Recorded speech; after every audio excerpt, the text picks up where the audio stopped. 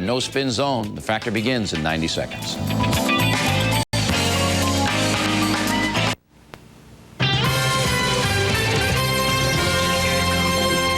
Good evening, everyone. I'm Lori Dew. Well, it looks like the end of the road to the White House for Al Gore.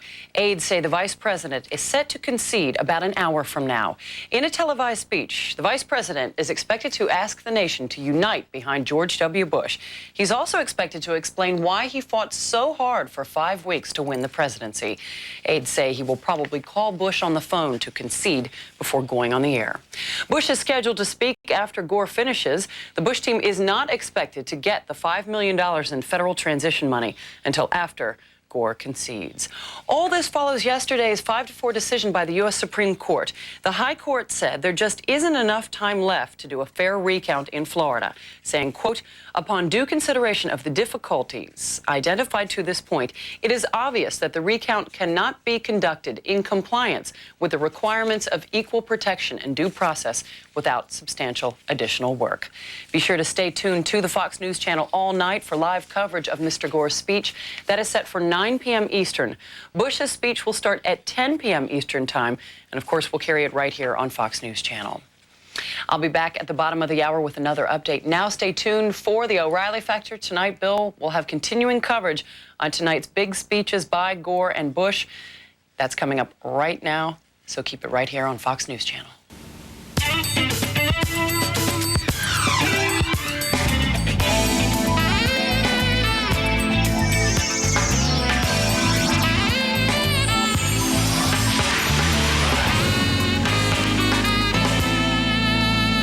Hi, I'm Bill O'Reilly. Thank you for watching us tonight. It is finally coming to an end, and that's the subject of this evening's Talking Points memo. In about an hour, Al Gore will concede and most likely have upbeat words trying to go out in style. The vice president is not finished politically. He has a good shot to come back 4 years from now if he wants to.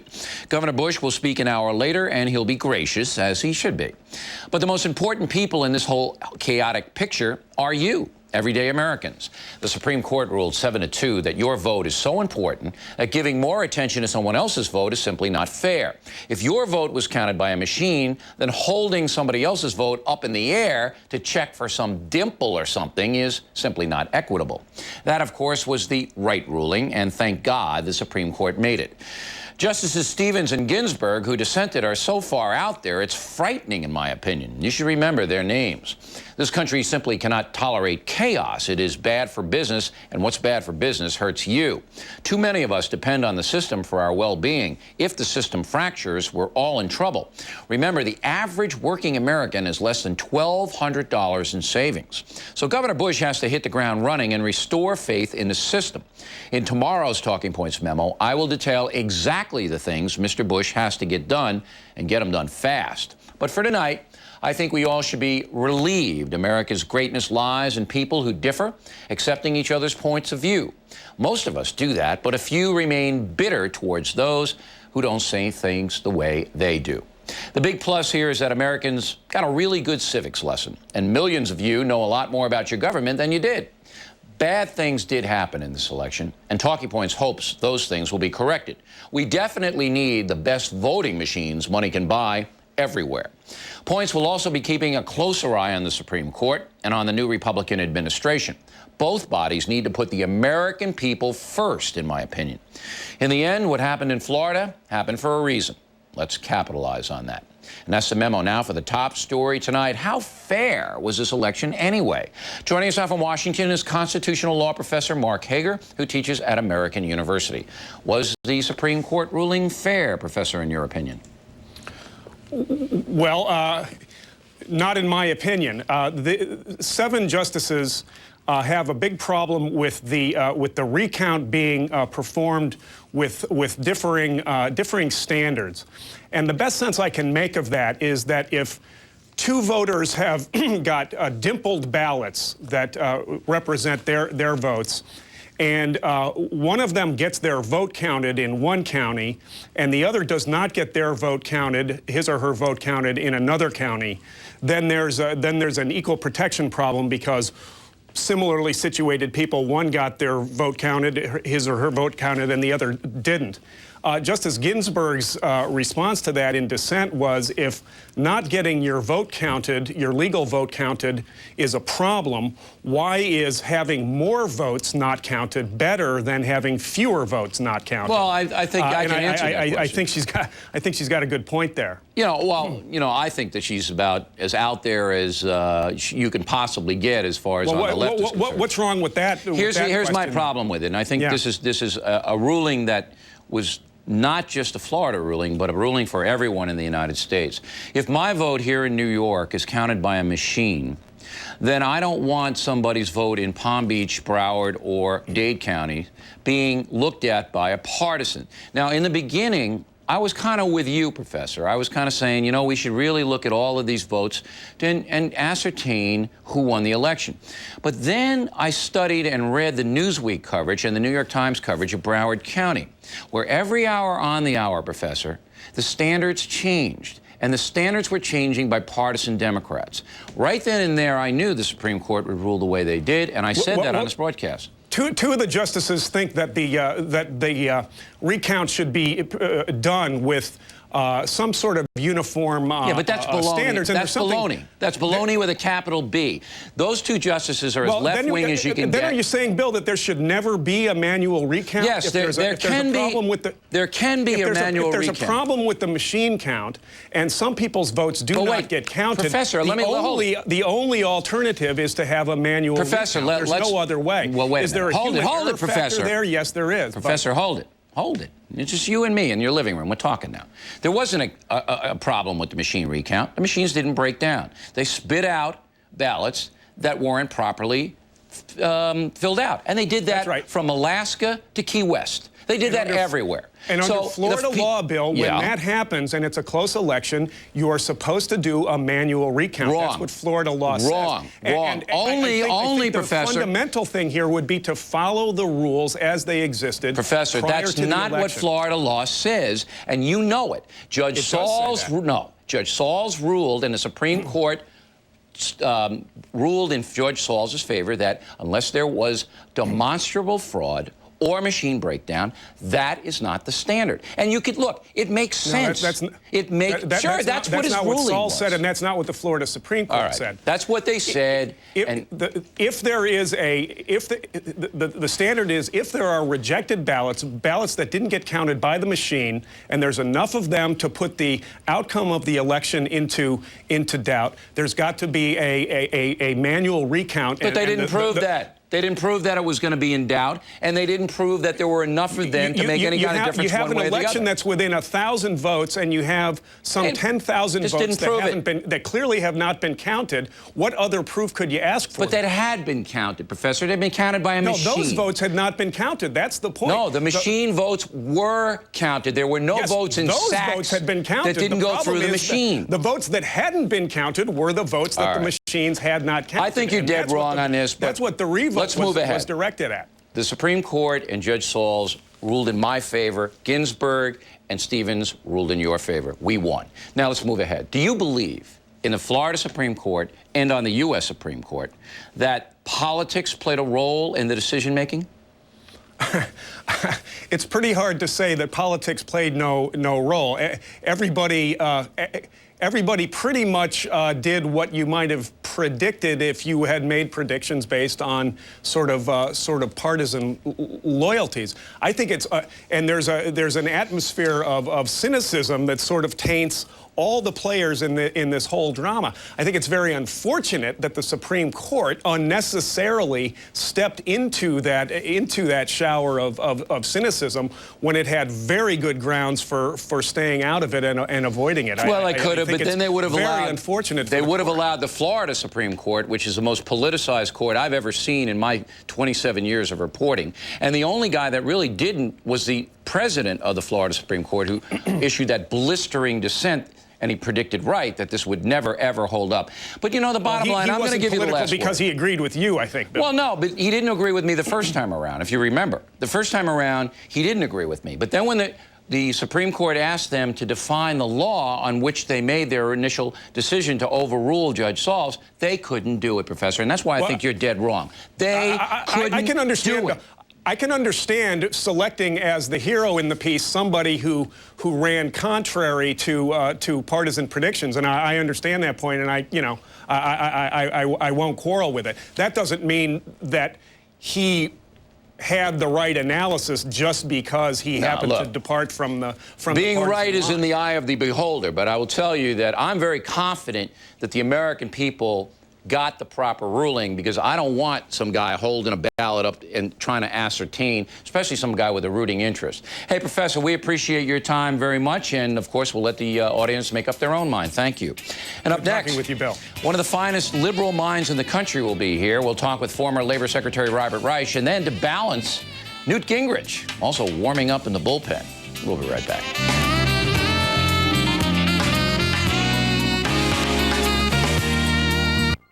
George W. Bush, an enforcer in his father's White House, was furious at the time. Now he will come to Washington next week, sit down with President Clinton for a courtesy call, sit down with the vice president for a conciliation meeting, perhaps even lunch, we're told. Then he will prepare to move into the White House that his family believes was stolen from them 8 years ago. John King, who will be covering the first battle in the Iowa caucuses of 2004 in about a week and a half. Thanks very much. Judy. All right, and you may be prescient, Jeff. Well, for some more insight on this incredible election, we're joined by CNN senior political analyst Bill Schneider. Bill. It's our 864 of election night, and we're still here. It's the longest election night on record. What we're waiting to hear from Al Gore, I think, tonight is, will he use the word concede? That's the interesting word. It's often called a concession speech, but to say, I concede, is a way of saying, I lost the election. He doesn't believe he lost the election. He knows that he didn't lose the popular vote. He's beating George Bush by about 300,000 votes nationwide, and he Eye on the justices. Eye on the justices, yeah. Bill. We have this is Write a them court. letters. This is a court. We have to respect this court for its neutrality. Stevens was appointed by neutrality. Come on. Who appointed Stevens? It was a Republican. Gerald Ford. Yeah. But listen, I believe that if the deity came down and Stevens and Ginsburg were there, and God said, abortion, no good. Crime against humanity, it's a sin. They'd write a dissenting opinion. Wait. They would write a dissenting opinion against God. I'll tell you, Bill, one really unfortunate side effect of this whole incident, this whole 5 weeks, has been that the court system, not just the Supreme Court, but the state courts, now are politicized. Everybody says, this guy was a Democrat, this is a Republican. Weren't they before, though? Let's be honest here. Ginsburg and Stevens and Souter, who is President Bush's worst nightmare, he never thought this would ever happen. And then on the other side, Thomas and Scalia and Rehnquist, you can almost predict what they're going to do. Yes, but it's not politics, it's their philosophy. Yeah, it's their ideology. It's their ideology. You call it ideology, but it's judicial philosophy. It's not Democrat or Republican. They have certain viewpoints, and those viewpoints, every great jurist in history has had a philosophy of government. But I think it's more than that, and I think they look for arguments to bolster their ideological point of view.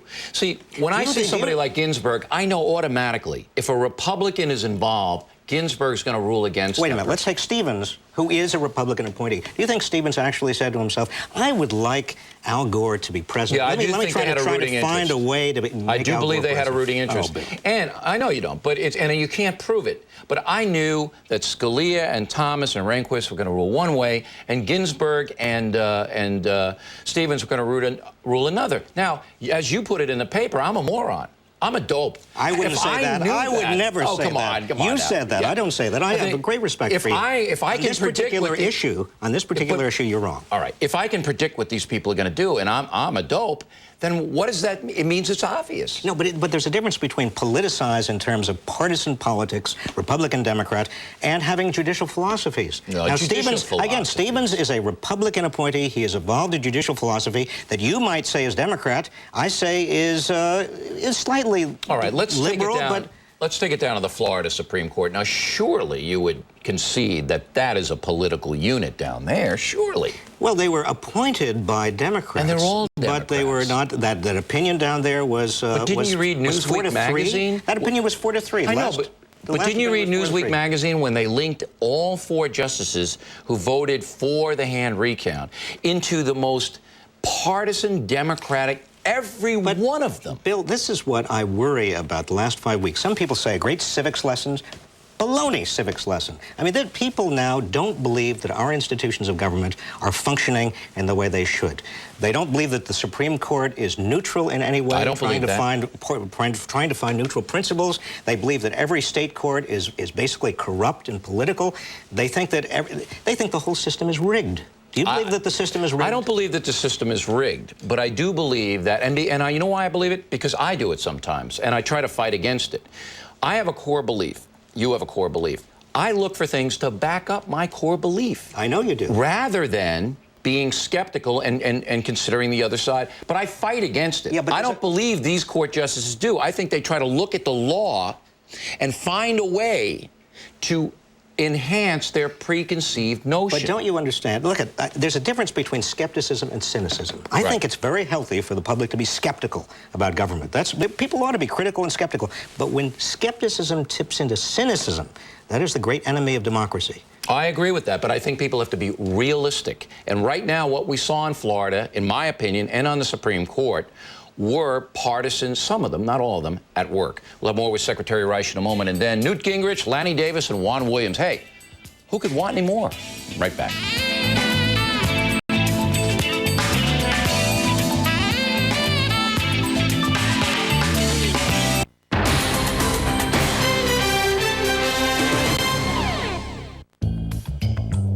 You know, some mornings this is just too much.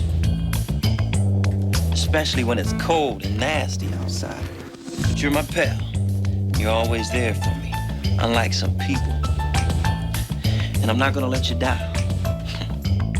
Come on, man, let's go outside. So, Cosmo, got any big plans for today?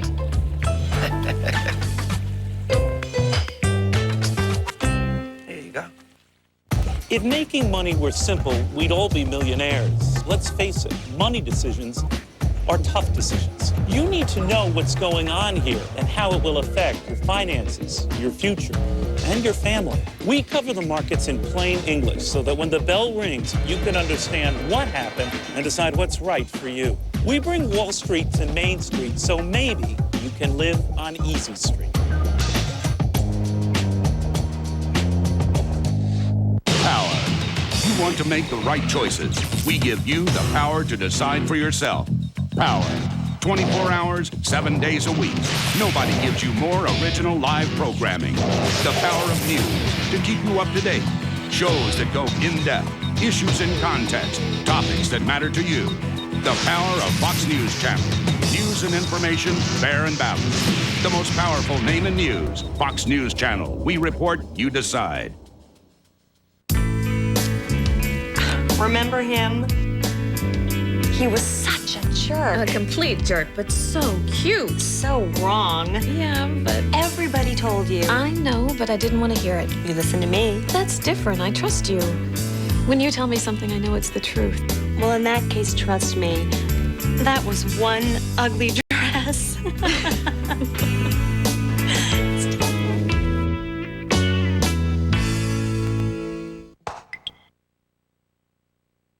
Something called television. Yep. And we do remember that in 1960, John Kennedy more or less tied Richard Nixon. There are some people who think he actually lost the popular vote. And pretty quickly, through the medium of television, he established himself as the president. Doesn't this suggest that the President-elect Bush, if we can call him that, does have one big advantage in trying to establish his power as president? Jeff, he does, but there's a big difference between 1960 and 2001.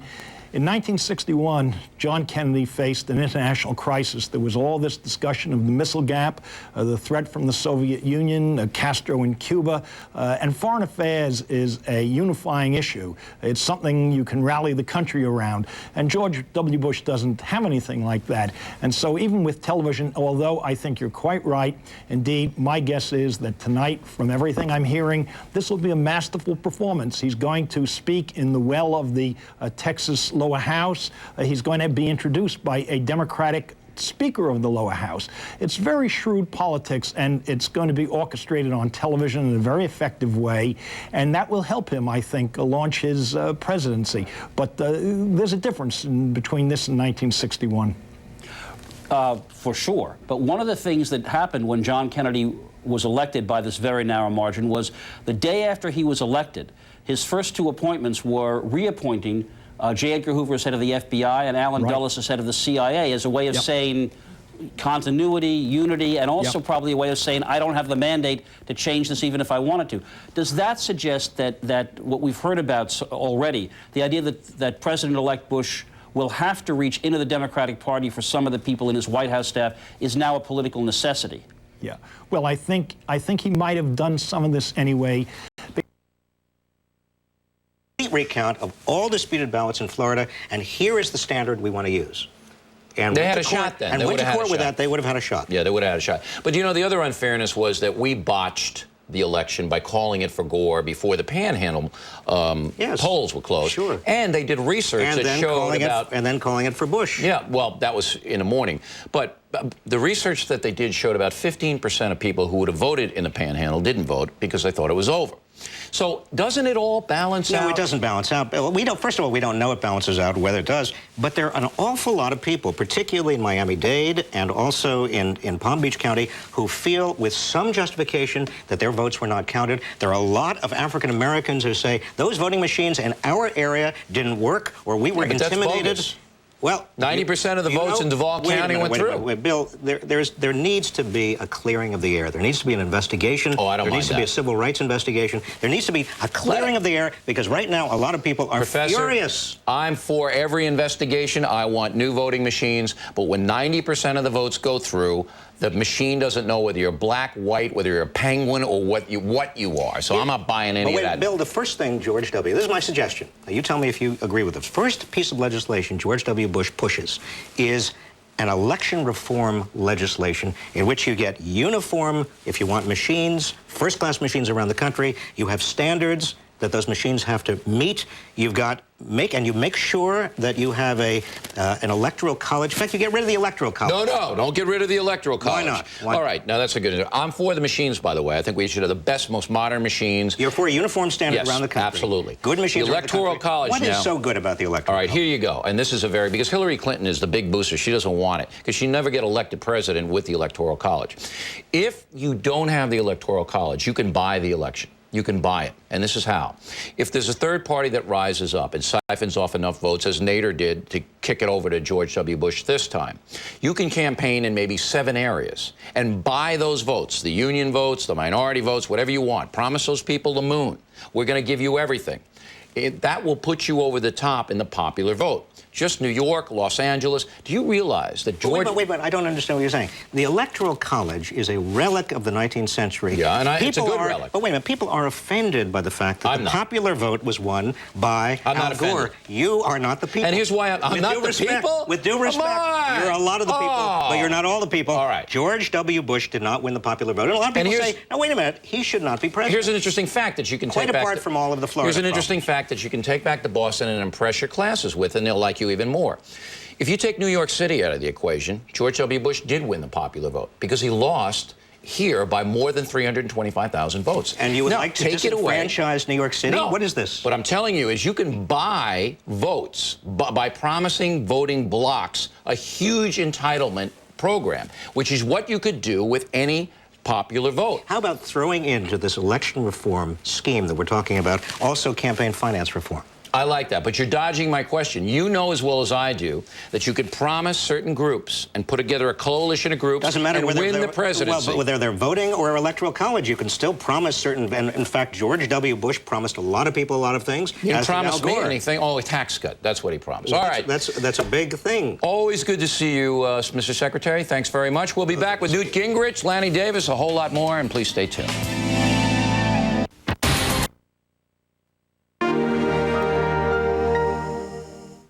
Party is committed to making sure that the public knows who actually won in the state of Florida. Joining us now with more insight into Election 2000's endgame, CNN's Wolf Blitzer. Normally you see him in the anchor chair at this time of the evening. He covered Al Gore as part of the White House beat for 7 years. Wolf, the anger inside the Gore team, where's it directed most? You know, there's obviously a lot of anger at the Supreme Court justices, at some people in Florida, Republican officials in Florida. But I have to tell you, for these past 5 weeks, I've spoken to a lot of the Gore people on an almost daily basis. And the theme, a lot of them, most of them, keep hitting directly at me, is that they think this would have been a totally different situation these past 5 weeks if the TV networks had not called George W. Bush the winner shortly after 2 a.m. that day during our election coverage. For 45 minutes, we were all speculating about the Gore presidency. They think the dynamic of these past 5 weeks would have been totally different if we had said that night, you know what? We don't know who won Florida. It's just simply too close to call. They're going to have to take a closer look at the ballots. And as a result, they're really angry at what we did. And they say, and perhaps rightfully, that we're going to have to take a real close look at our role in how this unfolded because of the mistakes that we made that night. Well, institutionally, CNN already is doing that. Another subject. Any second guessing about not turning to Bill Clinton for help? You know, surprisingly, there isn't a whole lot of second guessing on that. You would have thought some people, especially Bill Clinton fans, said, well, you should have used Bill Clinton more. He was so popular. He had a base. But among the inner circle of the Gore folks, they're not second guessing that much. They're saying that he would have been too divisive. And the fact that they carried swing states like Pennsylvania and Michigan, which were critical to the election, that was in part because they didn't highlight Bill Clinton. They highlighted Al Gore. So on the Bill Clinton front, I don't think there's a whole lot of second guessing. So what are they second guessing? I think they're second guessing. I think John King touched on this earlier. They're second guessing themselves, and Al Gore is second guessing himself in not carrying his home state of Tennessee, but even on a relatively minor, what they thought at the time situation, not spending more time in a state, let's say a traditionally Democratic state like West Virginia. Those 5 electoral votes in West Virginia, if you add them to the 267 electoral votes that Al Gore did have, would have made all the difference. Traditionally, West Virginia goes Democratic. They didn't spend a lot of time there. George W. Bush went to West Virginia in the final days of this campaign, and it obviously had an impact. Thanks, Wolf. We'll see you in a few hours hosting that special post-speech report, the special report at 11 p.m. Eastern, a full hour. Thank you, Bernie. Welcome, Judy. All right, and after the break coming up, legal analyst Greta Van Susteren takes a long, hard look at yesterday's ruling by the highest court in the land.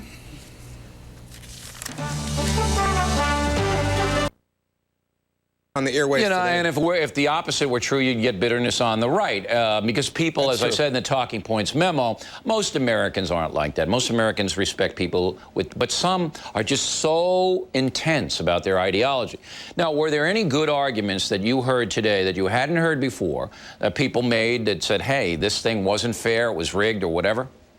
Well, there were a lot of people who felt, and this gets back to sort of what you were talking about with Robert Reich about the Supreme Court. A lot of people feel, gee, why is it that you have conservatives on the court going against their state rights argument generally, which is, you know, return more control to the states? In this case, they say, no, we think that the state court shouldn't be ruling on the state law, and therefore the equal protection argument comes into play. It's surprising. You know, it was a civics lesson. People know now about you know, equal rights I never got that lesson, though, because it's a national election. Everybody's involved, and the vote in Dade County has to be compared to the vote in King County, Washington, in the Seattle area. So it went beyond the borders. Why can't people grasp that?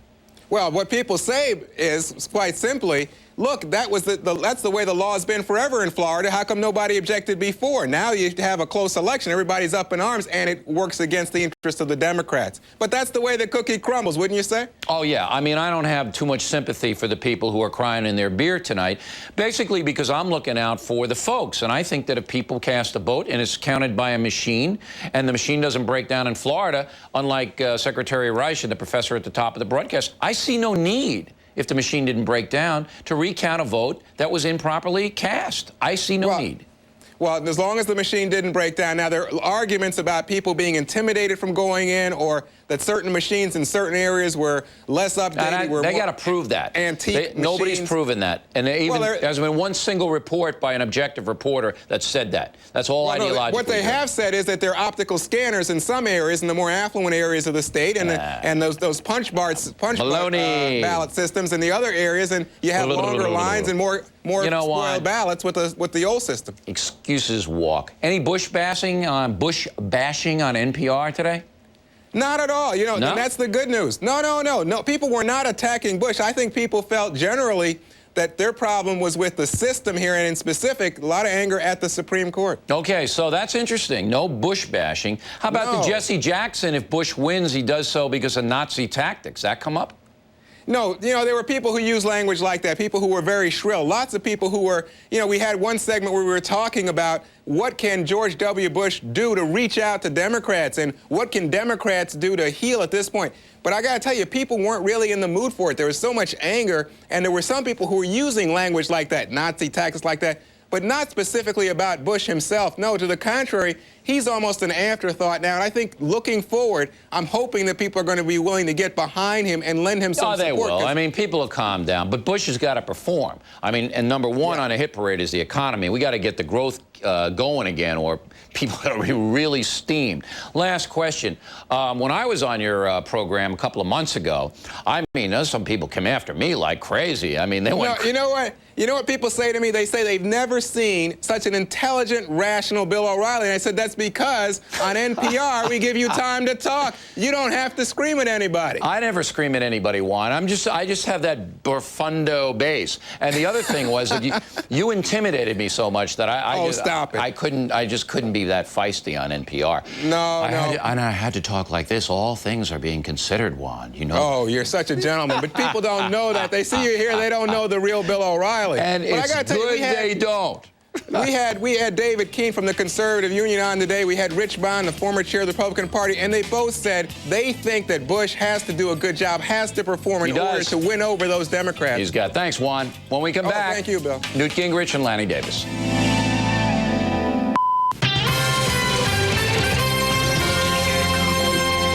Hello, everyone. I'm Lori Dew. Less than half an hour from now, Vice President Al Gore will take to the airwaves and address the nation. Aides say that after 36 days of ballot battles in Florida, he is ready to call it quits. In a 10-minute speech, the vice president is expected to urge Americans to unite behind George W. Bush and explain why he fought on for 5 weeks. Governor Bush will speak afterwards, and rather than trumpet his victory, the Bush team says he will send a message of prayer and healing to the nation. This follows last night's 5-4 decision by the U.S. Supreme Court. The High Court halted all further ballot recounts in Florida, in effect, giving the election to Bush. The court said, quote, because it is evident that any recount seeking to meet the December 12 date will be unconstitutional for the reasons we have discussed, we reverse the judgment of the Supreme Court of Florida ordering a recount to proceed. Once again, the vice president set to address the nation live at 9 p.m. Eastern. George W. Bush will speak exactly 1 hour later at 10 Eastern. And of course, Fox News Channel will bring you both speeches live, and our special live coverage from Washington kicks off 15 minutes from now. The O'Reilly Factor continues after the break. His guests will include former House Speaker and Fox News contributor Newt Gingrich. Matters such as this, where there's huge disagreement. I mean, it certainly was unprecedented that we got the audio tapes. It was not unprecedented that they got involved with this case. Look, there's going to be a lot of criticism that this is a political decision. But remember, each member of the court was appointed by a politician. But when he or she dons the robes, you're supposed to abandon that. Greta, over your shoulder, we're seeing pictures of the motorcade with Vice President Al Gore arriving at the Eisenhower Old Executive Office building here in Washington, D.C. Just a matter of a couple of miles from the Vice President's residence.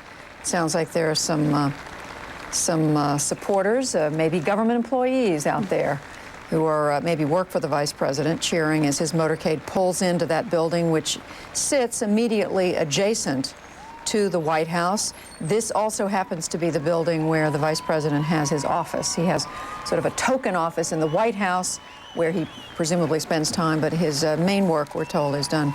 And that's where most of his staff has an office, in the old executive office building. Can I add one other thing why there's so much passion? Remember, this is a virtual tie. The American people are divided. So it doesn't seem so unusual that the United States Supreme Court would have a virtual tie. But fortunately, we have an uneven number of justices so that at least someone usually wins. It's usually 5-4. We don't often have 3-3-3, but at least that's one of the points of every 9 people so that we can break the tie. One other thing, Greta, you were talking about this just before we went on the air. What's the significance of the body of this opinion being so-called per curiam, meaning there are no names on it? You know, that's actually sort of distresses me. You know, the body of the opinion is per curiam. The justices didn't sign on and say, me too. I'm for it. We know that it represents the court. And I actually think it's sort of extraordinary that these civil servants, that's what they are, and who make such an important decision sort of don't step up to the plate and say, I'm deciding this. When you look at the opinion, you have the per curiam, which is the decision of the court. You then have what are called concurring opinions and dissents. And two justices' names don't appear there at all. Justices O'Connor and Justice Kennedy. And if you remember, those are the two. They were the ones who were the swing. They were the swing. Now, some people say their fingerprints are all over this decision. I don't see them. I want to see their names.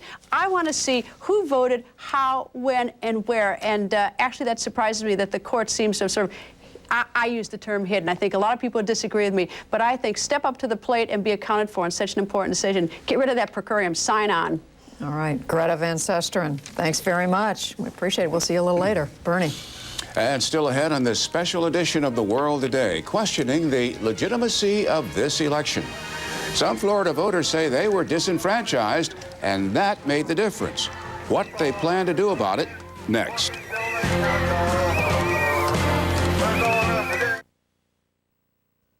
今このテレビを寝転んで見ているあなた、運動不足はあなたの体を知らない間に蝕んでいくんです。こんな症状あなたは思い当たりませんか？太り気味でダイエットしたい、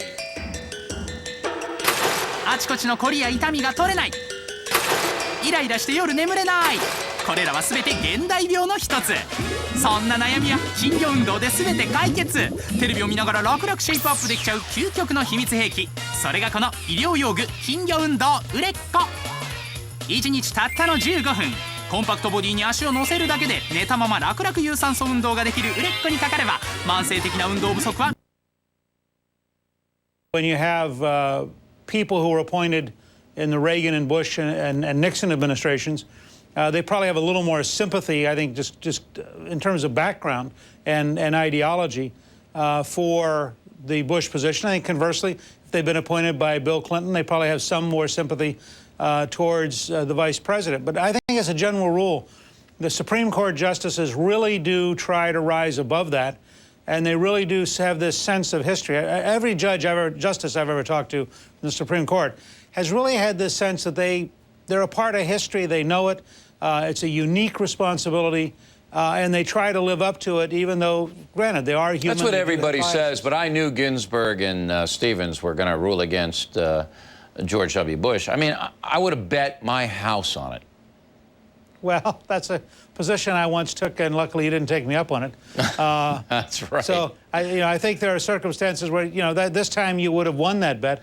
I'm just saying, if you look there, time after time, the court will make decisions. As a general rule, you can tell who the activist liberals are and who the conservatives are. Yeah, you can, and that's, you see, in the Florida court, I do think that's a liberal activist court down there. Sure. And I did not want the President of the United States to be picked by that court. I'll tell you flat out. I did, as an American, did not want it. Remember, even there, that you ended up with a 4-3 split with the Chief Justice writing a very bitter, harsh dissent. But that's almost worse, because that sends the message to the rest of America that you can't trust the Florida Supreme Court. See, this is the way I see it. In a non-emotional issue, like police roadblocks, for example, where can you stop them, you don't stop them, then I agree with you that they look at the law, they try to bring in the Constitution and rule. But in an emotional issue, a core issue, like abortion or euthanasia or a political election where people have an ideology they feel strongly about, I believe that they try to find ways to tailor the law to their beliefs. Well, that's a different question in politics. If you're asking me, are justices in the end human? I'd say yes. Do justices hear every case with some general vision of the world, so that a strict constructionist conservative will have a very different way of asking questions, will see a case differently than an activist liberal? I'd say yes. That's different than politics. It's different, but it ties in. You see, look, if we were in a perfect objective world, Scalia and Thomas and Rehnquist would have voted for Florida. They would have said, hey, Florida's got to supervise its own vote, because those guys are big states' rights guys. But because their ideology is conservative, I believe they were tilting toward Governor Bush, and they found a way, and I believe it was the right decision. I believe it was the fair decision, personally, as an American. But I know that these guys tried to get the law to bolster their ideology. Well, I think it's more fair to say that they were appointed to a historic institution, the court, to perform a historic job, which is to interpret the Constitution. And clearly, Republican appointees tend to be more conservative than liberal Democratic appointees, and so you tend to get a bias in both those directions. That's frankly why this election is probably very important. In some ways, this was one of Ronald Reagan's greater victories because 4 of those justices were appointed by Reagan. And one of the Clinton frustrations is that he was never able to appoint enough justices to truly reshape the court. All right, now what does this election, now that it's over, say about President Clinton? Al Gore didn't get elected. The legacy of the Clinton era, even though we had good times and prosperity, seems to have evaporated. How do you see it? Well, I mean, we're leaving with the very real danger of a recession starting right now, which would be, in a sense, the Clinton-Gore recession as their final gift to the country. We're leaving, I think, with the president having in the Middle East, in Ireland, and a variety of places, a lot more difficulties in foreign policy than seemed obvious at one point. And as you say, he didn't get his vice president reelected. On the other hand, he certainly wasn't repudiated. I think that history will judge Clinton in a variety of ways that almost fit how difficult and strange his administration was. The important thing for Americans looking forward is this is a country that really is still divided. And starting tonight with these 2 key speeches, I think it's going to be very important to see whether or not Americans can come back together to try to find a way to govern their own country. Now, I want to ask you a favor, Mr. Speaker. I want you to watch these 2 speeches with a skeptical eye because you are our lead guest at 11 o'clock. We're going to bring back Speaker Gingrich at 11, but I want you to watch with a skeptical eye, a journalist's eye, and so that you can point out maybe inconsistencies or things that you don't think were quite right. That's a tall order. As long as I don't have to become cynical, how about idealistic skepticism? I'll handle all the cynicism. You don't have to get involved with that. All right, Mr. Speaker, see you in a couple of hours. And now, of course, to be fair and balanced, we have for you former special counsel to President Clinton, Lanny Davis, who's joining us from Washington as well. So, you just heard what Speaker Gingrich said about Bill Clinton's legacy. I'm sure you have some comments to add to that, Mr. Davis. Well, I've really come to respect Newt Gingrich. Certainly, he has more of an analytical eye now, objectively speaking, than he did when he was trying to placate the right wing of his House caucus. But I have to disagree with Newt about the meaning of this election. First, he forgot to mention that Al Gore won 1/3 of a million votes more than George Bush, and with Ralph Nader's votes as on the liberal side of the spectrum, it's hard to see the electorate as more conservative than progressive. Secondly, I think this was a very personal campaign by Al Gore in which he distanced himself from President Clinton, and I, for one, hoped that he would use President Clinton more in the closing days than he did. And finally, I think as a tribute to Al Gore, he really wanted to win this on his own. He certainly came very close, and I hope tonight that Governor Bush has the grace not only to reach out to... You know he's going to do that. He's going to say all kinds of good things about the Democrats and Al Gore, and he might even mention you, Lanny. He might even say, you know that, Lanny, I like that guy. But listen, consider this. Here's the sentence that I'm waiting for to see whether he says. Is he going to say that what Al Gore and his supporters did in contesting and fighting for the count of these votes, well, I disagreed with it. They were entitled to do that, and if I were in their position, I would have done the same thing. He's not going to say that. He might say they were entitled to. He's not going to say I would have done the same thing. Now, I believe, and you know me, I'm out there in the twilight zone with Rod Serling. All right, I believe that Al Gore should have won this election handily with no problem at all, just based upon the economy and the sense that Americans, even though they had personal questions about Mr. Clinton, they liked his job performance, even up to this time. So I believe that he should have won this in a walk. It shouldn't have even been close because, quite frankly, Governor Bush did not wage a very good campaign. It was a mediocre campaign that he waged, yet he still could not win. So what does this say about Al Gore, number one, and Bill Clinton, number two? Well, I think it's too early to Come on, Lanny, don't dance. Come on, tell me what it says. Is that an example of the pounce that I read about today? That's the example. You know what it says. Or give me an opinion on what it says.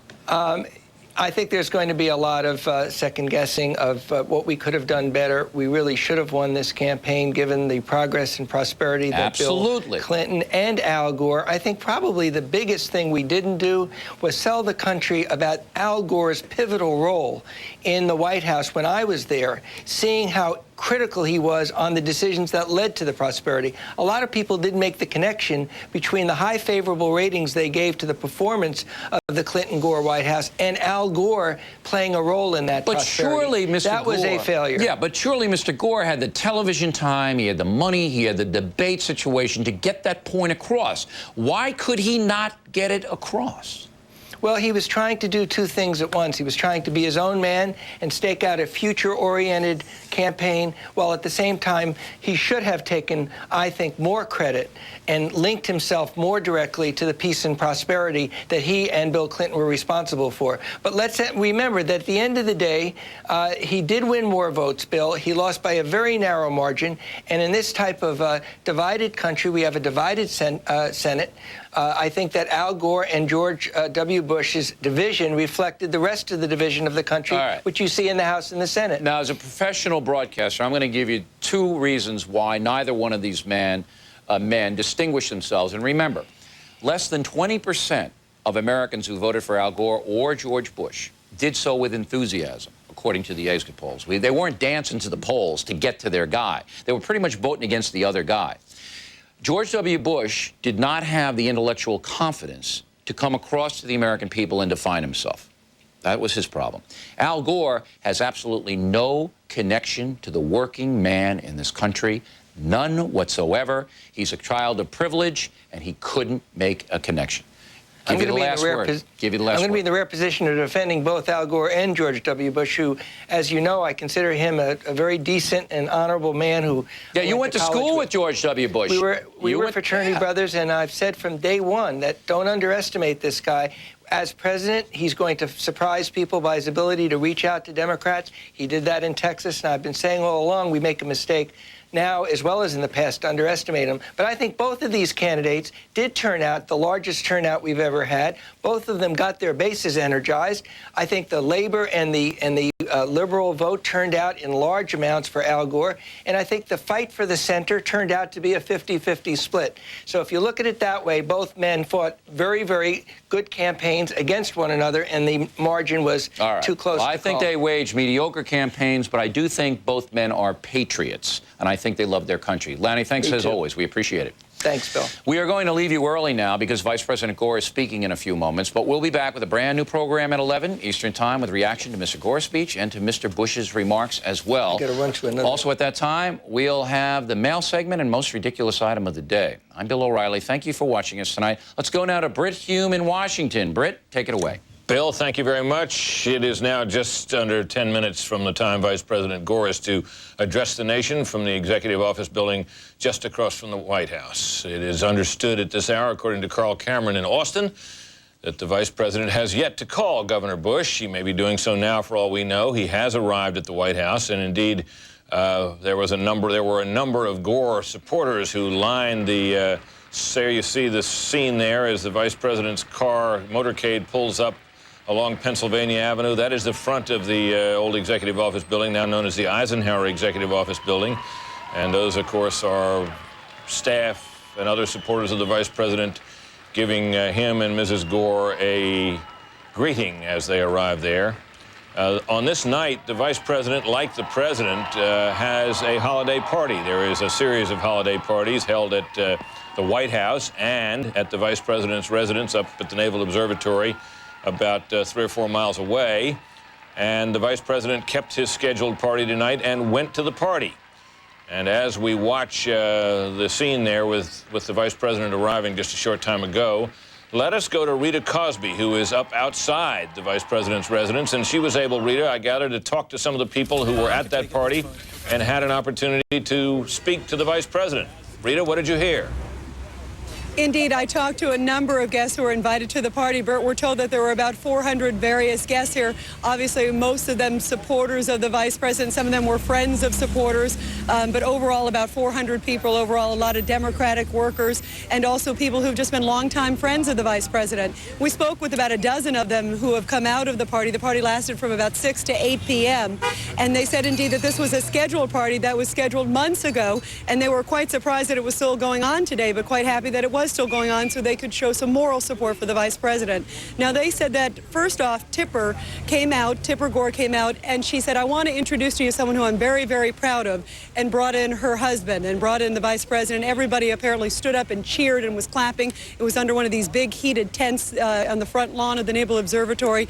And then the vice president addressed the crowd. We're told that he talked for about 10 minutes, and he thanked everyone first off for their support. He said, look, we fought a very good fight. We fought a fight that I believe was for the good of the nation, not for myself, but I did it for the nation as a whole. But the fight is over, and we must work together now with Republicans. We must come together for the good of the country.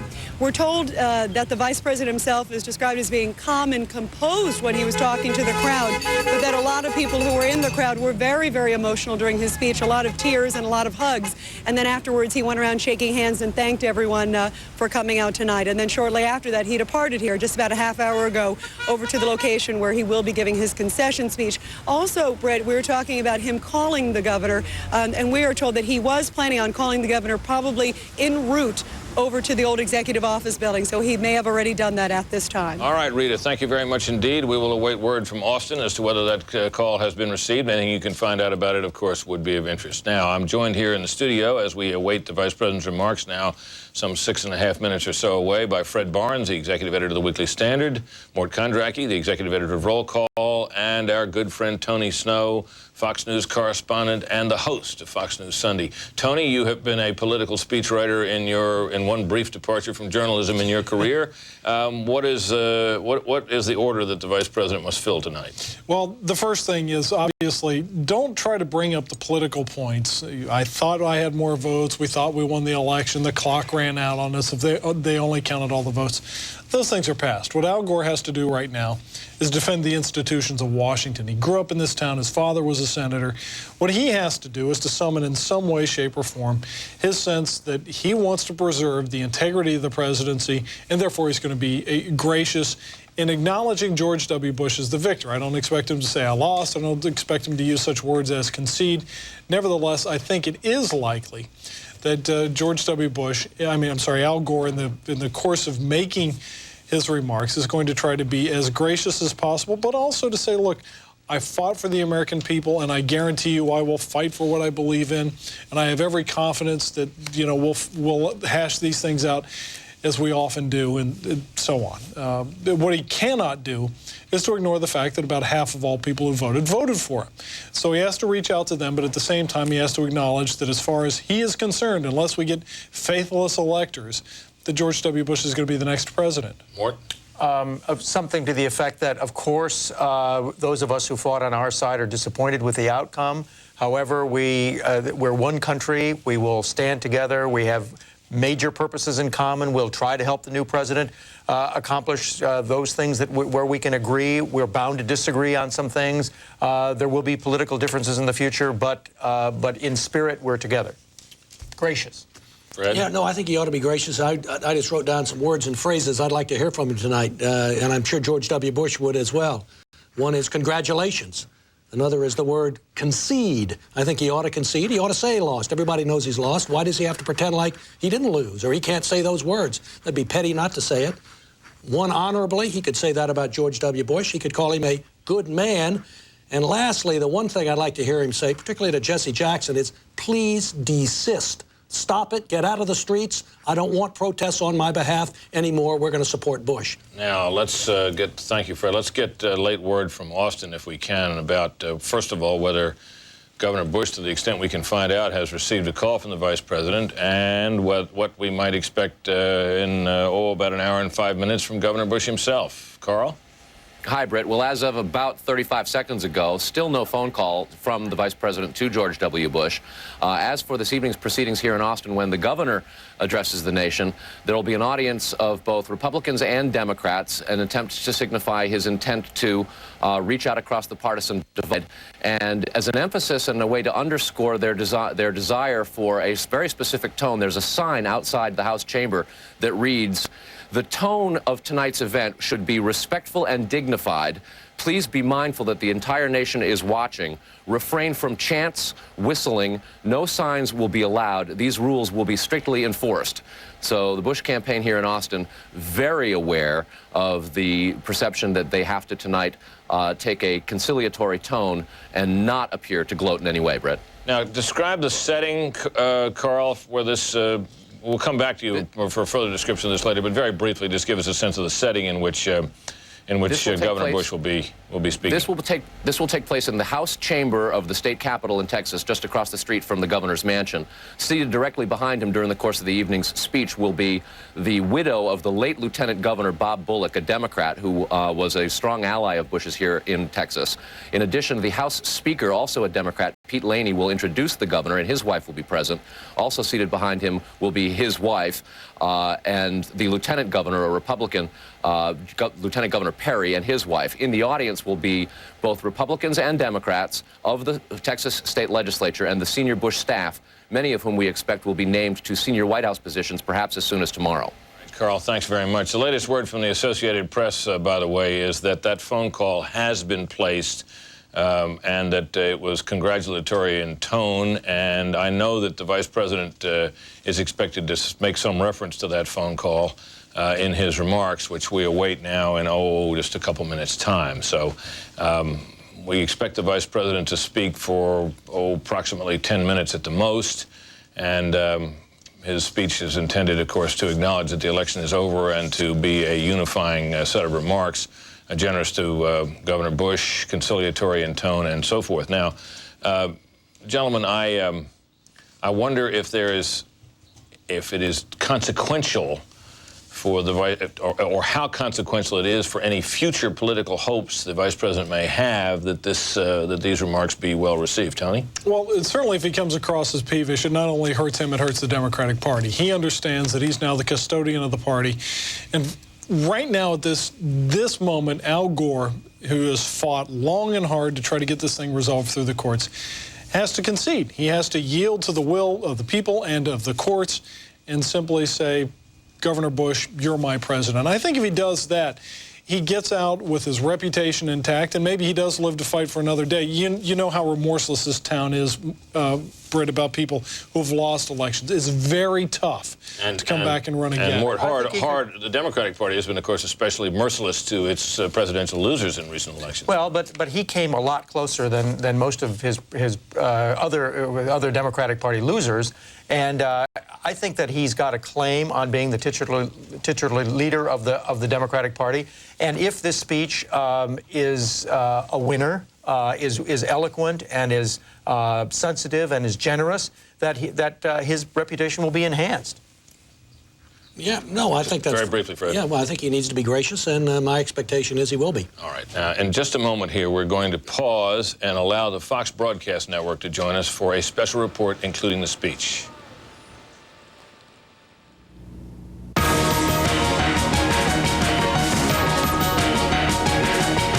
This is a Fox News special report. I'm Brit Hume, Fox News Washington. In less than 2 minutes, Vice President Gore will address the nation from his office just across from the White House to acknowledge that the presidential race is over and he has lost.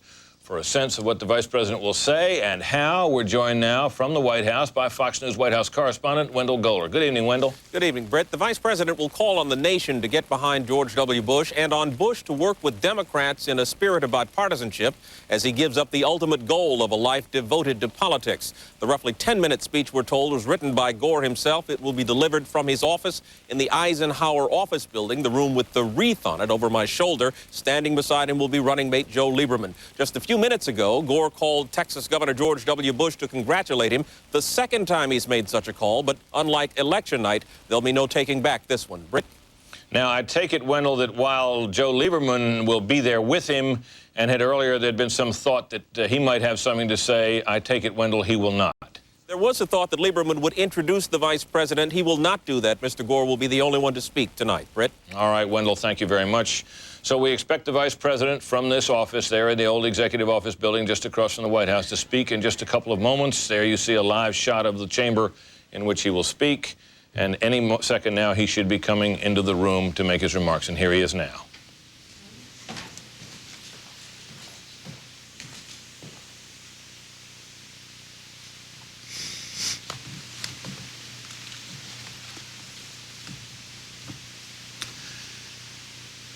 Good evening.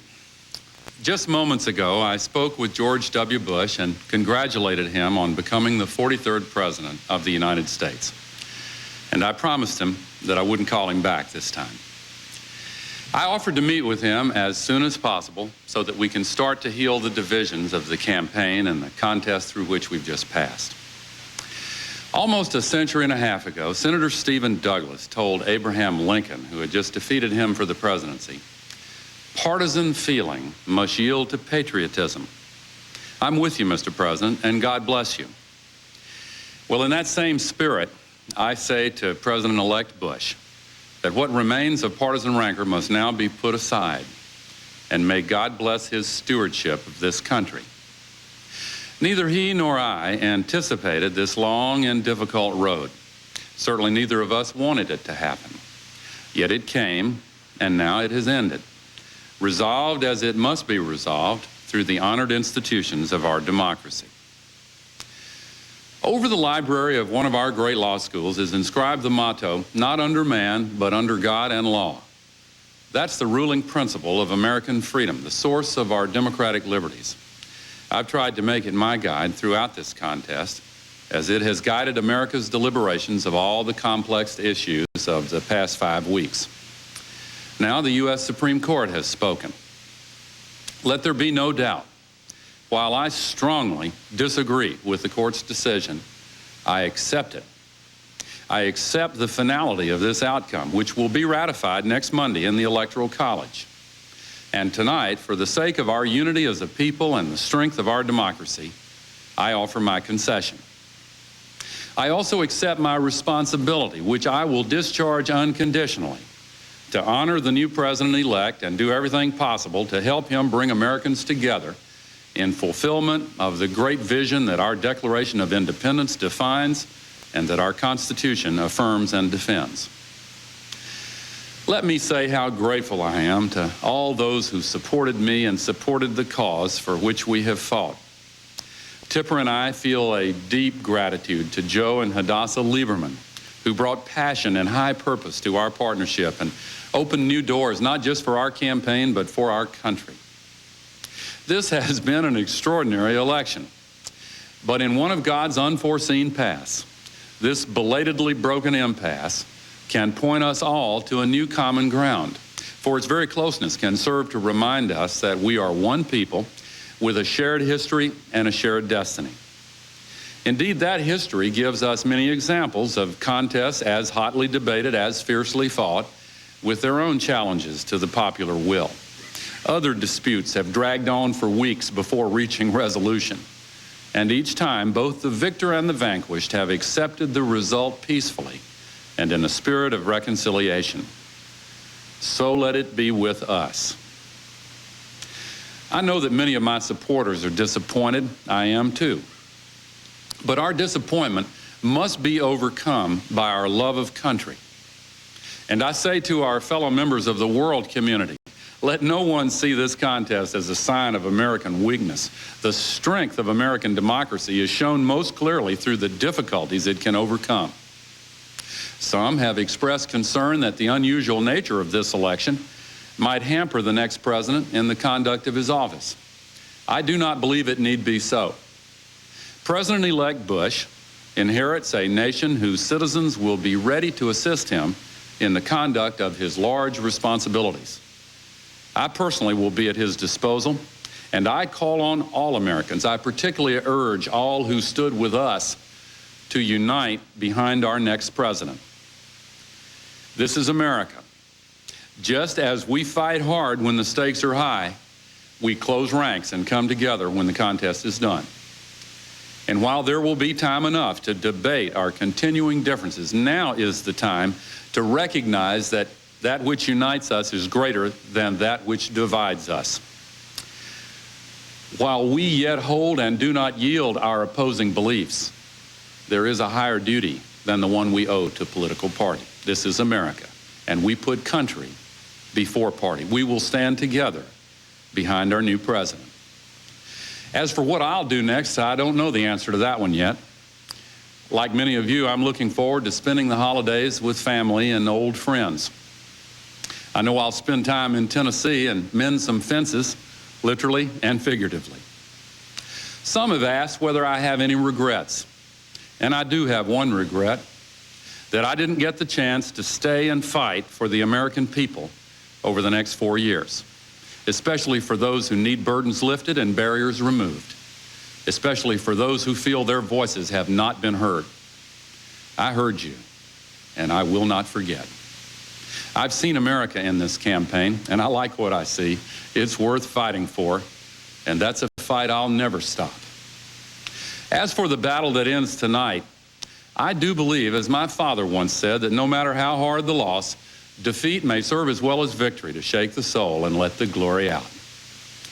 So for me, this campaign ends as it began, with the love of Tipper and our family, with faith in God and in the country I have been so proud to serve, from Vietnam to the vice presidency, and with gratitude to our truly tireless campaign staff and volunteers, including all those who worked so hard in Florida for the last 36 days. Now the political struggle is over, and we turn again to the unending struggle for the common good of all Americans and for those multitudes around the world who look to us for leadership in the cause of freedom. In the words of our great hymn, America, America, let us crown thy good with brotherhood from sea to shining sea. And now, my friends, in a phrase I once addressed to others, it's time for me to go. Thank you, and good night, and God bless America. And so Vice President Gore, in brief remarks from his office in the Executive Office building, has made a concession speech in which he used the word concession. He also used the word congratulation. And he did not say, I think it is fair to say, a bitter word. He said, may God bless the steward, referring to George W. Bush's stewardship of this country. He became the first person, I think, officially to call George W. Bush president-elect. I personally, he said, will be at his disposal. And he added, I call on all Americans. I particularly urge all who stood with us to unite behind our next president. And he said that that which unites us is greater than that which divides us. So I think remarks, perhaps, that would certainly be met with gratitude by George W. Bush, certainly gracious, not a bitter word, as I said. That concludes our report from here in Washington. I'm Brit Hume. Please stay tuned to Fox News Channel and this Fox station for continuing coverage of this story. This has been a Fox News Special Report.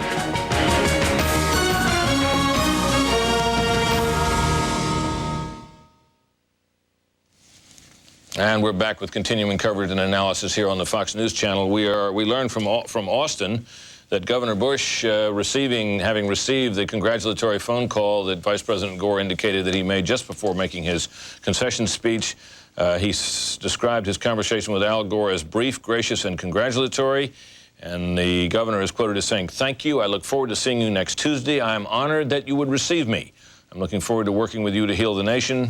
Thank you very much, he said goodbye. So Carl Cameron joins us now from Austin for some sense of when he said, I'm honored you're going to receive me next Tuesday. We know that Governor Bush was planning to come to Washington.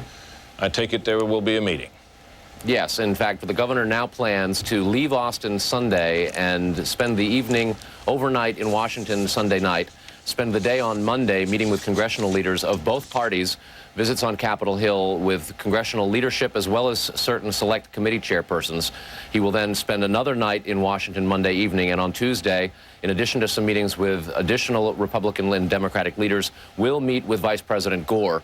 This is something that had been in the works with staff for the last several hours, and it was obviously confirmed in this quote we've received that the governor offered when he had his conversation with Vice President Gore. The whole conversation apparently lasted less than 35 seconds and was, in fact, while the vice president was in his automobile en route to making that speech that we just heard.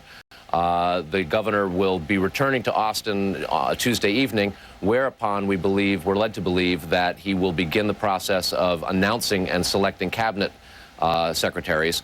We should hear the White House staffing selections, or at least the beginning of it, as soon as tomorrow. And clearly, based upon the remarks from the Vice President, there was just about everything that George W. Bush could hope for, including some signals from Al Gore that perhaps some of the Democratic special interests and constituencies that have been refusing to sort of lay down their arms and let this go perhaps should, and that the Vice President is encouraging all Americans, Democrats and supporters, to rally behind George Bush. That was very much something that the Bush campaign wanted to hear tonight. All right, Carl, thank you very much for that update from Austin. Let's turn now to someone who has covered Vice President Gore for much of this year, Jim Angle, our senior White House correspondent, who has spent the last, month or so in Tallahassee, Florida, where he joins us tonight. Hi, Jim. You've covered the Vice President all this year. A remarkably different tone we heard from here tonight. He did speak about how he was going to continue to fight for the people that he said he'd fight for, but this was not a fighting speech. No, it wasn't, Brit, but you're right. That was the one reference in there that sounded a little bit like the old Al Gore of the campaign trail, but the rest of it was a very genuine, humble speech. The tone struck me, Brit, as something that we saw really only in his speech at the convention, another speech that he largely wrote himself. Al Gore does best when he is writing the words he's speaking. He's often been accused of sounding insincere, even when he was sincere by voters, even Democratic supporters. Tonight, he sounded quite genuine in this. I think he said all the right things. Obviously, he has an eye on his standing in history.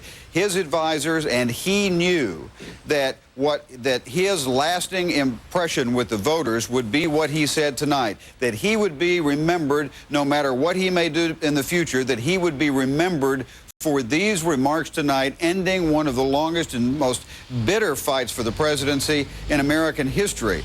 So this was a very critical moment for the country and for him personally. If he ever hopes to run again, he obviously wanted to hit the right tone tonight.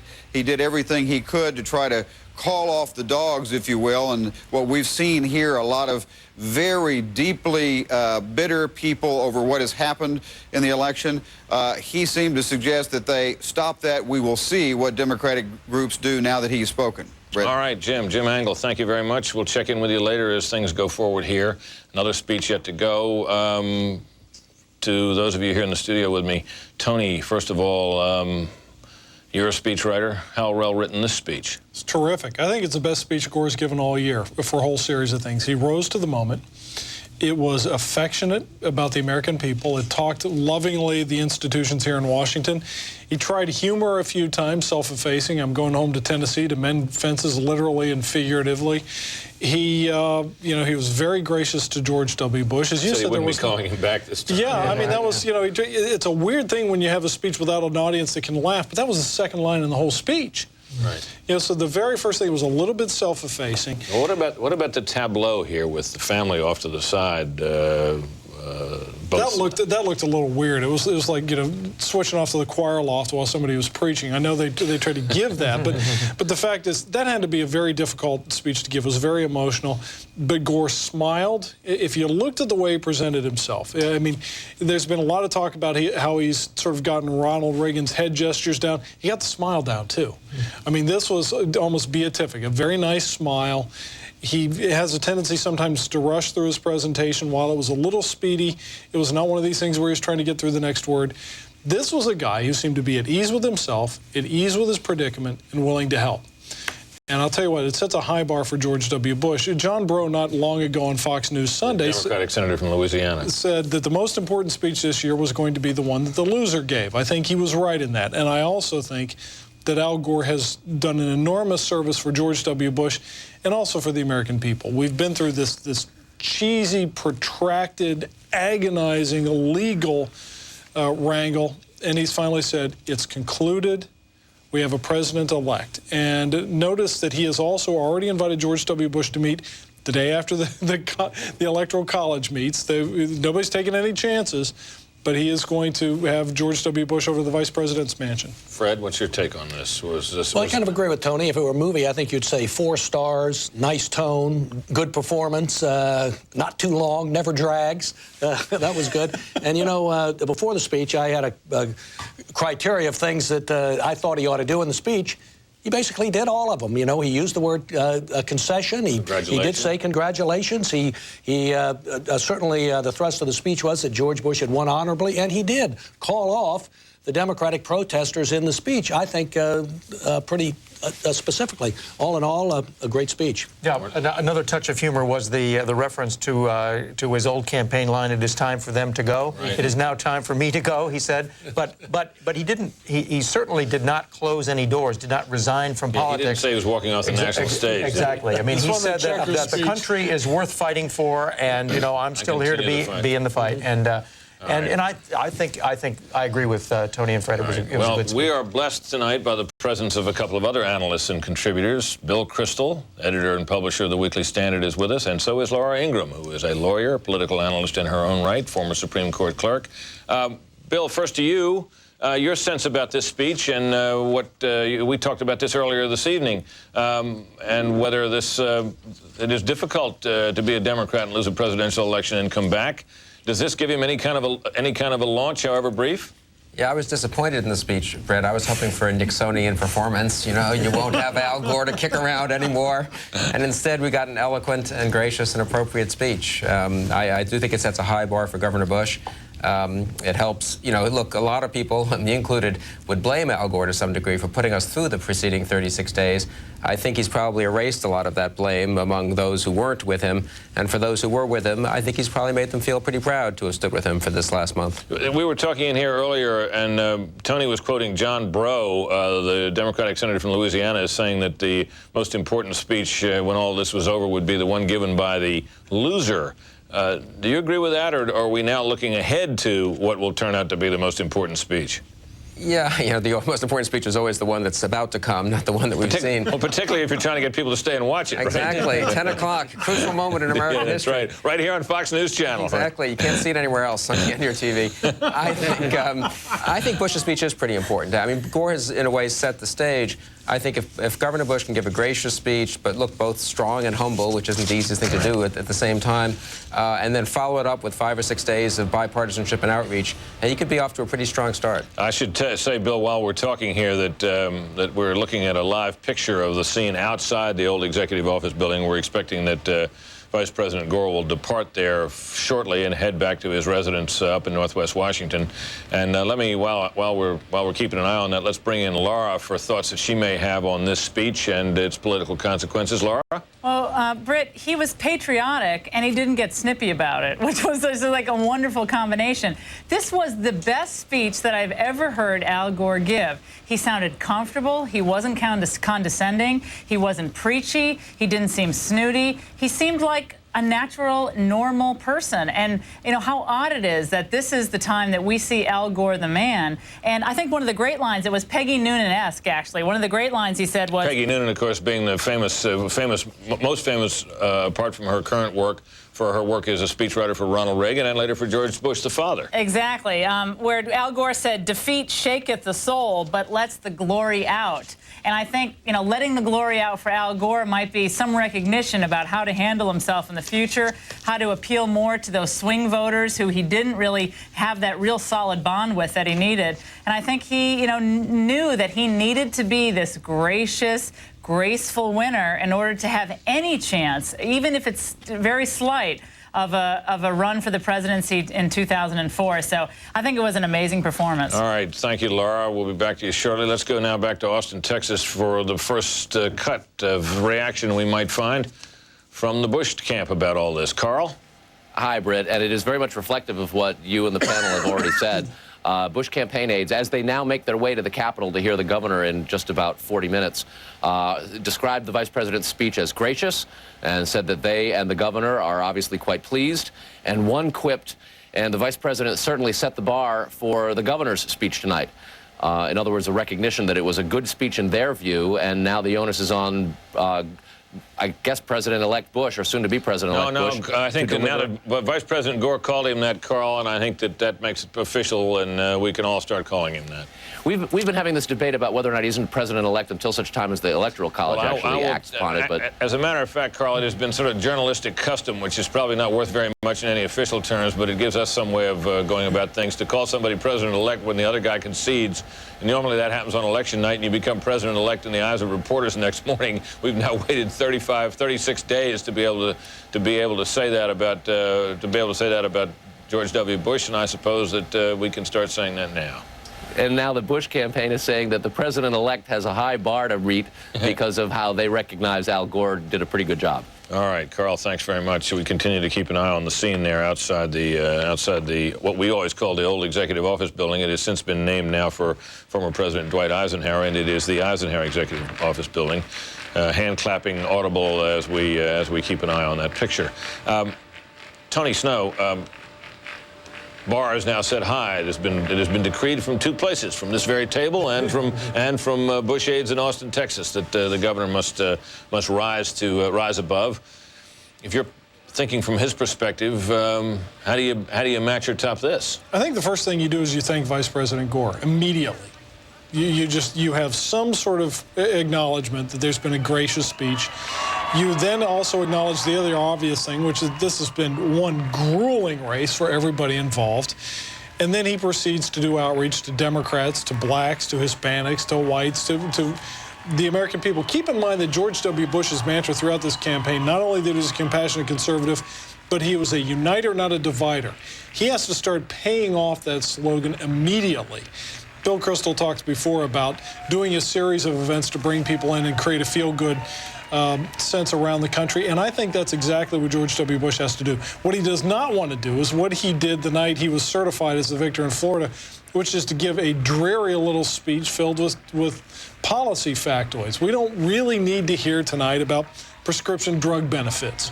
What we need to hear about is a guy who's going to be reaching across the aisle and doing whatever he can to say again, I'm a uniter, not a divider, and therefore to reach out to people and make things work better for them. Let's pause for a moment and watch the scene as Vice President Gore and his family leave the old Executive Office building. There's a long staircase as you come out the side entrance of that building and walk toward the White House across what's called West Executive Avenue, and the Vice President thronged there by well-wishers and supporters, flash bulbs brightening the night, is coming down the steps there, as we can see.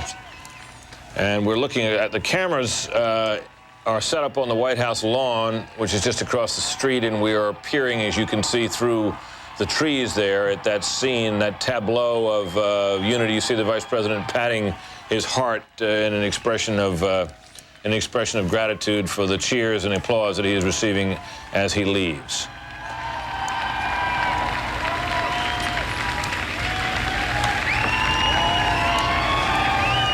One can only wonder what may be going through his mind at this hour. He's doubtless exhausted. He's probably enveloped to some extent by a sense of relief that all of this is at least over, and the agonizing suspense in which he must have been living in recent days is at an end. But surely he hoped on these nights and days in the aftermath of the razor-thin election that he would be going back and forth between these two buildings for the purpose of staying in touch with events in the White House, and that he and Joe Lieberman would be planning their administration, which I suppose to some extent they have been able to do, albeit with the uncertainty that it would ever come to pass. And now, of course, we know that it will not.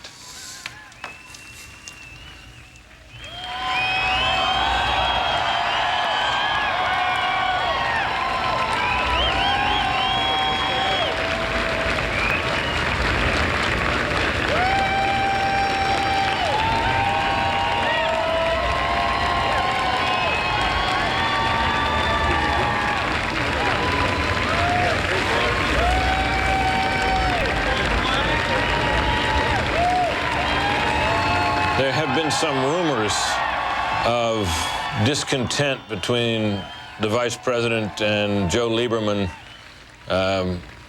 in these recent weeks, but There has been no public evidence of that, and certainly you see none tonight.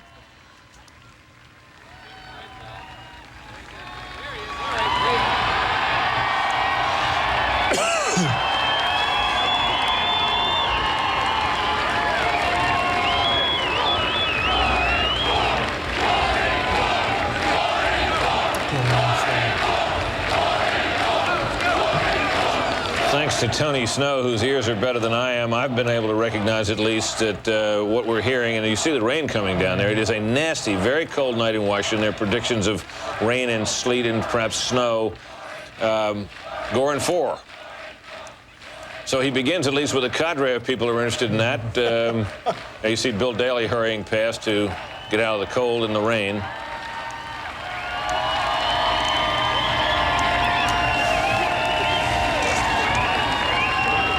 The Vice President, of course, will continue to enjoy the security and perquisites of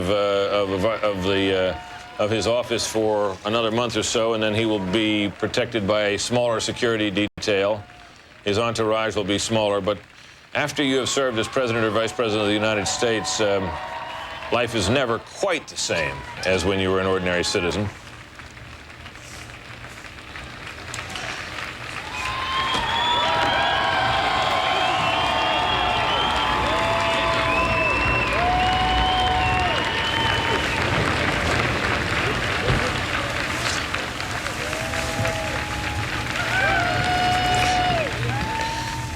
Jim Angle is still with us from Tallahassee, who covered the Vice President so much of this year. Jim, what are your thoughts upon hearing those remarks and seeing the Vice President through that small but enthusiastic throng of well-wishers leave the Executive Office building? Well, I'm sure the Vice President was comforted by that display of support, some of which, of course, was managed by his political advisors. Gore in 4 sounds like something that might have been thought up earlier today. But one must say, Brit, that Gore has shown a tremendous amount of grace here this evening in what is obviously a very difficult moment for him. You have to keep in mind that here is a man who has been in public office for 24 years. He hasn't just lost an election. There is now a sharp turn in his life. And even beyond that, Brit, this is a man who has dreamed of the presidency at least since 1988 when he made his first run, but was really nurtured for the presidency his entire life by his father, Senator Al Gore, who talked often about the fact that young Al Gore was raised to be president. So this is the end, at least temporarily, of a lifelong dream for him, of a dream of the Gore family. You can imagine how difficult a moment that is for Mr. Gore as he comes and concedes the presidency after this long legal battle, after a good year and a half of out on the campaign trail, 15, 20 hours a day. It is a very, very difficult moment, and you heard him a little wistfully talk about he's not sure what he's going to do now. It will be a time of soul searching, I am sure, over the next few days. But this is a very stark turn in Al Gore's life after a quarter of a century in public office and with little idea now of what he'll do next. Presumably there'll be university presidencies that would be open to him, obviously. He certainly has proved that he can raise money, which I guess is the biggest thing you have to do when you're the president of an institution of that kind. Jim, does he have to work? I mean, I don't know all that much about his personal finances. You don't make all that much money. You have a lot of expenses when you serve in Washington and have kids that grow up and go to college and so forth. Could he not work and continue to pursue a political career, or has he got to get out and make a living? Well, he's not all that wealthy, Brit, so he will have to make a living. Obviously, former presidents, former vice presidents, former presidential candidates can make a fair amount of money giving speeches and that sort of thing. Obviously, if he is thinking about running for office again, and I doubt if he has set that side yet, since he has just now conceded a long-standing effort to get to the presidency. I'm sure he still has some hopes of getting there. I would think that he would be looking for some sort of forum.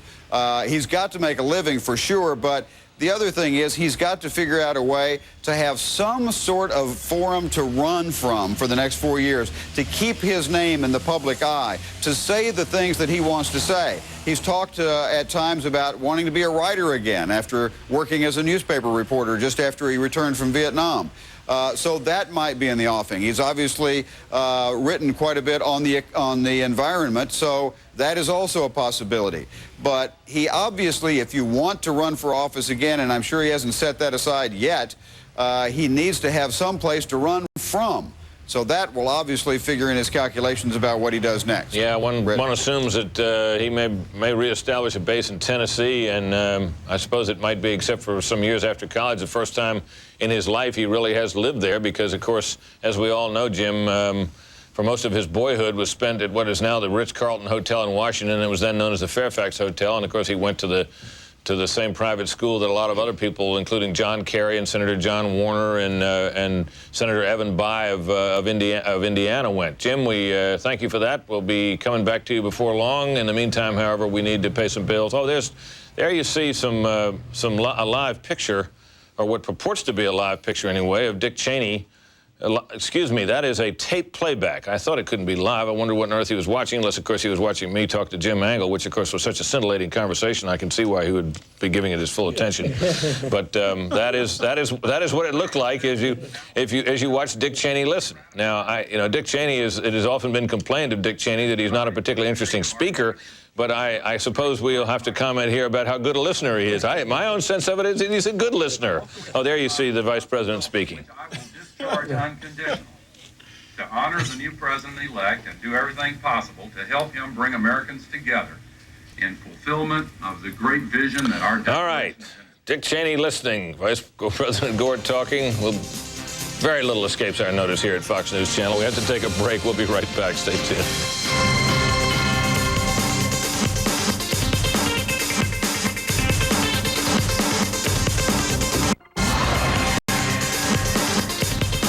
Let there be no doubt, while I strongly disagree with the court's decision, I accept it. I accept the finality of this outcome, which will be ratified next Monday in the Electoral College. And tonight, for the sake of our unity as a people and the strength of our democracy, I offer my concession. Al Gore, as you've never seen him, I think it's safe to say, making a speech that has been unanimously responded to as gracious and generous. And now you see a scene that is Texas. And those are the streets of Austin down there as the George W. Bush entourage heads for the scene of his remarks, now some 23 minutes away from the state capitol. He is not making these remarks from the residence, the governor's mansion in Texas, but from the state capitol, where he will be in the fullness of time introduced by a Democratic member of that legislature. Carl Cameron is there. Carl? Obviously, his motorcade just leaving moments ago, his wife Laura with him. Sitting at the rostrum as the governor makes the speech tonight will be not just his wife, but the lieutenant governor of Texas, a Republican who will assume the governor's office when the president-elect steps down in his role as the governor of Texas. In addition, he'll be introduced by the House Speaker of Texas, who is himself a Democrat, and he will also have seated with him the widow of the former lieutenant governor of Texas, Bob Bullock, a Democrat with whom George W. Bush did a considerable amount of legislative work and sort of crossed the most bitter partisan barriers. The governor often told tales on the campaign trail of how Bob Bullock was known to be one of the more feisty Democrats, and the two of them were able to craft a relationship that Bush says signifies his ability to reach across the partisan divide. The selection of the House chamber tonight for this address by the governor is also intended to underscore his desire to reach across party lines. Over the course of the last 35-day recount saga, most of the governor's remarks have been, there you see the governor now at the Capitol. He will be entering the front of the Capitol building, and it's only about an eighth of a mile, really, from the Capitol building to the mansion. The selection of the House chamber meant to underscore his willingness and his record for working with Democrats. The chamber will be filled with legislators, Republicans and Democrats alike. The Democrats have had the majority at times during the Bush campaign, both chambers. The lieutenant governor, obviously a Republican, but the president of the Senate in Texas, a very powerful role, and Bush has had some success reaching across that partisan divide. Maybe we can hear him as he talks to the cameras.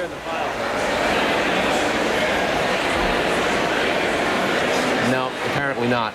In addition to the various dignitaries, special guests that the governor will have with him tonight, there you see him with Jan Bullock, the widow of the former lieutenant governor, as I said, and his wife Laura Bush in the foreground of the camera shot there. In the audience will be the senior Bush staff, campaign manager Joe Albaugh, the campaign chairman Don Evans, Karl Rove, his senior political strategist, Andy Card, who the governor several weeks ago designated as his White House chief of staff. Again, the governor perhaps talking to the cameras. I'll hesitate. I'll pause momentarily if we hear anything. No. And Karen Hughes. Karen Hughes, the governor's communications director, familiar to Fox viewers, and her 14-year-old son, Robert. And Robert traveled with us on the Bush plane for the last year, Brit. 14-year-old kid took time off from public school. His mom sort of homeschooled him, or I should say, campaign schooled him. 14-year-old kid who, like the rest of us, has seen something of an extraordinary once-in-a-lifetime opportunity. Carl, I feel like I've met him. Would that have been in New Hampshire? Was he up there in New Hampshire when the governor was there, and during when we broadcast that first Republican debate, in which the first one in which Governor Bush participated, having elected not to play in Iowa? And I remember meeting young Robert, and I guess young Robert is now she's coming, right? She's coming to Washington. Is that as far as you know, Carl? Karen Hughes. Karen Hughes will be a senior behind-the-scenes message and strategy aide. Who will not serve as the White House press secretary, the person who folks are familiar with going into the briefing room, conducting the daily briefings with the media. Karl Rove will also go to Washington, serving in a more behind-the-scenes capacity, dealing with both policy but predominantly with politics. It is Andy Card, the former transportation secretary in former President Bush's administration, is already designated as the chief of staff. Card has been working very hard with the governor for the past 35 days on transitional exercises, picking through personnel, doing cursory background checks on would-be additional staffers. There's something of an open... Probably worth noting, Carl, that Andy Card, in addition to being transportation secretary under President Bush, was also the deputy to President Bush's chief of staff, who was, of course, John Sununu. That's right. And President-elect Bush, it's unclear whether or not his campaign manager, Joe Albaugh, will be going to Washington or not. Some speculation that he may have other plans. I think the Redskins could use him as a guard, frankly, after he's a big guy. He's a big guy and quite a character. He spent the last 35 days in Florida dealing with much of this whole recount saga. And there is expected to be two key announcements, perhaps as soon as tomorrow. The National Security Advisor, which we've been told essentially outright will be Condoleezza Rice, who acted as the President-elect's International Affairs Advisor for the context of the campaign. And Larry Lindsey, who was Bush's economic advisor, is likely to get a key economic post in the White House, presumably a White House economic advisor. And we don't have any reason to believe is there any reason to doubt, or is there any suspense at all about this notion that retired General Colin Powell will be asked to be Secretary of State and will accept? None whatsoever. You're sure? There are no other named. Every other cabinet position one can mention, there are fallback positions and secondary names, alternatives mentioned. The reason one for which. Go ahead, Carl. I'm sorry.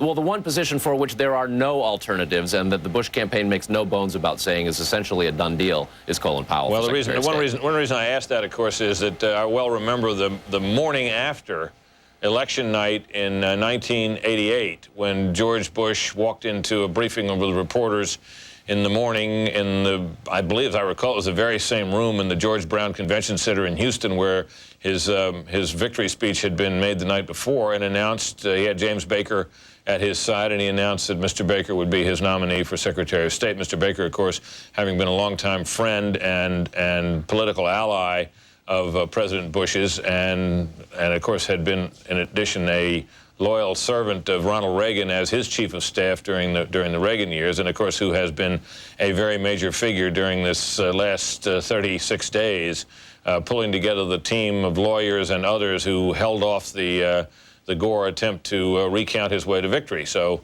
It has also been noted by Bush insiders that James Baker fell into some sense of disfavor in the wake of the 1992 loss by then-President Bush to Bill Clinton, and Mr. Baker's return to George W. Bush's campaign was advocated in large part by his father, and there had been some reluctance expressed. It obviously, in the Bush campaign's view now, turned out to be a very strong move, and James Baker served them well in Florida. One other story about Powell, Brit, that has not gotten a great deal of attention. When Colin Powell was discussed as a possible presidential candidate in 1996, it was then well known that one of the reasons for his reluctance and ultimate decision not to do so was his wife's hesitance, Alma Powell. And Alma Powell did, in fact, go with the general to the president-elect's ranch in Crawford. And her presence there was taken as a signal by many who watched this closely that Alma Powell was prepared for her husband to serve in a Bush administration and make a return to official public life. All right. Carl, thanks very much. I want to go back quickly to the White House, where our colleague Wendell Goler has been standing by very patiently in a cold drizzle out there, and I want to get some final thoughts from Wendell, who has also covered Vice President Gore for a long time and throughout much of this year as well. Hi, Wendell. Hi, Brett. I want to tell you a couple of things. First of all, we understand from the White House that the president will call George W. Bush tomorrow, not doing so tonight because it's bedtime for him right now over in Ireland, the president doing a trip there. Tomorrow also, as we've noted that George W. Bush is the president-elect, being so will trigger the release of several $1 million and the keys to federal transition space. The Bush campaign had been paying for its own office space out in suburban Virginia from which to conduct its transition efforts. He will be able to move into the space designated for such a purpose here in Washington. Brit, having covered the White House, you know that one of the great things about this beat is being a witness to history, but it is also remarkable to be here and to watch great people rise to the occasion and do great things. And I want to touch a little bit on Al Gore's future plans here. One close friend and senior Democrat, a member of the inner circle, said that if the vice president were to attempt to set himself up as the head of the loyal opposition to make a run for the White House in 2004, what we would hear in his speech tonight would be a very strong call for George W. Bush to work in a bipartisan spirit with Democrats and a suggestion that Al Gore would be looking over his shoulder. We heard no such thing in the speech tonight, Britt. I think what we saw tonight was the vice president coming to terms both with his own dream dying, his dream of a life in politics dying, and that the dream of his late father and his still very much living mother, that he would one day move into the House here, Britt. Al Gore, I think, came to terms tonight with the fact that he will not be president. Back to you. Wendell Goler, thank you very much indeed. Folks, we have to take a brief break. Many more observations to come from our panel and reporters. We'll be right back. Stay tuned.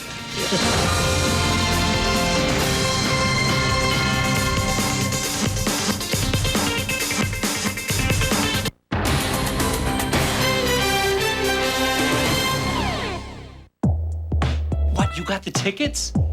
You bet I'm there. I'll pick you up. Oh, wait a second. You know, I can't make it. No, I can't. Yeah, it's pretty important. I gotta go. Okay, I'll talk to you later. There's Daddy's little girl.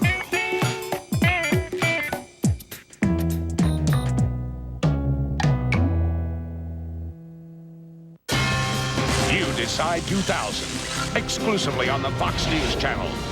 Powerful coverage from America's election headquarters. Brit Hume, Shepard Smith, Bill O'Reilly, Hannity and Colmes, Paula Zahn.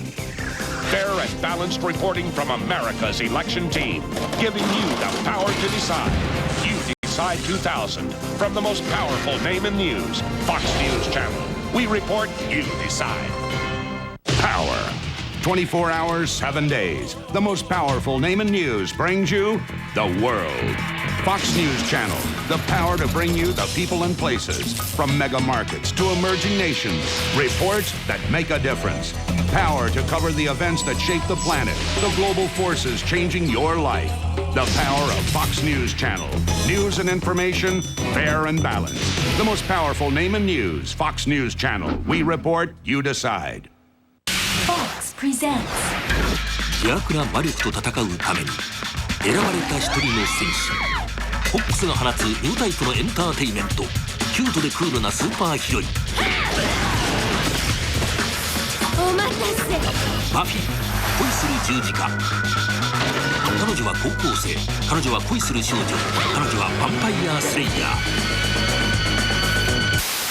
I'm Sarah Michelle Gellar がヴァンパイアと戦うことが彼女の使命運命だったのよ信じますね信じますよ運命の人がいたらいいなって見てほしいです頭がぶっ飛ぶのが愛君とは戦わない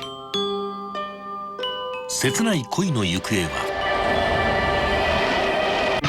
フォックスが放つニュータイプのエンターテイメントキュートでクールなスーパーヒロイン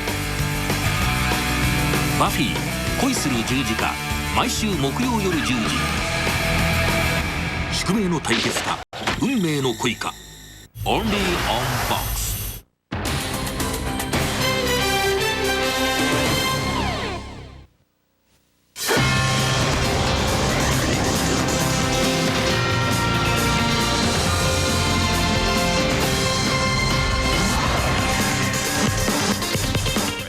I say to President-elect Bush that what remains of partisan rancor must now be put aside, and may God bless his stewardship of this country. Neither he nor I anticipated this long and difficult road. Certainly neither of us wanted it to happen. Yet it came, and now it has ended, resolved as it must be resolved through the honored institutions of our democracy. All right, Vice President Gore, in what our colleague Wendell Goler, who has covered him, believes may be his swan song, his goodbye to American political life. I think some of us might feel that he might yearn for another turn at that, but let's turn our attention now, if we can, here to the speech that lies ahead of us and to a Bush administration. It would appear that it's too late for James A. Baker, the James Addison Baker III, who served President Reagan and President Bush to serve yet again, but it certainly would be clear that George W. Bush owes him a major debt, does he not? You know, Britt, I think, well, yes, he does owe him a major debt. Baker did a masterful job with the legal case down in Florida, but, you know, they're tasks he could take on, high visibility, negotiating tasks, say in the Middle East or someplace where he has experience. I can see Baker having a part-time role at a very high level in a Bush administration. Now, I'd like to respectfully disagree with the notion that I've heard around here that Bush has to reach a very high level in this speech tonight. I don't really think so. I mean, Bush has gotten more popular during these 36 days.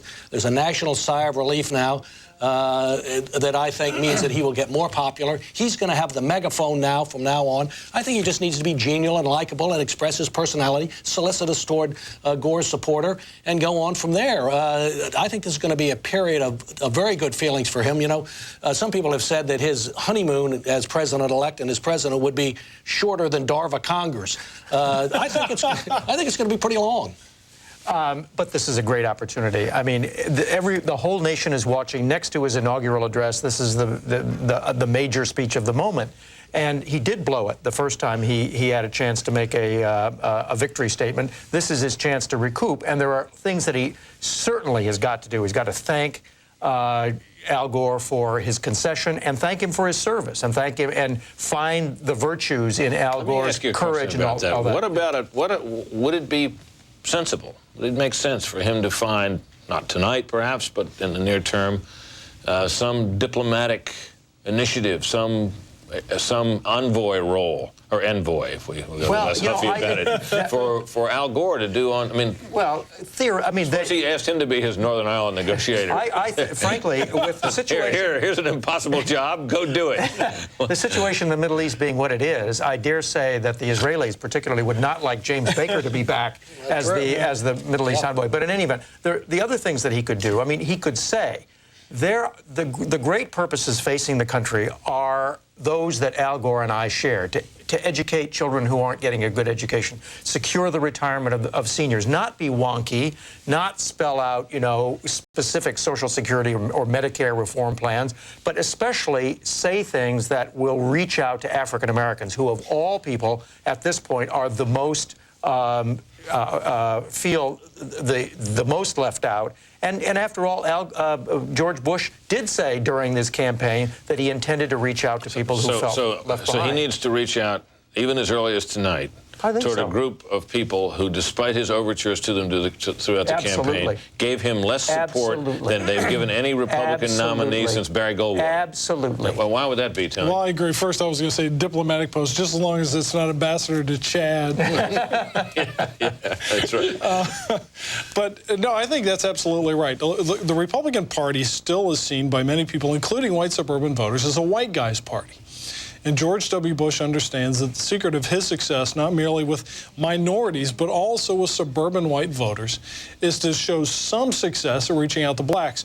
The way he does that is not by kissing up to Jesse Jackson or Al Sharpton, but showing up in black churches, doing radio interviews on black stations, going on black TV, same with Hispanic events. I guarantee you... Maybe he could make Al Gore his envoy to the black community. No, I'm not even going to go there. That's but Tony, he did all that during the campaign, and it did no good whatsoever. It's terrible. It would be a terrible thing for him to just drop it now, say, you know, be offended by the fact that he only got 10% of the vote and quit. Well, we'll return to this subject after he speaks, but in the meantime, we have to take a break, but we will be right back. Much more to say, much more to hear from here. Stay tuned.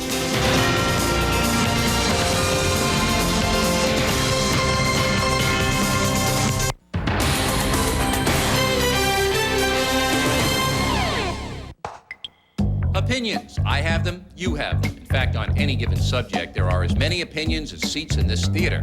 And that's good, people speaking out, sharing ideas. But opinions are not the same as facts, and you should know the difference. And that's why at the Fox News Channel, we label all opinions right on your TV screen. And that should help you form your own opinion, so you can decide what's right and what's wrong.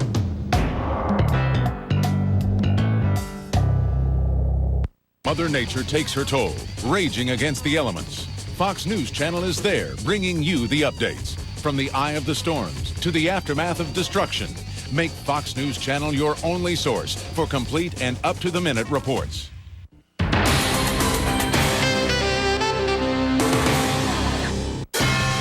You Decide 2000, exclusively on the Fox News Channel.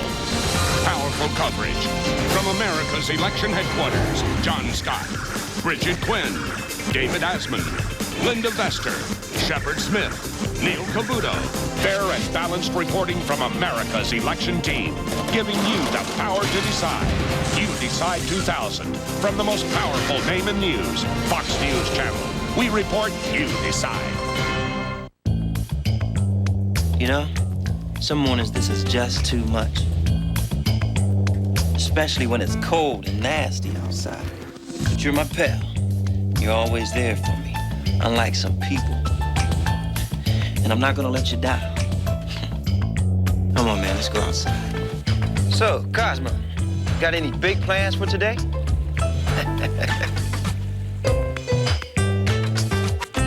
There you go. Channel B. Channel B. Channel B. Channel B. Check it out now. Channel B 24時間 100% ミュージック US、UK のトップヒット on air Concert Music News スター独占インタビュー and more International Music Scene をそのまま catch What does the V stand for? It's all about music Channel B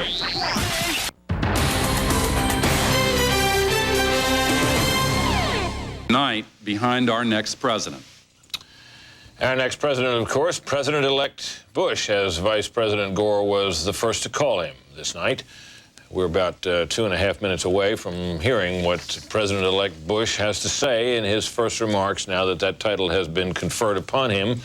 And with it, the transition money at long last and the transition office, who knows if it will even be used in the few weeks ahead. They've already set up shop out in McLean, Virginia. Let's get a couple of quick thoughts about the task facing the president-elect tonight. First from Bill Kristol, who is with us. Bill? Let me give you one thought instead about Vice President Gore's speech. You know who he didn't mention? Bill Clinton.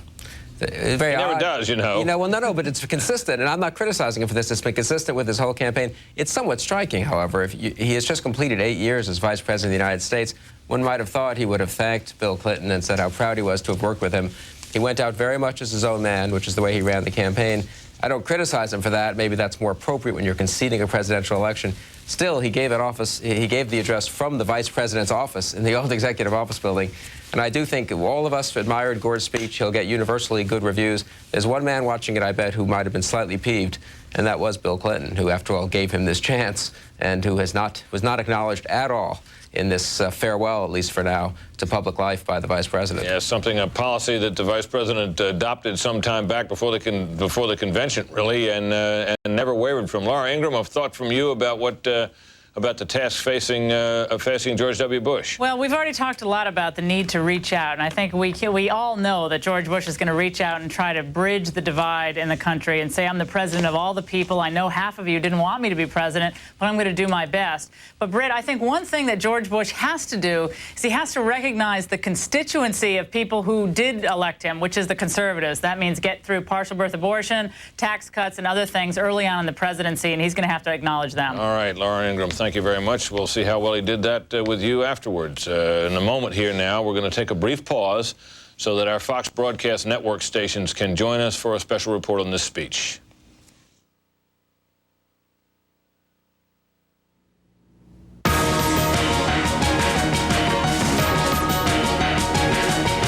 This is a Fox News special report.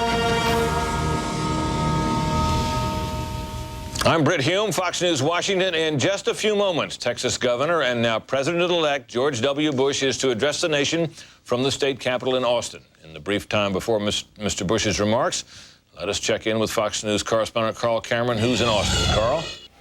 Thanks very much, Britt. Well, this is the speech that the governor had hoped to give some 36 days ago now. It will be his declaration that he is prepared to govern the nation and willing and eager to do so in a bipartisan fashion. In the wake of this fairly difficult recount wrangle and one of the narrowest elections in American history, recognizing that Al Gore, in fact, won the popular vote, Bush will express his desire to work with Democrats and unify the country.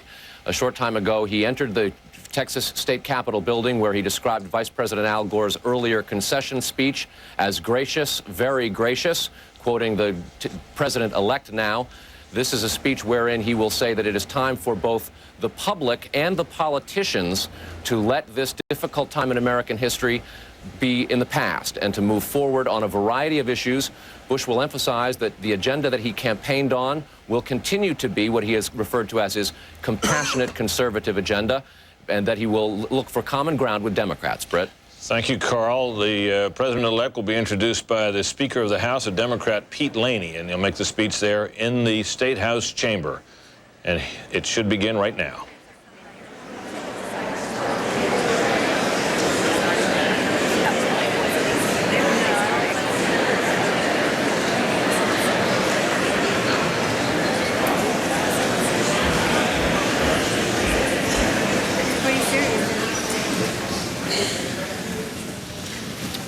Welcome to the Texas House of Representatives chamber. It was about this time, about 6 years ago, that we were preparing to inaugurate a new governor in Texas. Many of us wondered what kind of leader he would be. We wondered how he would bring everybody together after a hard-fought election. Tonight, many people in our country are asking these same questions about George W. Bush. When he became governor, he reached out to members of the legislature of both parties. We didn't always agree on issues, but we found we could have policy differences without having gridlock. We could have debate without bitterness, and we could reach agreements and solve problems without sacrificing our principles. Above all, we learned that Governor Bush is a leader you can trust and respect.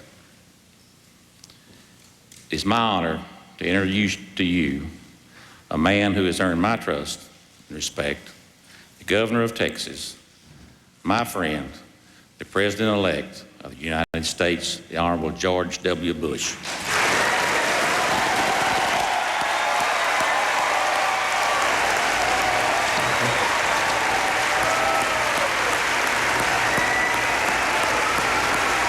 And so, to a burst of what one presumes is bipartisan applause, George W. Bush climbs the podium there to make his first remarks, now officially President-elect of the United States.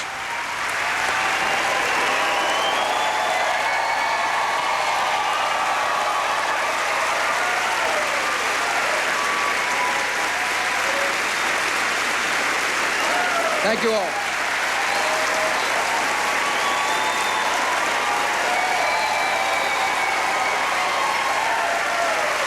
Thank you very much. Thank you. Thank you very much. Good evening, my fellow Americans. I appreciate so very much the opportunity to speak with you tonight. Mr. Speaker, Lieutenant Governor, friends, distinguished guests. Our country has been through a long and trying period, with the outcome of the presidential election not finalized for longer than any of us could ever imagine. Vice President Gore and I put our hearts and hopes into our campaigns. We both gave it our all. We shared similar emotions, so I understand how difficult this moment must be for Vice President Gore and his family. He has a distinguished record of service to our country as a congressman, a senator, and a vice president. This evening, I received a gracious call from the vice president. We agreed to meet early next week in Washington, and we agreed to do our best to heal our country after this hard-fought contest. Tonight, I want to thank all the thousands of volunteers and campaign workers who worked so hard on my behalf. I also salute the Vice President and his supporters for waging a spirited campaign. And I thank him for a call that I know was difficult to make. Laura and I wish the Vice President and Senator Lieberman and their families the very best. I have a lot to be thankful for tonight. I'm thankful for America, and thankful that we are able to resolve our electoral differences in a peaceful way. I'm thankful to the American people for the great privilege of being able to serve as your next president. I want to thank my wife and our daughters for their love. Laura's active involvement as First Lady has made Texas a better place, and she will be a wonderful First Lady of America.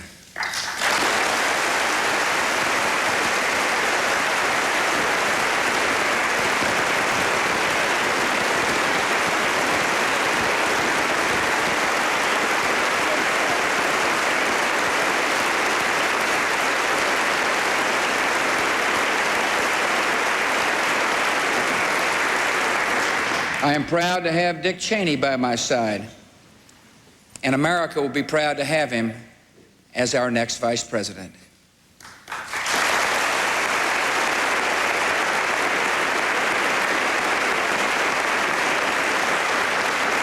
Tonight I chose to speak from the chamber of the Texas House of Representatives because it has been a home to bipartisan cooperation. Here in a place where Democrats have the majority, Republicans and Democrats have worked together to do what is right for the people we represent. We've had spirited disagreements, and in the end, we found constructive consensus. It is an experience I will always carry with me, an example I will always follow. I want to thank my friend House Speaker Pete Laney, a Democrat, who introduced me today. I want to thank the legislators from both political parties with whom I've worked.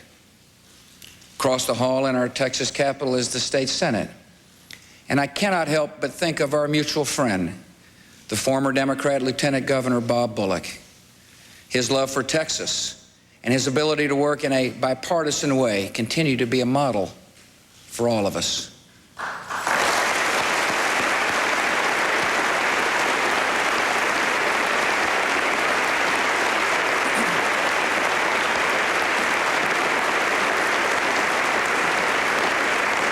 The spirit of cooperation I have seen in this hall is what is needed in Washington, D.C.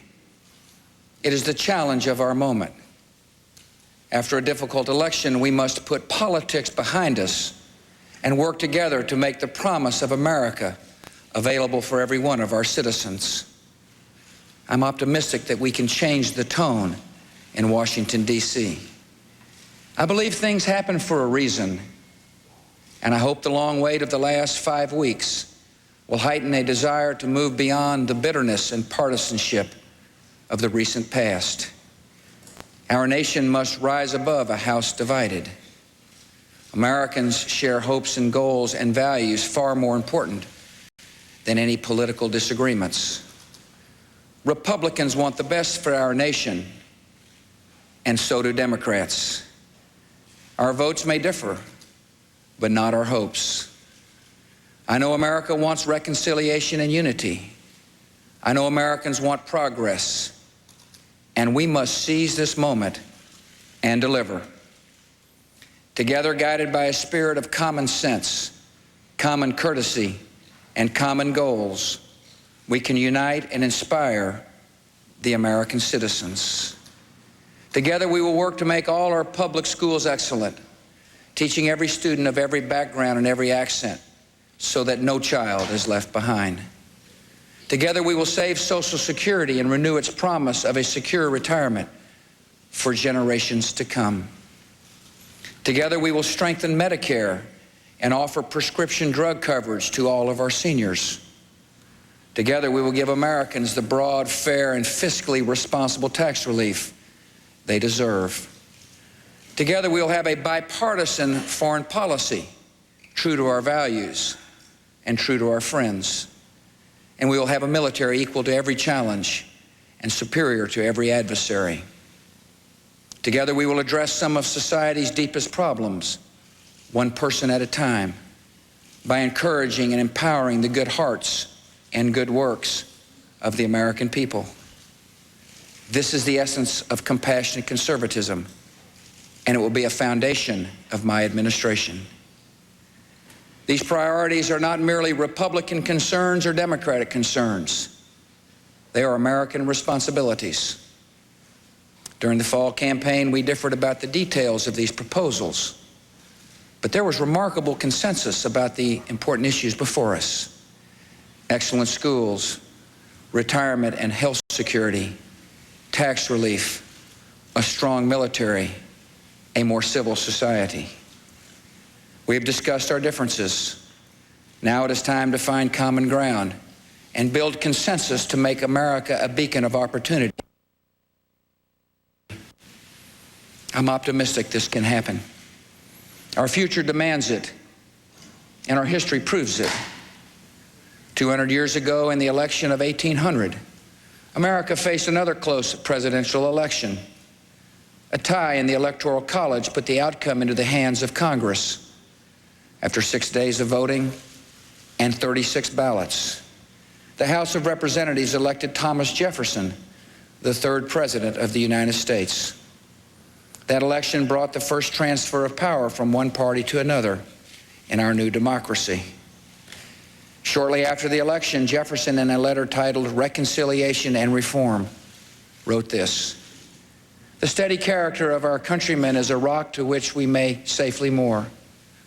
Unequivocal in principle, reasonable in manner, we should be able to hope to do a great deal of good to the cause of freedom and harmony." 200 years have only strengthened the steady character of America.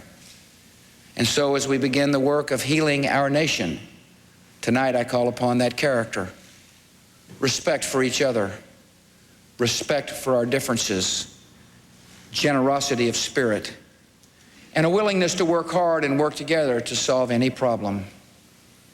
I have something else to ask you, to ask every American. I ask for you to pray for this great nation.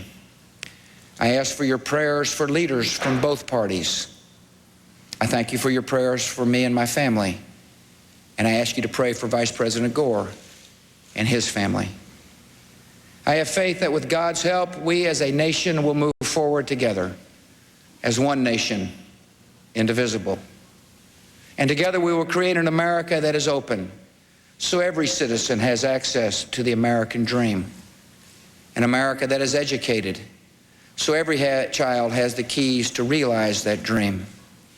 And an America that is united in our diversity and our shared American values that are larger than race or party. I was not elected to serve one party, but to serve one nation. The President of the United States is the President of every single American, of every race and every background. Whether you voted for me or not, I will do my best to serve your interests, and I will work to earn your respect. I will be guided by President Jefferson's sense of purpose, to stand for principle, to be reasonable in manner, and above all, to do great good for the cause of freedom and harmony. The presidency is more than an honor. It is more than an office. It is a charge to keep, and I will give it my all. Thank you very much, and God bless America.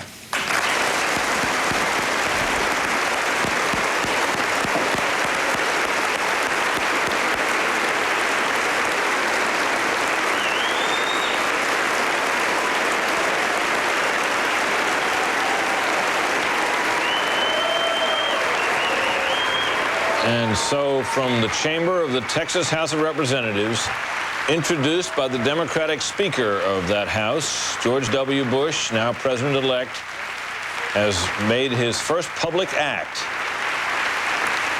now that he bears that title. A speech lasting more than twice as long as the concession speech given earlier this evening by Vice President Gore, one which echoed some of the themes that Vice President Gore touched on. He spoke gratefully of a gracious call he said he'd received from the Vice President, thanked him for that call. He wished the Vice President and Senator Lieberman and their families well, and later asked all within earshot to pray for them. He ticked off a number of issues, Medicare, prescription drugs, tax relief, salvation of Social Security, public schools excellence that he promised to work on. It was a speech in some ways reminiscent of the kind of speech presidents make in a State of the Union address rather than a victory statement. But that is what he chose to do, to emphasize that he has not and will not abandon the agenda on which he ran for president in order to achieve the bipartisanship that nearly everyone is now saying that he must have in order to govern. And as a practical matter, looking at the numbers in Washington, narrow majority in the House, virtual tie in the Senate to be broken on important matters by the man who will be Vice President Dick Cheney. And so as President-elect Bush leaves the House chamber, we end this special report. I'm Brit Hume in Washington. Please stay tuned to Fox News Channel and this Fox station for continuing coverage of this story. This has been a Fox News Special Report.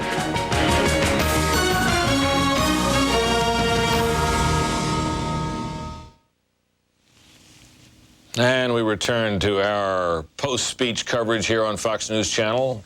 Let's get some quick thoughts and reaction to these remarks from our team here in the studio with me. First, Tony Snow. Tony, what do you think?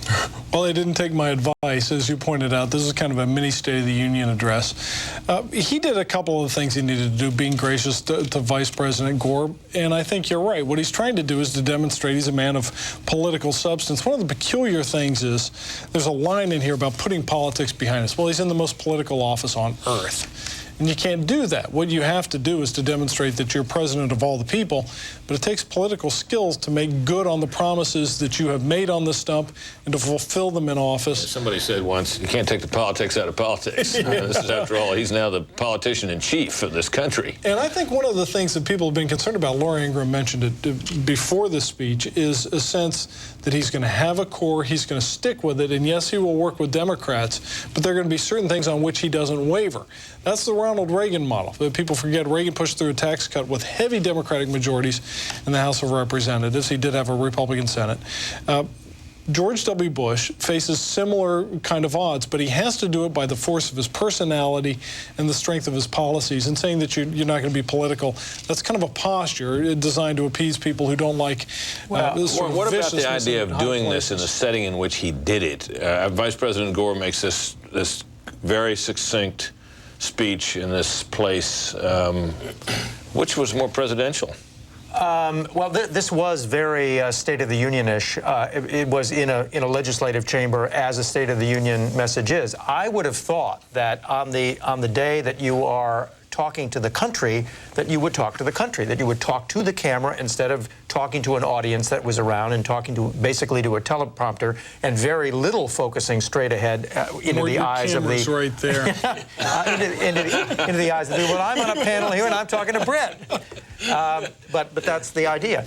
But the other thing, I did think that, look, this is a moment when you put politics aside. The campaign is over. For this moment, you say, at least you pay obeisance to that principle that we're all one America now. We're not Democrats. We're not Republicans. Weren't you we're all disappointed Americans. that there was no mention of the HUD bill? No. Wait now. Now wait. On the issues, he framed all of those issues in a way that Democrats could not disagree with. It was not an across-the-board tax cut. He said it would be broad, fair, and fiscally responsible. He did not say across the board. He did not specify. Not anybody wants to hear that stuff. No. But I'm saying that this way, in every single way that he possibly could, he reached out to Democrats, and that was the All right, Fred. I think Mort reads too much into a body of good government or goo-goo cliches. I know very few of which went unexpressed in this speech. But the speech was fine. It was good enough. Fit the bill. A little long. I thought Gore will win the brevity award, and brevity is a good thing to have. Eloquence was no luck. George W. Bush has there you see him leaving. Very capable we love these pictures of people coming and going out of doors. It's what we in television do. We may not investigate everything, but we can get people coming and going out of doors. And there you go. Particularly waving. We're very good on pictures of people waving. One of the things I was struck by in his speech that he's waving. Is he trying to hail a cab, do you think? Or there's some traffic cones out there. I'm sorry, Fred. Go ahead. I interrupted you. Any other movements you want to show? Well, we got to keep track of the movements. Maybe Gore's moving somewhere. You can show it. One of the things that I know Bush cares about, because he once told me when I was interviewing him, when he go along the rope lines, we used to talk about, in the camp, people would say, don't let us down this time and so on. But he also said that just as often people would say, we're praying for you. And he was really touched by that. I thought he really meant it at that part of the end with about 5 or 6 sentences about praying for him, praying for his wife, praying for the Gores. He really meant that. Well, Fred, you're an active Christian, and so is Governor Bush. Right. And you, I take it, are not at all skeptical of the conviction of his faith. No, I'm not at all, no. I mean, look, I've talked to him at great length about it. He likes to talk about it. He's still sort of brimming with the enthusiasm of it. He really came to a deep faith relatively late in life, after he was 40, and it's very strong. All right, we're going to take a break here. We got plenty more observations to make. We're going to hear from Bill Kristol and Laura Ingram on the other side of that break as we continue on this night when we now have, at long last, a president-elect. Stay tuned.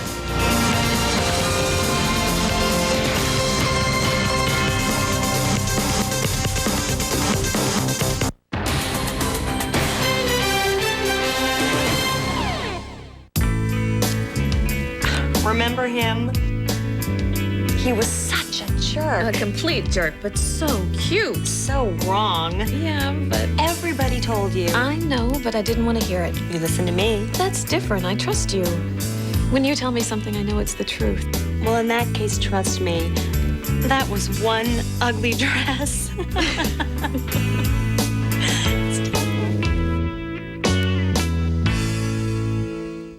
No.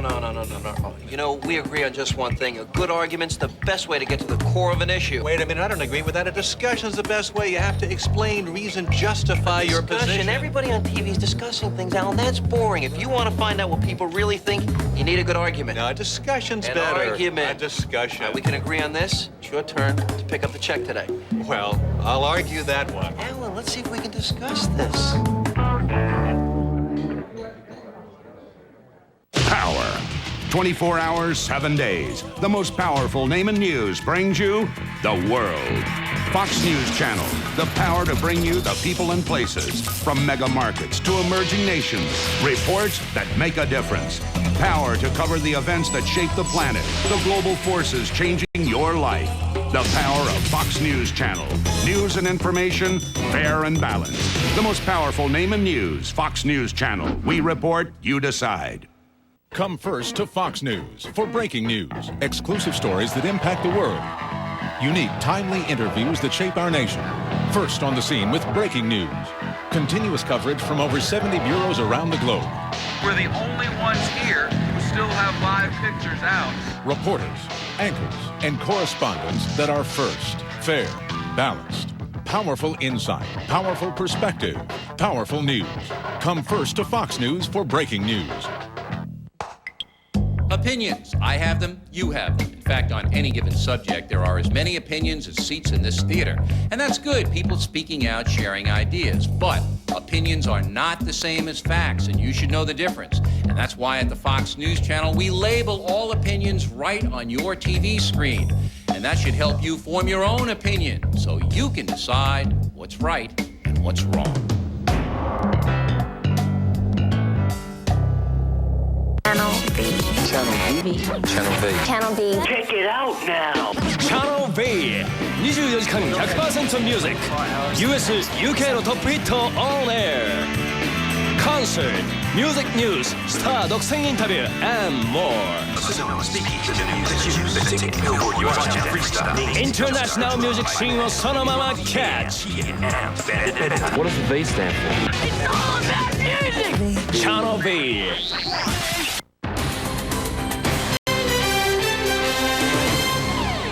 News in Austin, Texas, from those around George W. Bush. Let's find out, if we can, what kind of reaction there was from Gore supporters to what Governor Bush, now President-elect Bush, had to say. From Wendell Goler, who is at the White House. Wendell? Brit, for the most part, the folks in the Gore inner circle heard what they wanted to hear. There was a call for unity, a call for bipartisan. The sense is that the president-elect's comments about Vice President Gore were gracious, but there was one thing missing that some in the inner circle very much did want to hear. They wanted to hear that Governor Bush does not blame them for fighting as long as they did in their legal fight. If the president-elect, they said, would validate the fight to get recounts in Florida, Democrats feel that would help them live with the belief that he may not have won completely fairly. The president-elect said both he and Gore fought a spirited battle. There was nothing to take away the sting of James Baker's criticism in the speech he gave, the comments he made after Florida certified George W. Bush the winner, comments that many Democrats felt suggested that the legal fight was illegitimate. Officials said earlier today for Gore to rein in black leaders who fear that African Americans were disenfranchised in Florida. President-elect Bush must show he understands how serious it is for them to have that concern, and that is something they did not hear tonight. Brit?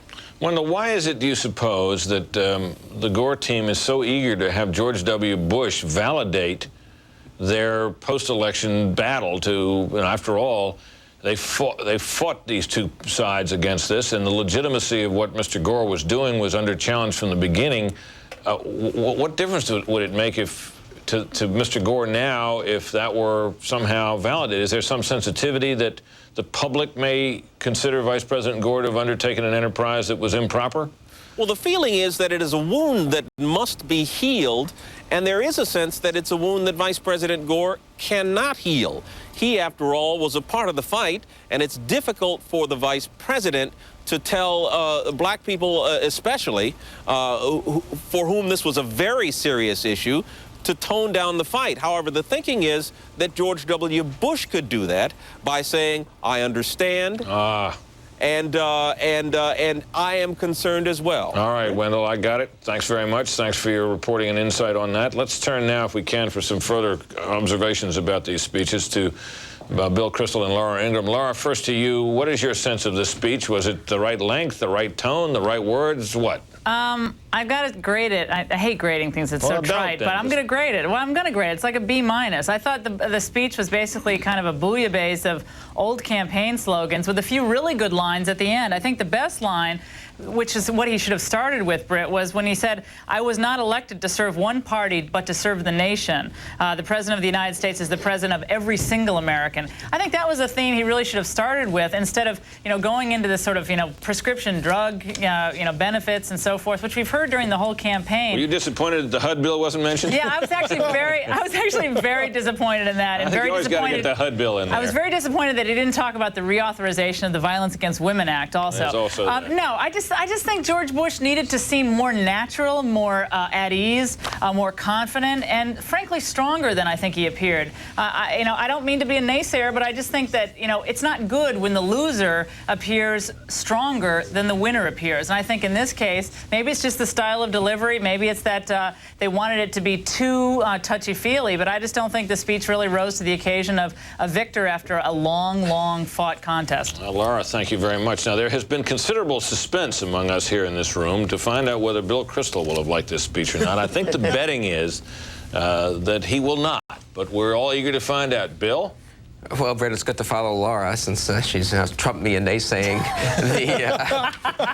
Look, I said to you 4 hours ago on your show that I thought it was easier to give a gracious concession speech than to give a gracious victory speech. And I think Gore proved that tonight. He gave an awfully good speech. I believe Bob Shrum wrote it. He's very good at writing concession speeches. He wrote a very eloquent concession speech for Teddy Kennedy 20 years ago when he lost the Democratic nomination to Jimmy Carter, and now he's done it for That was a good speech, but it was hardly gracious to Carter. No, that's true. It was a good speech. It's a rousing speech. But when I concede, I want Bob Shrum to write my concession speech for whatever it is I'm conceding. I've decided. I do think the Bush speech, it was fine. I don't think there's any problem with it. It was a little clunky. Thomas Jefferson appeared from nowhere and dominated, 3 or 4 minutes of the speech.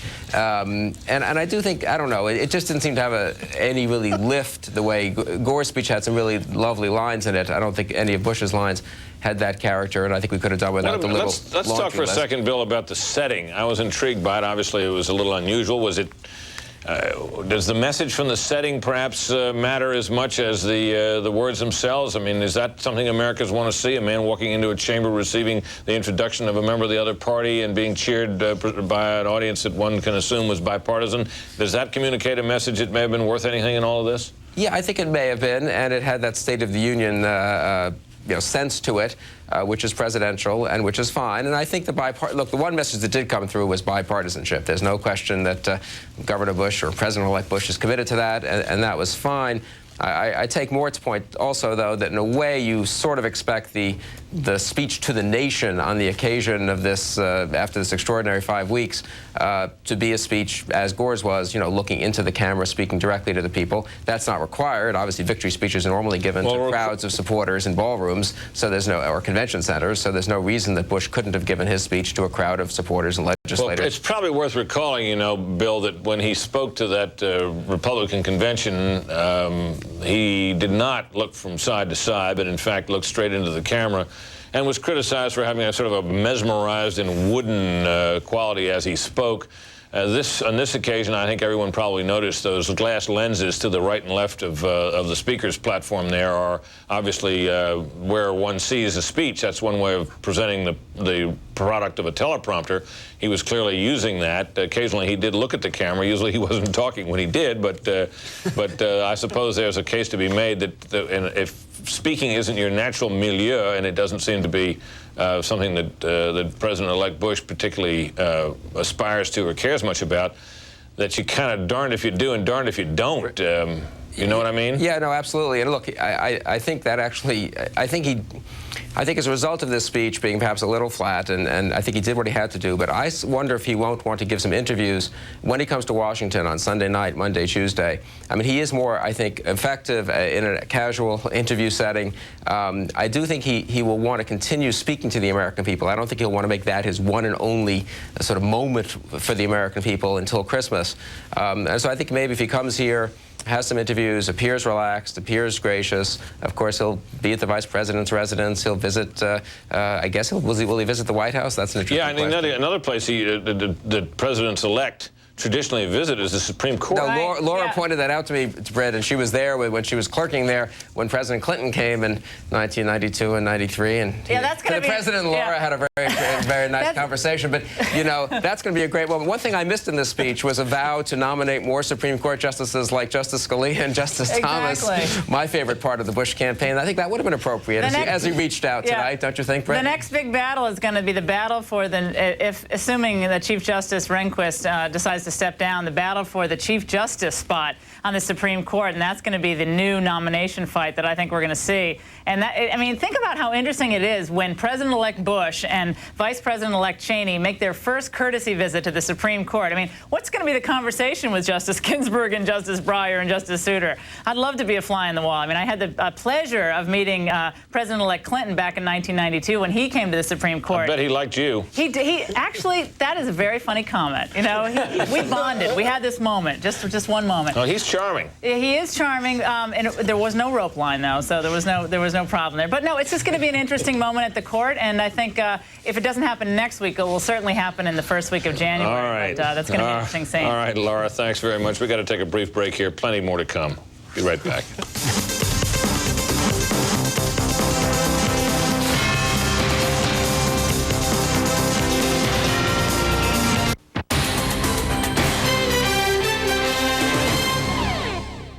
Fox News Channel Daytime. You want to make the right choices. We give you the power to decide for yourself. Fair and balanced. The most powerful name in news. Fox News Channel. We report, you decide. Hey, kid, come on over here. I want to show you something. I want you to listen to me now, okay? Because you got to get this read or else you're never going to make it. Now, if it goes over too much way this here, it's no good. If it crawls over this way too much, it falls all over you. You got to make sure you got balance. Balance? All right.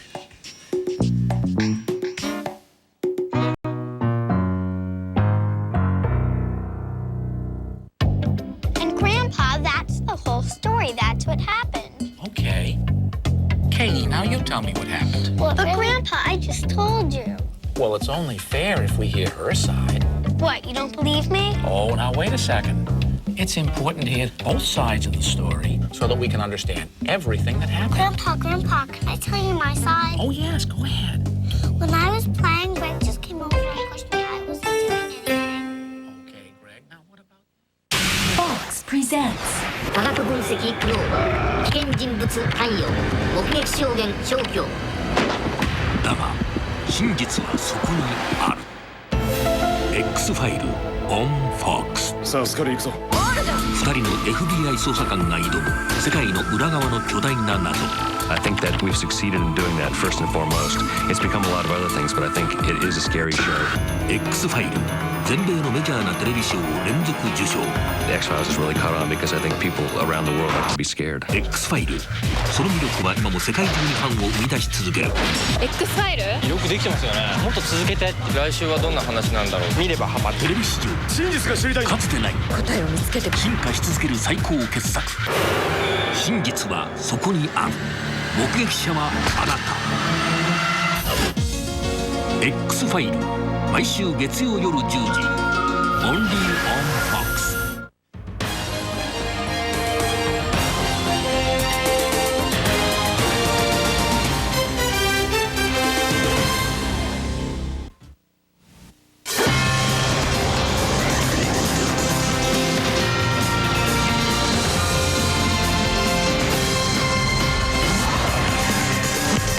I was not elected to serve one party, but to serve one nation. The President of the United States is the President of every single American, of every race and every background. Whether you voted for me or not, I will do my best to serve your interests, and I will work to earn your respect. George W. Bush, President-elect George W. Bush, speaking tonight from the chamber of the House of Representatives in Austin, Texas. Let's go now to the man who has covered many such addresses as our senior White House correspondent, Jim Angle. Jim, did it sound like that he was warming up for a State of the Union address that you might have to cover? And if so, how enthusiastic are you about it? Well, I'm not looking forward to the State of the Unions. I never look forward to State of the Union addresses.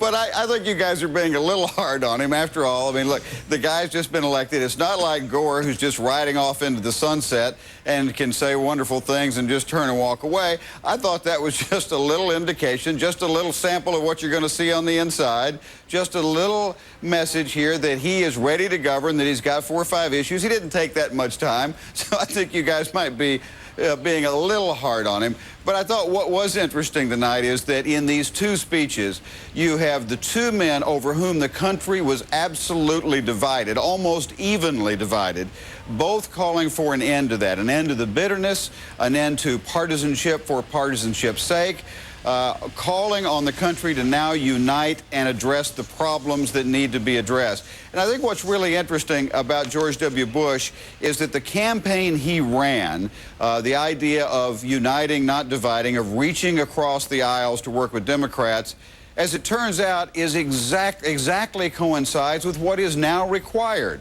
And reaching across the aisle to deal with Democrats was not only a virtue in Texas, it is now going to be a necessity in the U.S. Congress because it is so closely divided. So I think what you heard from both of these men tonight does help people a little bit to get the bitter taste out of their mouths from what happened over a long and difficult campaign and over these last 35 days or so of legal battles so that we can move forward. And I think both of them hit the right note in that.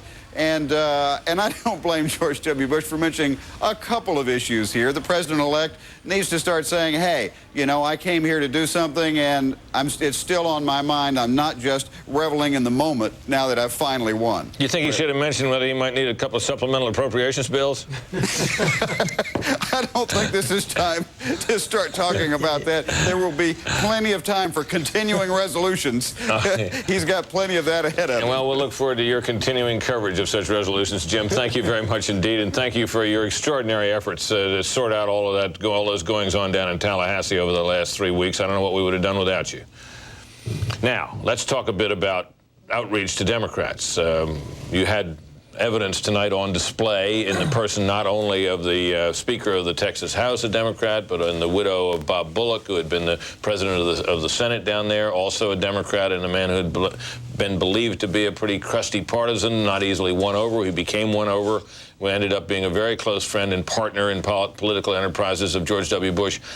He faces some different characters here in Washington. He faces Dick Gephardt, but it's easier to control in the House. So the majority in the House is subject, even a small one, to running things through. What about the Senate? What about Tom Daschle? What about a relationship between George W. Bush and Tom Daschle? Mort? Well, a couple of points. I had an interview with Tom Daschle a couple of weeks ago, and while in spirit, Tom Daschle would like to be like Bob Bullock, says the same things. I interviewed Bob Bullock, and Bob Bullock was fed up with partisan rancor in Texas at the time that George W. Bush became governor of Texas, and welcomed George W. Bush's outreach. Also, Bob Bullock was a kind of a conservative guy, and most of the Democrats around who've made their peace with Bush down in Texas and made their peace with the modern political realities of Texas, which is that it's a conservative place. And I think that most of them were from the conservative wing of the Texas Democratic Party to begin with.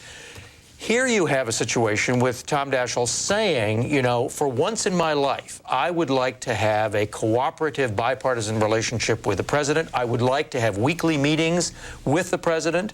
I would like to have regularized contact with him and all that kind of stuff. But then you start getting to the issues. Well, where do you stand on prescription drugs? Well, exactly where the Democrats stood before. Where do you stand on patients' rights? Sue your lawyer. You know, there's not very much give. Sue your doctor. Sue your doctor. Sorry, yeah, that's right. Exactly. Sue your HMO. You know, there is not much give on the issues, and Tom Daschle thinks, you know, I gained seats. The country supported the Democratic agenda. You know, why should I recede in relation to all this? Across-the-board tax cuts? Well, maybe we can cap the benefits to the highest levels. I mean, there is some give there, but not a lot. There was a statement released this evening by Tom Daschle and Dick Gephardt, and it's a fascinating statement because, among other things, it never mentions George W. Bush. It talks about a Bush administration, and the next to the last are 3 sentences from the end. But it begins by talking about how wonderful Al Gore and Joe Lieberman are, and then it goes through the laundry list of issues that Mort just talks about. It has a fascinating thing. We had hoped the vice president's simple request to count every vote in Florida would be honored. He's just sort of sticking it to him. George W. Bush needs to understand that he's coming into some tough hombres when it comes to politics, and that Tom Daschle is a guy who is smart, who is disciplined, and who is going to define partisanship in the following way. George W. Bush is partisan if he plays on Tom Daschle's, nonpartisan if he plays on Tom Daschle's turf. If he tries to get Daschle to play on his turf, then that's unacceptable partisanship. That's how it's defined. It's how the press in this town is going to define it. George W. Bush is a guy of considerable personal charm, and he's going to need to use all of it here in his one-on-one dealings with members of Congress. I suppose, Fred, we need to look only for support for what Tony's saying. We need only look back to the coverage given the Republican convention when George W. Bush's adherence to his and his party's opposition to abortion was deemed to make him non-bipartisan, you'll recall. Look, Bush has to do 3 things, I think, in Washington as president. One, as several people have mentioned tonight, is to really generate this new tone in Washington. Polls show that's the single thing that the voters out there want the most. I guess they wanted it in Texas as well when he became governor. The second thing he needs to do is hold on to his base. This is a conservative Republican base. But at the same time, the third thing he has to do is deal with and compromise at times with Democrats. Now, doing all 3 of these things at the same time is very hard, because one of the things that Tony was suggesting is you can produce a new tone in Washington by compromising all the time with Democrats, and the press will treat you like some wonderful new figure on the scene. You'll lose your base. They will sour on you, and this is what happened to George W. Bush's father when he was president. He agreed with the Democrats on the budget compromise of 1990 and the 1991 Civil Rights Bill, and he bragged about the Clean Air Act revisions and the Americans with Disability Act, all things that made his base sour on him, and he lost the election in 1992. Look, doing all 3 of these things at once will not be easy. Now, what about the problem he may have with, if he reaches out to try with conservative issues and tries to peel off the handful of conservative Democrats there are in the Senate, isn't he then immediately in trouble with the Republican moderates who are there in enough numbers to make a difference in a narrowly divided Senate? I'm talking now about people like Jim Jeffords of Vermont, Lincoln Chafee of Rhode Island, and others. What about that? Olympia Snowe of Maine? There are enough issues where he can, small issues, where he can peel off some Democrats, hold on to the Republican moderates and the Republican conservatives, like, getting rid of the marriage penalty, getting rid of the estate tax, raising the ceiling on IRAs, and so on. There are things he can do. The problem there is going to be that when he does those, and doesn't go to and negotiate first with Tom Daschle and Dick Gephardt, they'll scream that he's not being bipartisan. Why? He promised to be bipartisan, and here he's getting some victories that they'll declare are partisan victories. That is exactly the way Daschle looks at it. He says, George Bush is free to talk to anybody he wants, obviously, but the peel-off strategy, that is, start with a Republican base and then pull a few Democrats over, would be divisive. And, that's the attitude that he goes into it. That's exactly what Ronald Reagan did in order to get his program through in 1981. When the Congress was controlled, well, the House of Representatives was controlled totally by the Democrats. He peeled off the so-called boll weevils led by a man named Phil Graham, you'll recall. Yeah, and you know what? That's smart politics. George W. Bush is going to have to do it. I think what he does is he has regular meetings with Daschle and Gephardt. He shows that he's going to be amenable to them. That's part of setting a new tone. But the one thing he's going to have to do is just stick with those issues. One of the most fascinating tests is going to be his education plan, because as you recall, Brit, what he says is that federal funds for poor kids Well, if a school fails to perform up to a certain standard for 3 consecutive years, you cut it off and you give the money to the parents of those kids. That's basically a voucher program, but only for schools that fail. And it's going to be an interesting political test, because my guess is he will get a number of those moderates to go along with him. And that may be one of those things that enables him to sort of break perceptions, to reach out to minority voters who love the idea, and at the same time, and pick a fight with a villain that's not all that popular, which is teachers' unions. So look for something like that early on as well. All right. Now, we got here, we're going to get some reflections on these very things from Carl Cameron and from Bill Kristol, but first, a break. Stay tuned.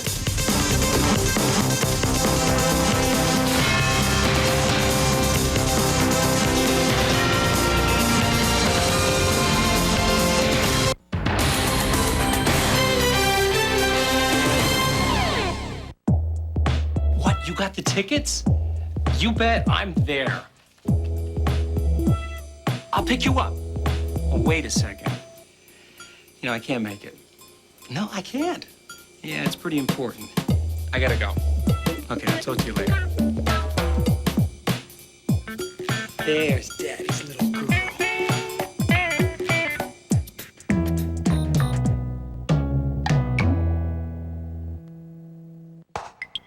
Opinions. I have them, you have them. In fact, on any given subject, there are as many opinions as seats in this theater.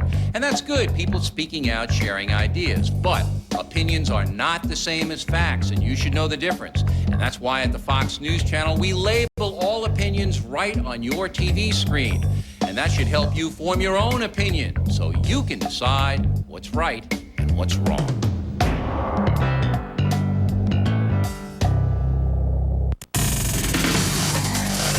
Fox News Channel, Primetime Power. Neil Cavuto, Brit Hume, Shepard Smith. Powerful coverage. Wall Street, Washington, the world. Bill O'Reilly, Hannity and Colmes, Paula Zahn. Powerful insights, confronting the politics, the newsmakers, and the issues. Primetime Power, fair and balanced. Fox News Channel, the most powerful name in news. We report, you decide.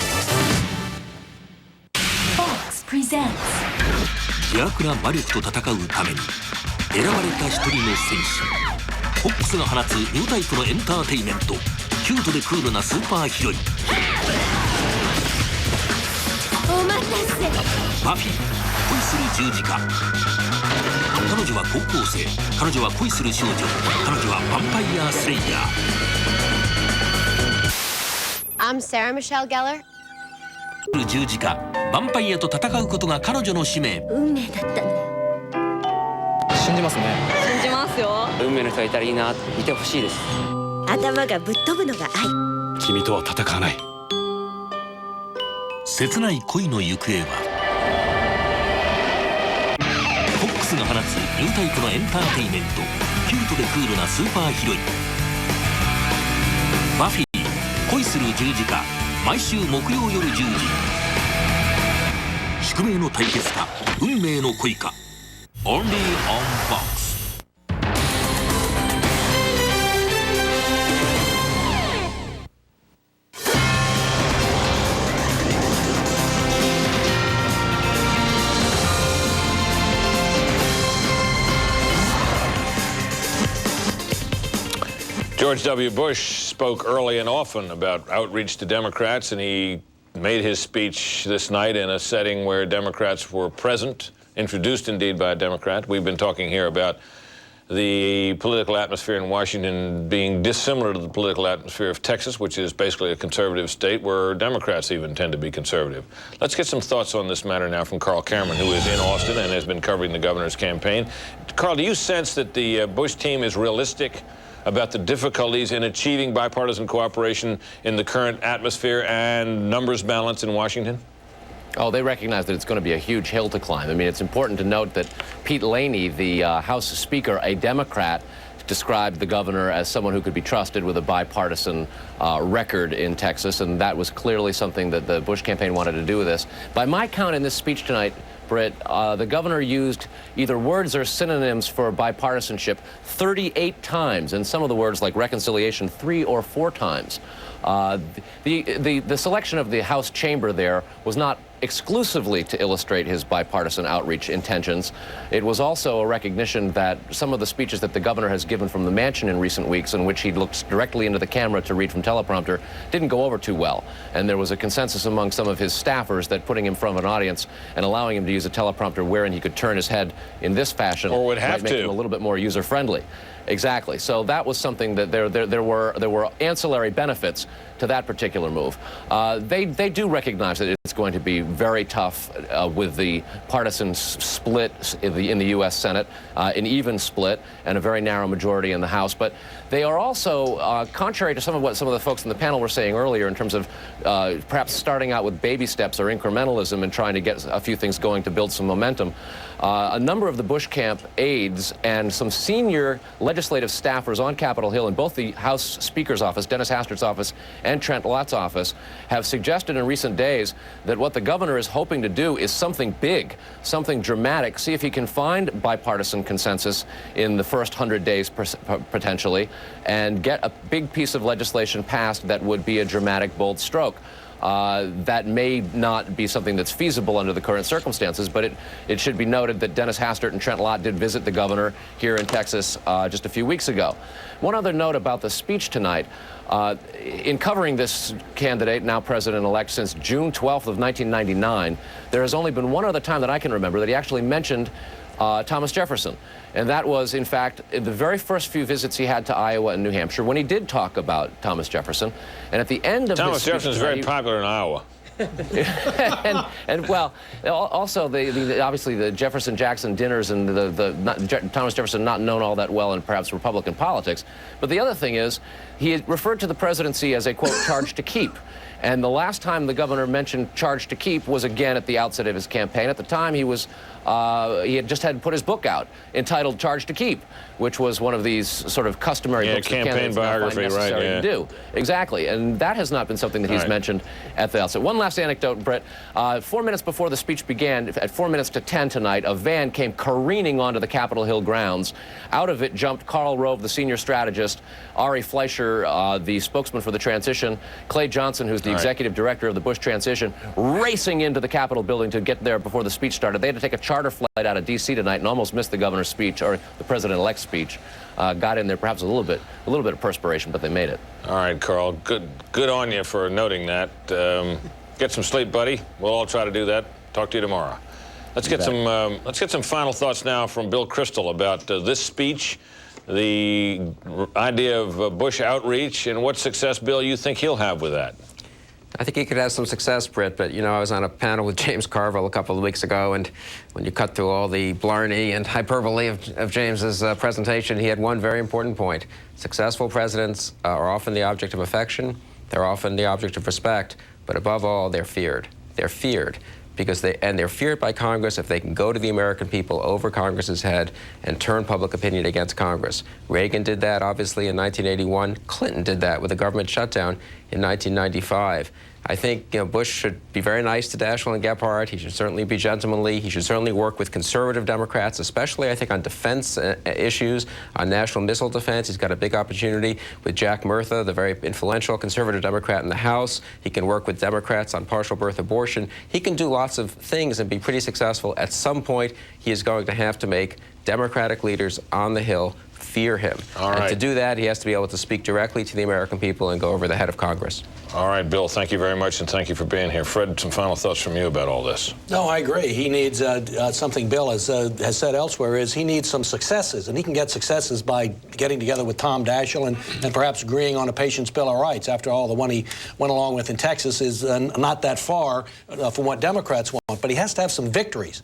And these victories can be bipartisan victories, but they have to be victories from a Republican base, bipartisanship from a Republican base, where he may draw in some Democrats, but he's going to have to beat Daschle and Gephardt on a few issues, or they'll never respect him. No, I completely agree with that. He's going to have to play politics, but a different kind of politics. It's going to be outreach politics, and he's going to have to win the country's support by appearing to be bipartisan while not abandoning his principles. I mean, I thought or tonight. His base. Or his base. And I thought tonight was a good beginning. I mean, I thought he hit all the right notes. He was sincere. He was earnest. He wants to reach out. And if the Democrats don't respond, I think he's got the high ground. Let me get a last quick thought from Tony. Does that mean he should make non-controversial cabinet appointments? No, I think he's going to make the cabinet appointments that are going to reflect the kind of government he wants to put together. He has to establish a sense of command. You got to keep in mind he's going into a rocky economy with some foreign policy problems. This is a guy who needs an A-team, and that's the first way you establish how serious you are. Tony Snow, thank you very much. Mort Kondracke, thank you very much. Fred, thanks for being here. Thanks also to Bill Kristol and to Laura Ingram, who had to leave a little while ago, but was a valuable contributor tonight. That concludes our coverage of the night Governor Bush became President-elect Bush. When Al Gore made a gracious concession speech, George W. Bush attempted to be gracious as well. Our coverage of all this is not at an end. Stay tuned, folks, for a special late live edition of Big Bill O'Reilly and The Factor.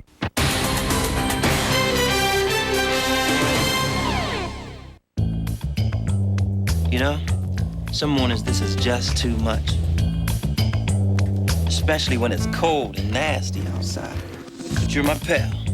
You're always there for me, unlike some people. And I'm not gonna let you down. Come on, man, let's go outside. So, Cosmo, got any big plans for today?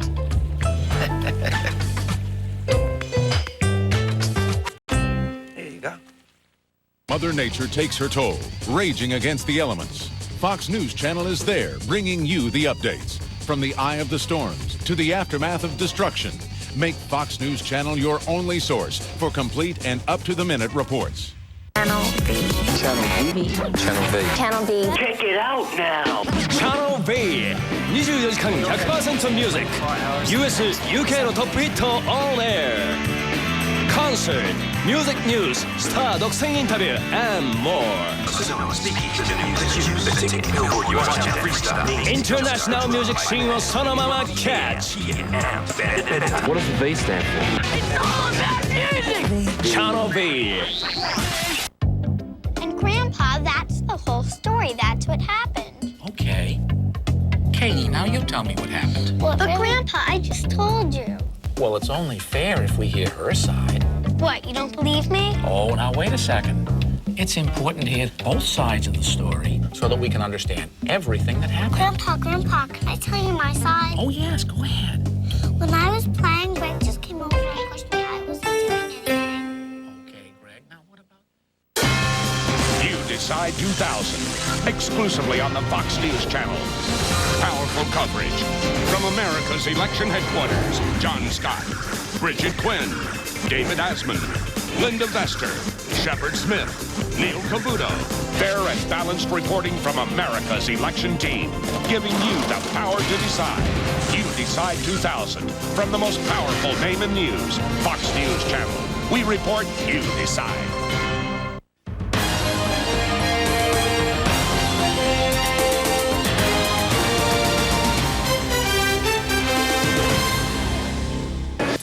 The O'Reilly Factor is on, a special edition. In their own words, Al Gore concedes. Governor Bush ascends. We'll hear from those men, and we'll analyze the dramatic events of the past 24 hours. Is what happened so far fair to all Americans? Newt Gingrich, Senator John Edwards, one of Bush's attorneys, and Dick Morris will all give us their perspectives on what has happened and where the country is going. Caution, you're about to enter a no-spin zone. The Factor begins in 90 seconds.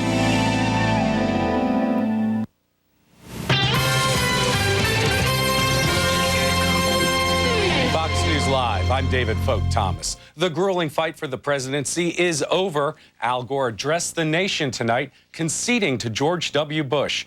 The vice president began with a joke, saying he called Bush to concede, and this time he would not be calling him back. He pledged to support Bush as president and urged his supporters to do the same. This is America. Just as we fight hard when the stakes are high, we close ranks and come together when the contest is done. And while there will be time enough to debate our continuing differences, now is the time to recognize that that which unites us is greater than that which divides us. An hour later, President-elect Bush echoed Gore's call for the people to close ranks around our new leaders. Republicans want the best for our nation, and so do Democrats. Our votes may differ, but not our hopes. I know America wants reconciliation and unity. I know Americans want progress, and we must seize this moment and deliver. The two men are expected to meet Tuesday in Washington. I'll be back at the bottom of the hour with another update. Now stay tuned for a special live O'Reilly Factor. You're watching Fox News Channel. Stay with us.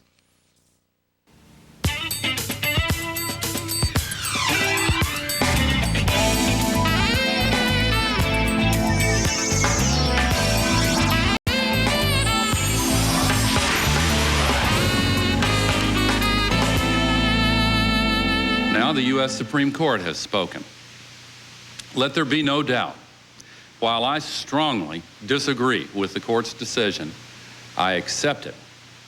I accept the finality of this outcome, which will be ratified next Monday in the Electoral College.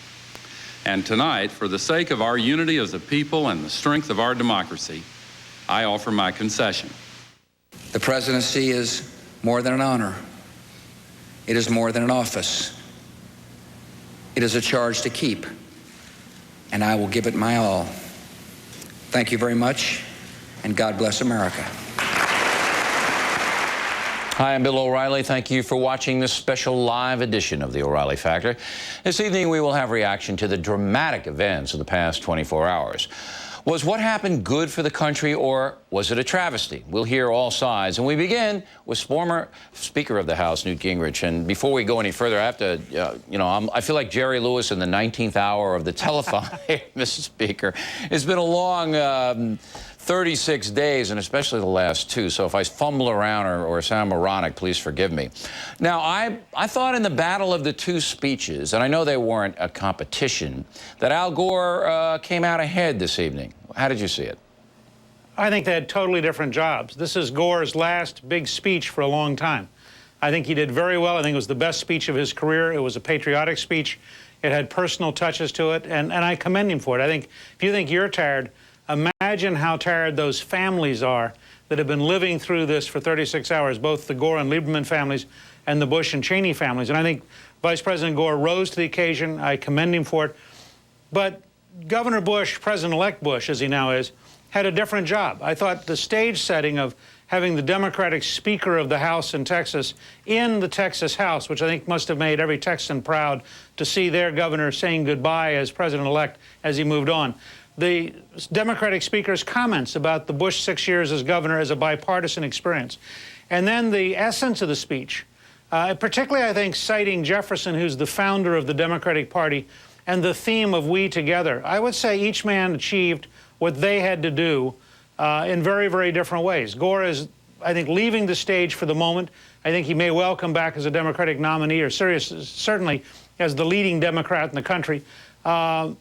At the other hand, I think Governor Bush is now ascending to the president-elect position, and I thought he did it very ably tonight. All right. Now, I agree with you about Thomas Jefferson's reference, and some people were criticizing that, but we'll get to that in a moment. But let's take Mr. Gore first of all.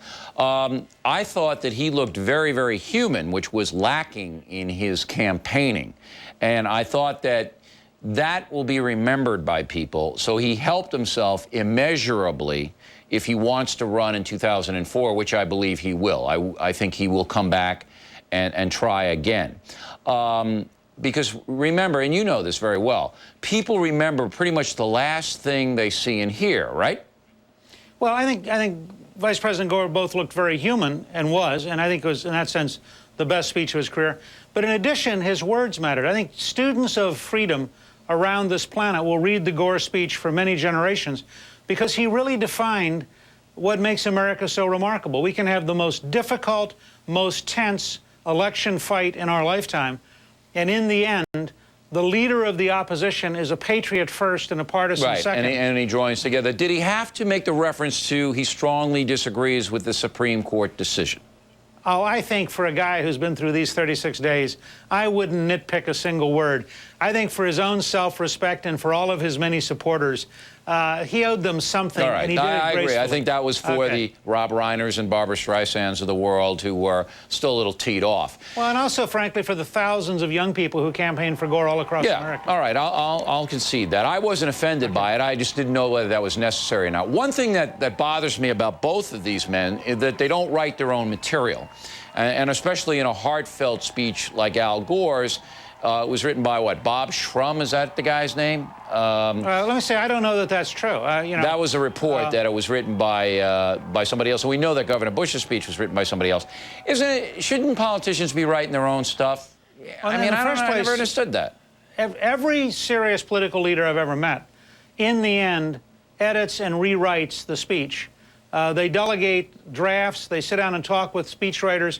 But if you talk to anybody from Peggy Noonan to Tony Snow to folks who've written for Bill Clinton, they'll all tell you that in the end, the principal sits there and says, I don't like this word, or I don't like that phrase, or I don't want to do it this way. Yeah, but why don't they write the whole thing themselves, Mr. Speaker? I think for a couple reasons. As a practical matter in the modern era, they're extraordinarily busy.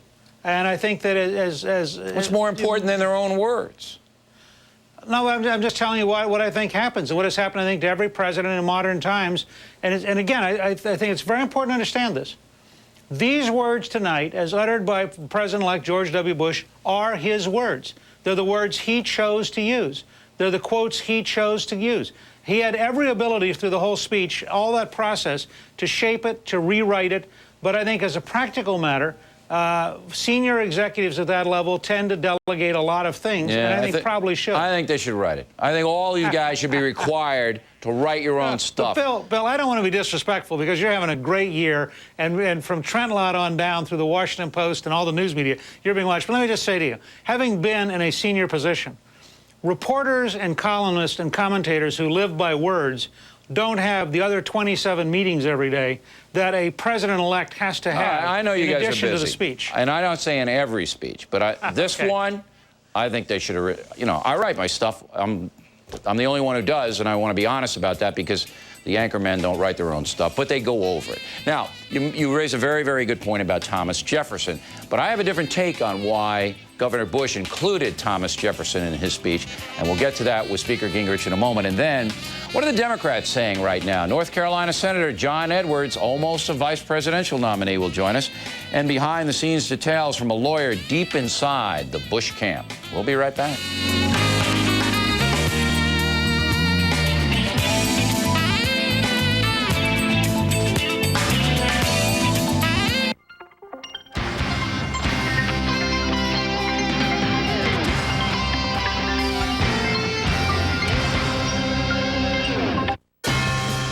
Decide 2000, exclusively on the Fox News Channel. Powerful coverage from America's election headquarters. Review: Shepard Smith, Bill O'Reilly, Hannity and Colmes, Paula Zahn. Fair and balanced reporting from America's election team, giving you the power to decide. You Decide 2000, from the most powerful name in news, Fox News Channel. We report, you decide.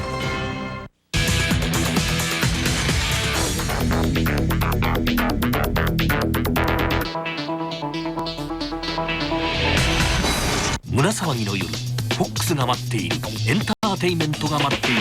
Fox Thursday。夜9時、イッチー&スクラッチーランドへようこそ。シンプソンズは2本立て。夜10時、バフィーとエンジェル2人に危機が迫る。バフィー恋する十字架。夜11時、サーカス団員の街に謎の殺人鬼が出没。X ファイル。Fox Friday。夜9時、殺人現場を映し出すホームページ。殺しのカウントダウンを止められるのか。ミレニアム。夜10時、生き残りをかけた戦いが始まる。これが噂のバトルエンターテイメント、ワールドレスリングフェデレーションスペシャルサバイバーシリーズ。夜9時、凍った川の中でじっと助けを待つ生存者、人命救助 SOS。 夜10時、凶悪犯罪捜査ファイル。夜11時、全米警察24時。夜12時、人が見てなきゃ何でもあり、盗撮とんでもない職場パート1。胸騒ぎの夜、フォックスが待っている、エンターテイメントが待っている。シンプソンズ、バフィー恋する十字架、X ファイル。ミレニアム、ワールドレスリングフェデレーションスペシャルサバイバーシリーズ。人命救助 SOS 凶悪犯罪捜査ファイル全米警察24時盗撮とんでもない職場パート1。吹き抜けるハリウッドの風、今日本にもうフォックスしかない。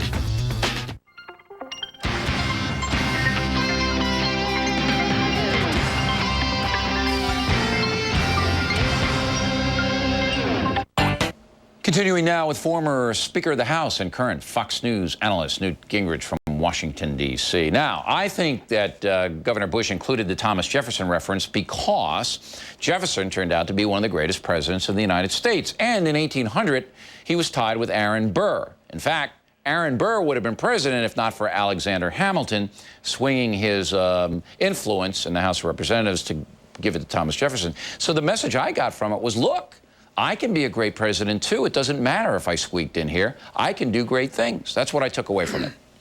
Well, I think that's certainly a subliminal part of the message, but I think it was very significant that a Republican president-elect didn't quote Lincoln, he didn't quote Theodore Roosevelt, he didn't quote Eisenhower or Reagan. He quoted Thomas Jefferson, the founder of the Democratic Party. And I think that that was not only correctly saying, look, if we work together, great things can happen. And that's the only reason I would say I'm not certain what Vice President Gore will do in 2004. You have to wait and see whether or not Governor Bush is sufficient, President-elect Bush is successful before you could decide anything about that race.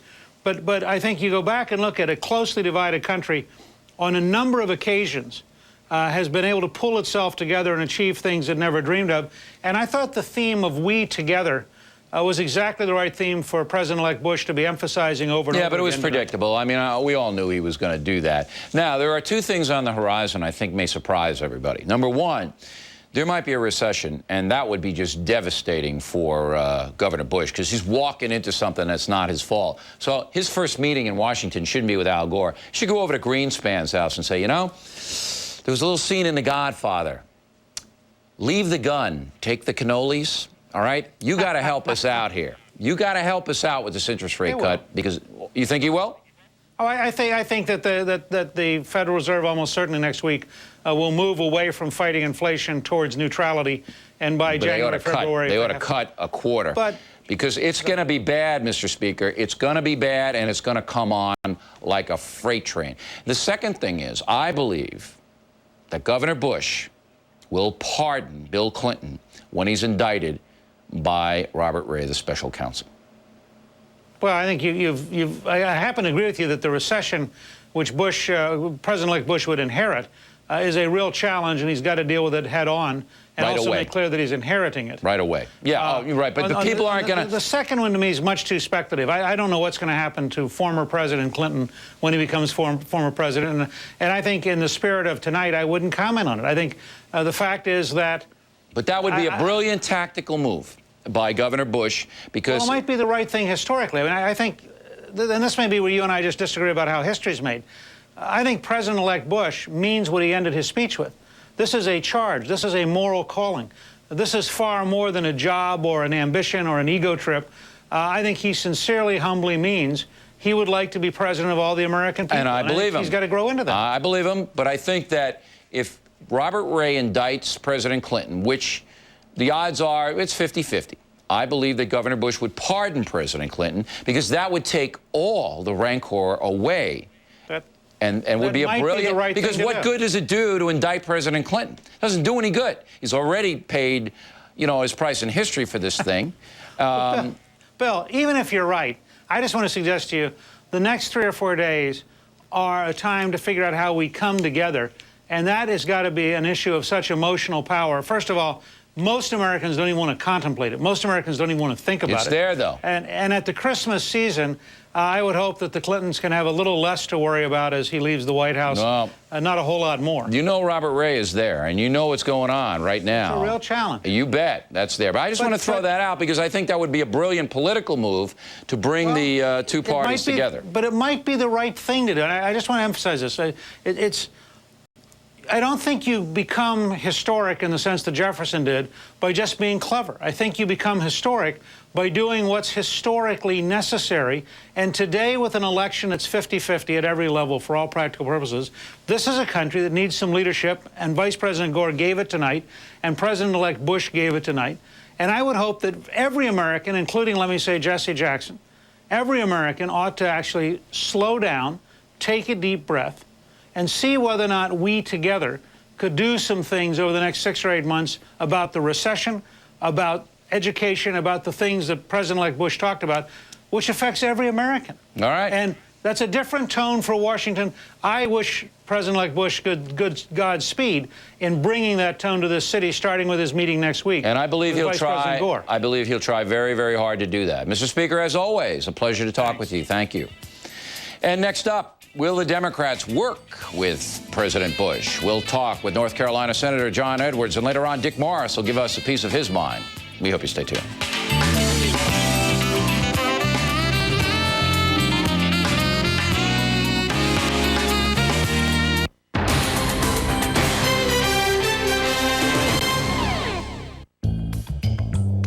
You know, some mornings this is just too much.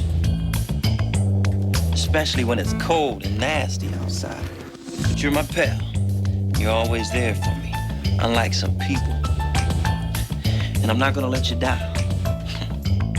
Come on, man, let's go outside. So, Cosmo, got any big plans for today?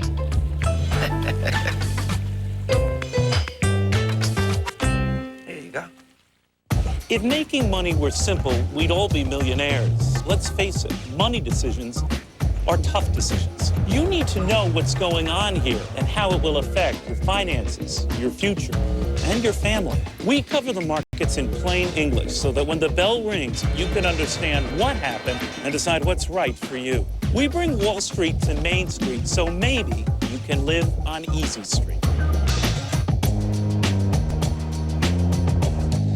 Power. You want to make the right choices. We give you the power to decide for yourself. Power. 24 hours, 7 days a week. Nobody gives you more original live programming. The power of news to keep you up to date. Shows that go in-depth. Issues in context. Topics that matter to you. The power of Fox News Channel. News and information, fair and balanced. The most powerful name in news. Fox News Channel. We report, you decide. Remember him? He was such a jerk. A complete jerk, but so cute. So wrong. Yeah, but everybody told you. I know, but I didn't want to hear it. You listen to me. That's different. I trust you. When you tell me something, I know it's the truth. Well, in that case, trust me. That was one ugly dress.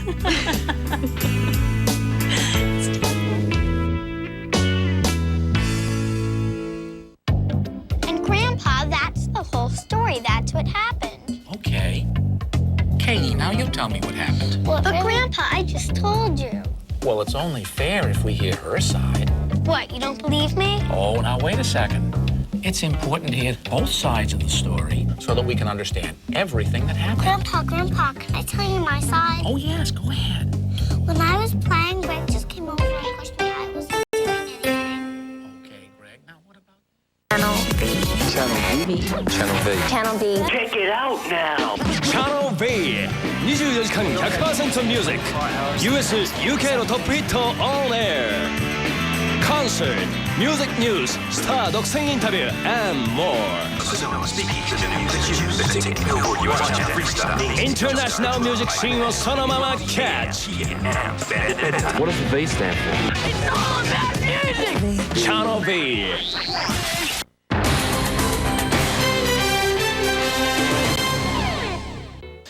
And we continue now with the special edition live of the O'Reilly Factor. Joining us from Raleigh, North Carolina, is Senator John Edwards, a Democrat from North Carolina. Senator, pleasure to have you back on the broadcast. Glad to be with you, Bill. All right, you just heard Speaker Gingrich basically, you know, saying what everybody is saying on the Hill right now, that both men gave good speeches, particularly Al Gore. I'm sure you see it that way as well. I think they actually both did very well. I think it was very important for the Vice President to talk about putting the election behind us, doing what's best for the country, putting partisanship aside, I think he did that. He also needed to do it in a believable way so that people believed he was sincere about it, which I think he did a very good job of. And I think Governor Bush, on the other hand, President-elect Bush now, it was very important for him to talk about working across party lines, working with Democrats, because the reality is that's going to be the only way to get anything done in this very divided Congress. Yeah, you got a 50-50 deal, but Cheney can break any tie. Now, look, Senator, let's get down to it. Bush's going to go in there. He's going to want a big tax cut, because that's what he ran on, and that's what people are going to remember. Yeah, they want the prescription drugs and they want the better schools, but the tax cut is money in people's pocket. It also will, some people say, stimulate the supply side economy, which we're going to need if we go into a contraction. Are you gonna vote for that tax cut, that big tax cut there, Senator? No. No, and I think that the reality is that big tax cut is never going to pass. Really? No. You mean the tax cut that he proposed in the campaign? Yeah. No, that's not going to happen. You're gonna harpoon that? No, I think what we're going to do, Bill, this is what the critical thing that all of us need to do. What we're going to do, I'll speak for myself, what I intend to do is sit with President Bush when he becomes president and say, this is what we can do to reach an agreement on this, to compromise, to work together. So you might pass a little tax cut. No, I think we can pass the tax cut, a meaningful tax cut, but it has to be balanced, Bill, with the other things that have to be accomplished. So you want him to give you stuff? Absolutely. What do you want, number one on your list? Patient's Bill of Rights, which I think we came very close to getting passed. I like that. A meaningful prescription drug benefit for our senior citizens. Those would be probably the top two priorities. All right. So if he gives you a little, then you might go for that tax cut. A tax cut. I mean, I think that what we have to do is we have a number of things that have to be done. All of it has to be done within a balanced budget. We got to make sure we keep the budget balanced. And if we can accomplish all those things together, that's what we need to do. But it's the reason, Bill, that we need to talk to each other and work on these things together instead of talking at each other. Yeah, look, but by all accounts, Bush is good at that. He's good at that. He was good at that in Texas. He's a charming guy. You know him. He's a good guy. I mean, he's not one of these do it or else guys. But anyway. No, and I don't have, Bill, I got to tell you, I don't have any reason to believe that's not true. No, it is true. It is true. I don't think you're going to have any trouble personally with him, but I think he's got to produce some of the things he said to the American people, or he's going to wind up like his father, you know, stigmatized by, look, you didn't do it. You said you were going to give us a tax cut, and we didn't get it. So you guys, you know, you got to, well, you could harpoon him. Now. But, Bill, we've got, the reality is he's dealing with, for example, in my case, a 50-50 divided Senate. I mean, you're right, the vice president can break the tie, but then we have to have 60 votes to overcome a filibuster. Here's what's got to happen. We have to be able to sit and work together. Right. And now, you can filibuster him, but people are going to get awful mad at you guys if you do we don't want to do that. Right. I don't want to do that. I mean, I'm going to be on your butt like you never saw if you guys started to do that. Oh, now, you're going to be on my butt no matter Well, no, what. I'm going to be on everybody's butt. I'll tell you, I'm going to have a report card for President Bush that says, here's what he said he was going to do, and here's what's done. For, you know, we're going to do it every 6 months, but we're going to blame you guys if you don't help him. Oh, or you don't work with him, I should say. We absolutely have to work with him. Governor, former Speaker of the House, Gingrich slipped this in at the end of his comments when he said, hey, Jesse Jackson, shut up. Are you on that team? Do you think the Reverend Jackson should shut it down right now? Well, I'm not in the business of telling anybody, particularly Reverend Jackson, to shut up. I do think that ultimately, in order to get things accomplished, we're going to have to tone the rhetoric down, put the election behind us, and start working on constructive things. But one thing, Bill, that when you're out there in the real world talking to real people about their lives, they're not all tied up in an emotional way in these partisan politics. They care about things that really affect their lives, like you and I already talked about. Patients' Bill of Rights, prescription drug benefits, tax cuts. I mean, those are the kind of things that real people care about, and they're not real interested in whether the Republicans and the Democrats are hammering the other one on any given day. No, but they want to see progress, though, Senator. And you know, if you guys in the Democratic Party are going to go in and not be reasonable, they're going to be mad at you. Now, and they ought to be. That's the wrong thing to do. On the Factor last night, Ed Rendell was on, and he said you could be a contender for president someday. Ed Rendell. What do you think about that? Well, Ed's a very nice guy, and he knows a lot more than I know. That's all I can say. You'd like the job, though, wouldn't you? Oh, no, I like the job I have right now. Yeah, but you'd like to be president, Senator. Yeah, I know you would. Oh, Bill, I like the job I have now, and it's an enormous responsibility, and I'm going to keep working on that job. Yeah, but I like this job, too. But if somebody said you could be president, O'Reilly, I think I might consider it. You know what I mean? Well, will you take the job if we offer it to you? Yeah, I'll take it. All right, Senator, we always appreciate your time very much. Thank you. Bill, it's my pleasure. All right, plenty more ahead as the Factor moves along this evening. One of President-elect Bush's top legal advisors will tell us some inside stuff that you're not going to believe. This is really good, and I wouldn't say that if it wasn't. And then Dick Morris is going to be here, so we hope you stay tuned.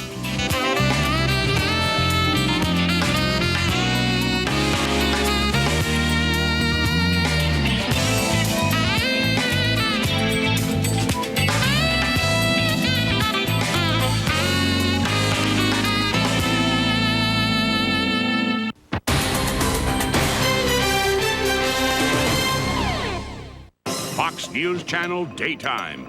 You want to make the right choices. We give you the power to decide for yourself. Fair and balanced. The most powerful name in news. Fox News Channel. We report, you decide. You Decide 2000. Exclusively on the Fox News Channel. Powerful coverage. From America's election headquarters. John Scott. Bridget Quinn. David Asman. Linda Vester. Shepard Smith. Neil Cavuto. Fair and balanced reporting from America's election team, giving you the power to decide. You Decide 2000. From the most powerful name in news, Fox News Channel. We report, you decide. And Grandpa, that's the whole story. That's what happened. Okay. Katie, now you tell me what happened. Well, but Grandpa, I just told you. Well, it's only fair if we hear her side. What, you don't believe me? Oh, now wait a second. It's important to hear both sides of the story so that we can understand everything that happened. Grandpa, can I tell you my side? Oh, yes, go ahead. When I was playing, Greg just came over and pushed me. I wasn't doing anything. Okay, Greg, now what about... Fox presents 科学分析クローバー危険人物関与目撃証言消去だが真実はそこにある X ファイル on Fox さあスカリー行くぞ2人の FBI 捜査官が挑む世界の裏側の巨大な謎 I think that we've succeeded in doing that first and foremost. It's become a lot of other things, but I think it is a scary show. X ファイル全米のメジャーなテレビショーを連続受賞 The X-Files has really caught on because I think people around the world have to be scared. X ファイルその魅力は今も世界中にファンを生み出し続ける X ファイルよくできてますよねもっと続けて来週はどんな話なんだろう見ればハマるテレビ史上真実が知りたいかつてない答えを見つけて進化し続ける最高傑作真実はそこにある目撃者はあなた X ファイル毎週月曜夜10時 Only on Fox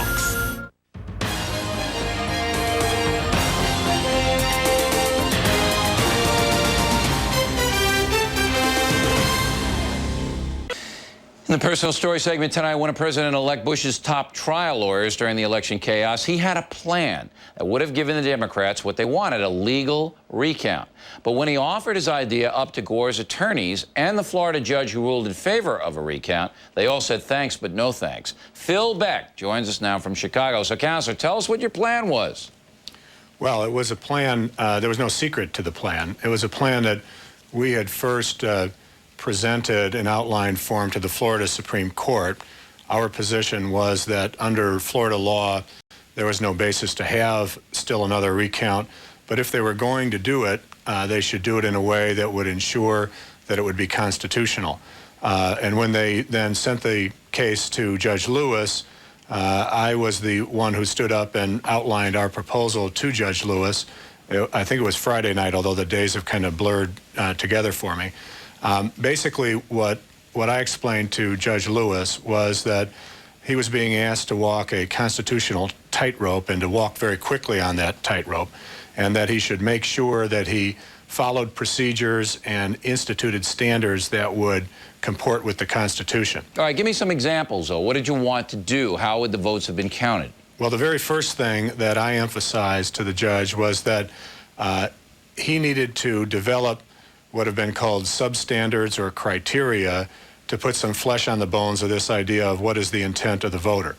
And unfortunately, Judge Sauls, who had tried the case the prior weekend, had decided not to continue with it. And so I had to try to explain to Judge Lewis some of the evidence that we had developed about how people leave these indentations and dimples on ballots.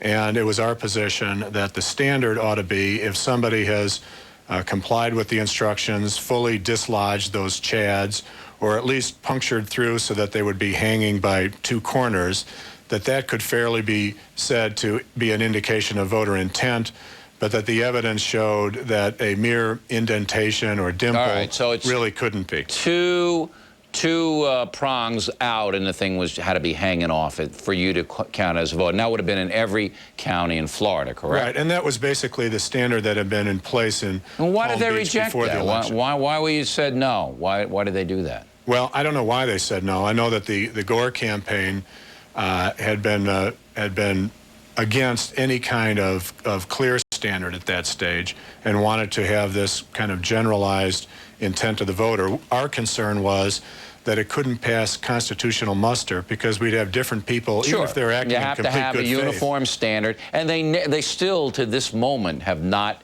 the Florida Supreme Court, anybody, proposed what would have happened. Now, I'm sure you're aware that in Broward County, and we're going to talk to the reporter who wrote the story up next after you, Michael Isikoff, that standard changed every hour on the hour. I mean, they didn't know what they were doing down there. Or maybe they did and just wanted to count as many votes for Al Gore as possible. Did you bring that up? Yes, and we brought up also the same thing was happening in Miami-Dade. And what one of the key things that we said should happen for a recount to be constitutional was to throw all those ballots back in the pot and let them be examined under a meaningful standard. Right, out of the standard that you just mentioned, the two or whatever standard or whatever they came up with, right? Because the problem with Broward is that basically out of non-votes, they were able to manufacture 400 or 500 votes. Yes, they were, and that is what put the U.S. Supreme Court over the top, in my opinion, and made them rule against the Gore campaign because they knew that partisan people were just saying, hey, you know, it's my opinion, Al Gore got this vote, and that's not fair. I'll give you the final word. That and also what happened in Miami, where 20% of the precincts had been counted, all of them heavily Democratic, using, again, one of these real elastic standards or no standards at all, and they had manufactured, I think it was like 165 or so votes for Al Gore, and then we were faced with the prospect of getting to the Republican precincts under strict standards. So people within the same county, changed them right in the midstream. Right. Oh, man. All right, Counselor. I'm just glad things worked out the way they did, because if we had to go back down to Florida with this kind of chaos, American people wouldn't have stood for it. And I'm glad the litigation is over and we can start talking about where the country goes rather than the ins and outs of lawsuits. You said it. Thanks very much. Up next, Newsweek reporter Michael Isikoff. He's got some good stuff for us.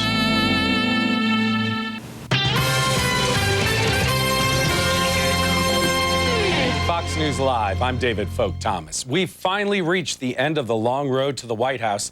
Vice President Al Gore has conceded. And this evening, the new president-elect George W. Bush spoke to the nation from the Texas State House. He emphasized the common goals for both parties and for all of America. I'm optimistic that we can change the tone in Washington, D.C. I believe things happen for a reason, and I hope the long wait of the last 5 weeks will heighten a desire to move beyond the bitterness and partisanship of the recent past. Our nation must rise above a house divided. An hour before Bush took the microphone, Gore made his concession speech calling for Americans to unite behind their new leaders. He also talked about whether he had any regrets about his campaign. And I do have one regret, that I didn't get the chance to stay and fight for the American people over the next 4 years, especially for those who need burdens lifted and barriers removed, especially for those who feel their voices have not been heard. I heard you, and I will not forget. The two men plan to get together Tuesday in Washington. Our next update is at the top of the hour. The O'Reilly Factor continues live after the break. Stay with us.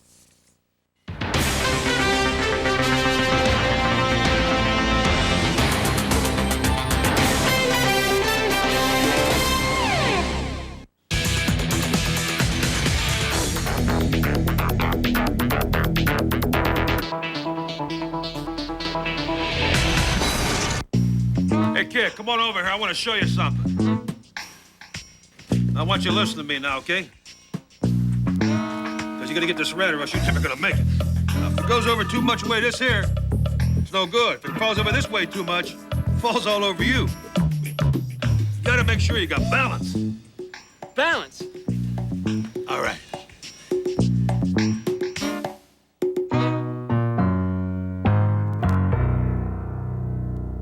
No. You know, we agree on just one thing. A good argument's the best way to get to the core of an issue. Wait a minute, I don't agree with that. A discussion's the best way. You have to explain, reason, justify your position. Everybody on TV is discussing things, Alan. That's boring. If you want to find out what people really think, you need a good argument. No, a discussion's An better. argument. A discussion. We can agree on this. It's your turn to pick up the check today. Well, I'll argue that one. Alan, let's see if we can discuss this.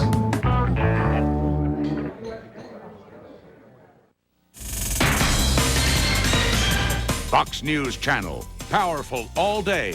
John Scott, Bridget Quinn, David Asman, bringing the world to you, making the issues clearer. Powerful hour to hour. Linda Vester, Shepard Smith, Neil Cavuto. Breaking stories, aggressive coverage. Powerful all day, fair and balanced. Fox News Channel, the most powerful name in news. We report, you decide. Fox, Monday.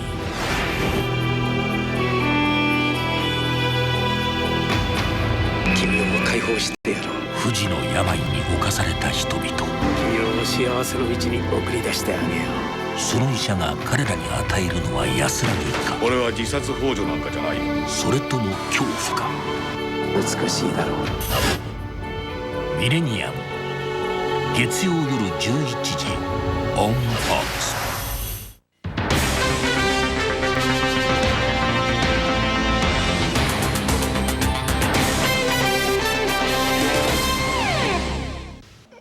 Thanks for staying with us. I'm Bill O'Reilly. This is a special live edition of the O'Reilly Factor. And for my money, the best reporting that has been done on the Florida chaos was done by Michael Isikoff and Evan Thomas in Newsweek magazine. And Michael Isikoff joins us now from Washington. Yeah, two excellent articles, and one of them actually shaped my opinion on this whole thing, which was the vote count in Broward County. And we just heard Councilor Beck say that the standards in Broward were changing like crazy, and in Dade, they were changing. Why don't you explain what you found out to the audience? Well, that was certainly true, and I think that was one of the that was the weakest link in the Democratic case. While the larger, philosophical point that every vote should count had a lot of appeal and a lot of merit, when you actually got down into the thicket and to how the votes were being counted and the variations, there were problems. And in Broward County, you had them start out with a standard recommended by a assistant county attorney, a very strict standard for with two corners hanging, two corners of the Chad dislodged, as counting Councilor as Beck, a vote. As Councilor Beck said was okay. So the Bush campaign would have been all right with that. Well, that's where they ended up. Right. So we can presume that they would have been okay with it at the beginning. And that was the standard that was adopted by the Broward County Canvassing Board at the start of the count. What happened was the Democrats didn't like this at all. They objected vigorously. They protested. They lobbied. And then on Sunday, November 19th, a new member of the county attorney's staff, a guy by the name of Andrew Myers, who was the chief appellate lawyer, went to the canvassing board and told them that on the basis of some court rulings, in particular Judge LaBarga in Palm Beach County, that the rulings that this two-corner standard was illegal. He met with them individually and told them it had to be changed to a much more liberal standard, the indented Chad standard. But was that exactly true what he said? Democrats wanted. That wasn't true. Well, it didn't. It's not clear. This is not a black and white thing. There was some ambiguous court rulings. Judge LaBarga did strike down the Palm Beach standard, but that was applying to Palm Beach, not to Broward County. All right. So they went from two hanging Chads to indentation right in the middle of the count. right in the middle of the count. Now, of course, one of the things we point out in the article is that it could be argued that Andrew Myers, the chief appellate lawyer, was not exactly a disinterested observer here. His wife, Dawn Myers, was a member of the law firm of Mitchell Berger, which was the chief Democratic law firm in the state, had been doing work on the Gore legal case. Right. So I think anybody sees the picture here. Now, go down to Dade County, where they changed the standard again when the Republican districts were to come up. Well, there you had a situation where they started doing the precinct counts in predominantly Democratic precincts, and Gore picked up some votes, but then they shut it down and said that they were going to just do the undervotes. They didn't have time, and this is what led to that, you know, quote-unquote Republican riot, or the you know, the protests that ultimately led the canvassing board then to take the third position, which was not to do any counting at all. What the Republicans were objecting to, and particularly what Cuban Americans were objecting to, was that just doing the undervotes instead of counting all the county was going to exclude Cuban American and predominantly Republican votes. Right, because their votes went through okay. Well, we don't know. We can presume that they would have gone through okay, that there was less undervotes. You know, one of the interesting things, it's not clear from the counting on Dade on Saturday that was actually done. Yeah, we don't know. That Gore would have picked up many votes at all. In but fact, the chaos that Bush was picking up votes. The chaos that you have documented clearly, I think, it influenced me, and I'm sure it influenced the Supreme Court to say, look, we can't have these standards changed in the middle of the action. Now, the article you have in this week was fascinating because I've been saying to the folks that the Florida Supreme Court is extremely political. These people are making decisions based on politics. What did you find out? Well, you can certainly argue that all courts, there's a large dose of politics in all courts, and you can certainly say the same thing about the United States Supreme Court. But in Florida Supreme Court, look, I mean, it was all Democratic appointees. There was one, Judge Quince, African-American judge, who was a joint appointment of former Democratic Governor Childs and Governor Jeb Bush. That's the only one that Jeb Bush had a hand in, and of course, she ended up voting with the on the Gore side in these counts. But it's interesting when you looked at the makeup of the court, because you have, you know, several justices who are unapologetic liberals, two from Palm Beach County, Barbara Pariente and Harry Anstead, who voted for Gore. Pariente's best friend was Lois Frankel, the House Democratic leader. Frankel spoke at Pariente's investiture. She is the arch foe of Speaker Tom Feeney, the Republican Speaker of the House, who was driving the whole push for a special session. And that, you know, it's hard to separate out. Also, four of the justices were handpicked by Dexter Douglas, the former general counsel for Lawton Childs, who was a key member of the Gore legal team. So you did have a lot of these interesting connections. You know, I mean, but of course, you can say the same thing, Bill, about the United States Supreme Court. I always do. I think Ginsburg and you know, Breyer and those people, they had a rooting interest. But look, it was interesting to see you and Evan Thomas document this stuff and say, look, here it is. Because, you know, as you said, the argument that all votes should be counted, that's nice. But it's just not fair what was going on in Florida. And I believe the right decision was made, and I applaud you, Michael, for the good reporting you did. Thank you for appearing tonight. Thank you, Bill.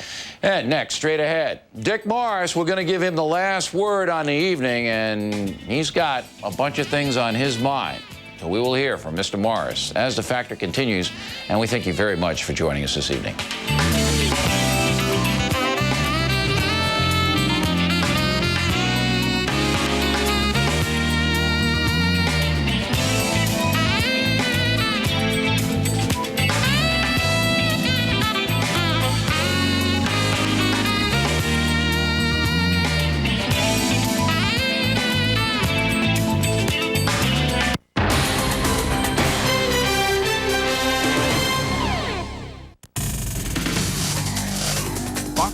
Channel, Primetime Power.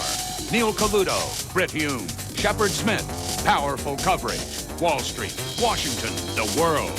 Bill O'Reilly, Hannity and Colmes, Paula Zahn. Powerful insights, confronting the politics, the newsmakers, and the issues. Primetime Power, fair and balanced. Fox News Channel, the most powerful name in news. We report, you decide.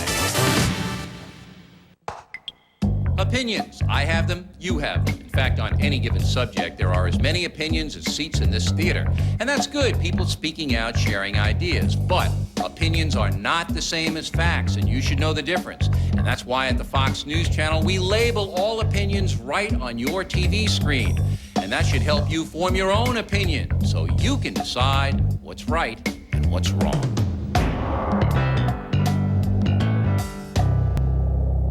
There's nothing new going on in Washington. No new issues, scandals, or controversy, because Washington has always been a hotbed of egos, emotions, and intrigue.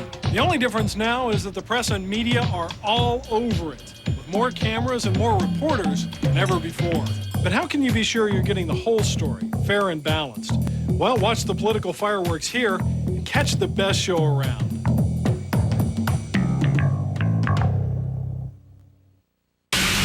Presents 邪悪な魔力と戦うために選ばれた一人の戦士フォックスが放つニュータイプのエンターテイメントキュートでクールなスーパーヒロインお待たせバフィー恋する十字架彼女は高校生彼女は恋する少女彼女はヴァンパイアスレイヤー I'm Sarah Michelle Gellar戦うことが彼女の使命運命だったのよ信じますね信じますよ運命の人がいたらいいな見てほしいです頭がぶっ飛ぶのが愛君とは戦わない切ない恋の行方はフォックスが放つニュータイプのエンターテイメントキュートでクールなスーパーヒロインバフィー恋する十字架毎週木曜夜10時宿命の対決か運命の恋か Only on Fox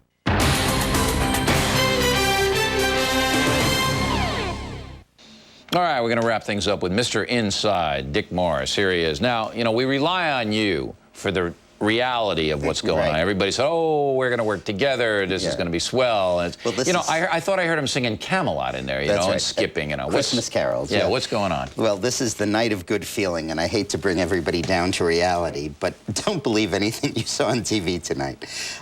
They're talking about how they're going to work with Bush, and the Democrats are going to mend fences and work together. Nonsense. They are going to try to kill him.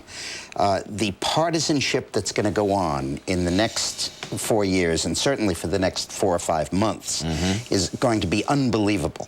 Not because Bush won the presidency by a narrow margin, but because it's 50-50 in the Senate and it's paper thin in the House. And the sole goal of the Democrats in both of those houses is going to be to stop anything from passing so they can run against a do-nothing Congress in 2 years and take control. Because they figured that the best thing that happened to them was George Bush's election. Because the off year always goes to the other party. And these guys don't much care who's in the White House. They just care who runs Congress, because that's their committee chairmanships and their staff. Bush was successful in Texas in winning over some Democrats. You don't think he's going to be able to win over any? Well, he faces the same problem in a strange way that Bill Clinton faced in 1992. Which is the Republicans never thought Clinton was legitimately elected. They basically said he got 43% of the vote. Perot and Bush split the vote. We'll just wait out the 4 years. And Clinton told me a lot of times, I kept trying to work with the Republicans, but they wouldn't give me the right time of day. And then in '95, we solved that problem by saying that the way you can make the Republicans work for you is to pass their bills. Yeah, co-opt their issues. And then they have to vote for it because it's their bill. Bush could do that. And Bush could do that. He's not that far away. That's what I'm saying. So if Bush sends them a Medicare prescription coverage bill, a moderate tax cut, not a huge one, a Social Security reform package without raising the retirement age and with some other incentives, a patient's Bill of Rights that they like, they have no choice but to sign it. And when the Democrats sign or pass those bills, it's like having their teeth pulled. Right. So he's got to co-opt their positions, be clever enough, to make it palatable to the right. And believe me, if Bush is true. If Bush takes a partisan position like Clinton did in 93 and 94, right, and as a result loses Congress in 02 like Clinton did in 94, he's going to have the most miserable 2 to 6 years. But he's got one advantage, though. He does control both houses. But if he feeds them their own program, they have to pass. Yeah, okay, I got it. He doesn't control. He doesn't control anything, because the guy you had on last, Edmonds from North Carolina, said it best. The Constitution was secretly amended 5 or 10 years ago when filibusters became automatic to say it takes 60 votes to pass a bill in the Senate, not 50. 51 doesn't buy you anything in the Senate. So they can just filibuster it and kill it. And filibusters are now routine. They don't even make them talk. They just say, we're going to filibuster, and then the majority leader doesn't call it up till he has 60 votes. Yeah, but you don't think Lott is going to... They're going to hammer if that happens. Lott is going to get out there and say, hey, look what these guys are doing. Yeah, but for the last 10 years, there's been nothing but filibusters. Every bill is routinely filibustered. It takes 60 votes to pass a bill in the Senate. And that was Clinton's weakness. Clinton in 93 said, I control the Senate, I control the House, I can get my stuff passed. And he didn't understand that 54, 55 votes doesn't buy you anything. Right. 51 So what you're saying is Bush is up against it. Yeah, but what Bush could do, if he goes the way Clinton did, which is to govern as a Republican, saying, I control both houses, he's going to get killed, and lose control in 02.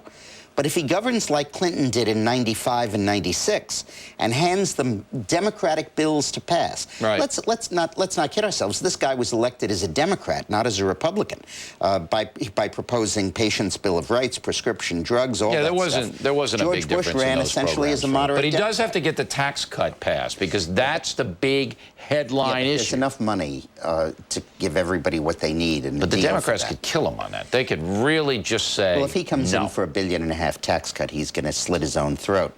But if he comes in for $500 million, $700 million, basically the stuff that Clinton and Gore were proposing, he'll get that passed in a minute. We have a minute left. Why did Gore lose? Because he didn't listen to Al Gore.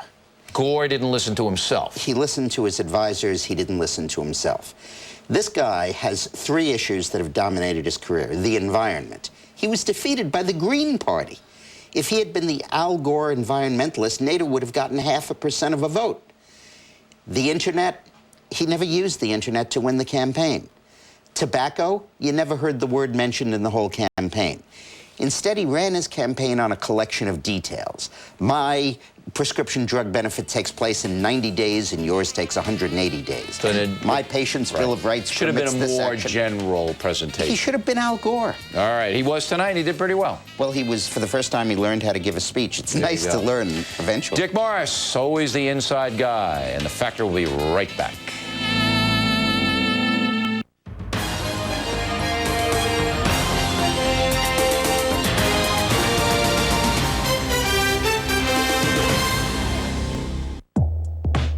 You got the tickets? You bet I'm there. I'll pick you up. Oh, wait a second. You know, I can't make it. No, I can't. Yeah, it's pretty important. I gotta go. Okay, I'll talk to you later. There's Daddy's little girl.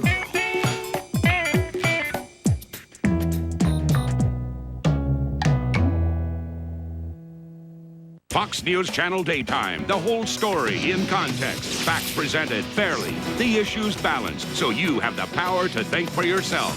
Fair and balanced. The most powerful name in news. Fox News Channel. We report, you decide. Remember him? He was such a jerk. A complete jerk, but so cute. So wrong. Yeah, but everybody told you. I know, but I didn't want to hear it. You listen to me. That's different. I trust you. When you tell me something, I know it's the truth. Well, in that case, trust me. That was one ugly dress.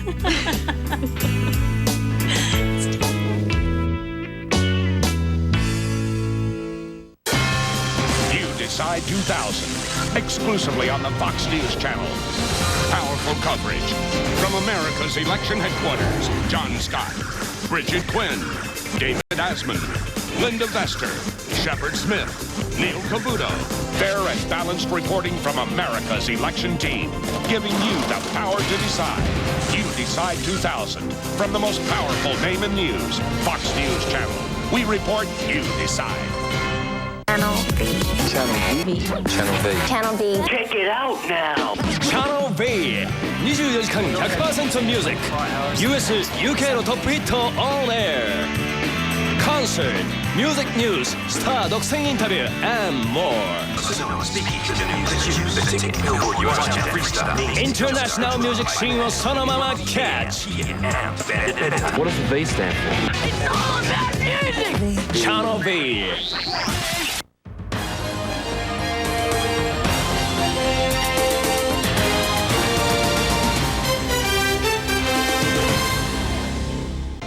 Time now for the most ridiculous item of the day. The most powerful politician in the country right now, Senator Trent Lott, the Republican from Mississippi, held a news conference today.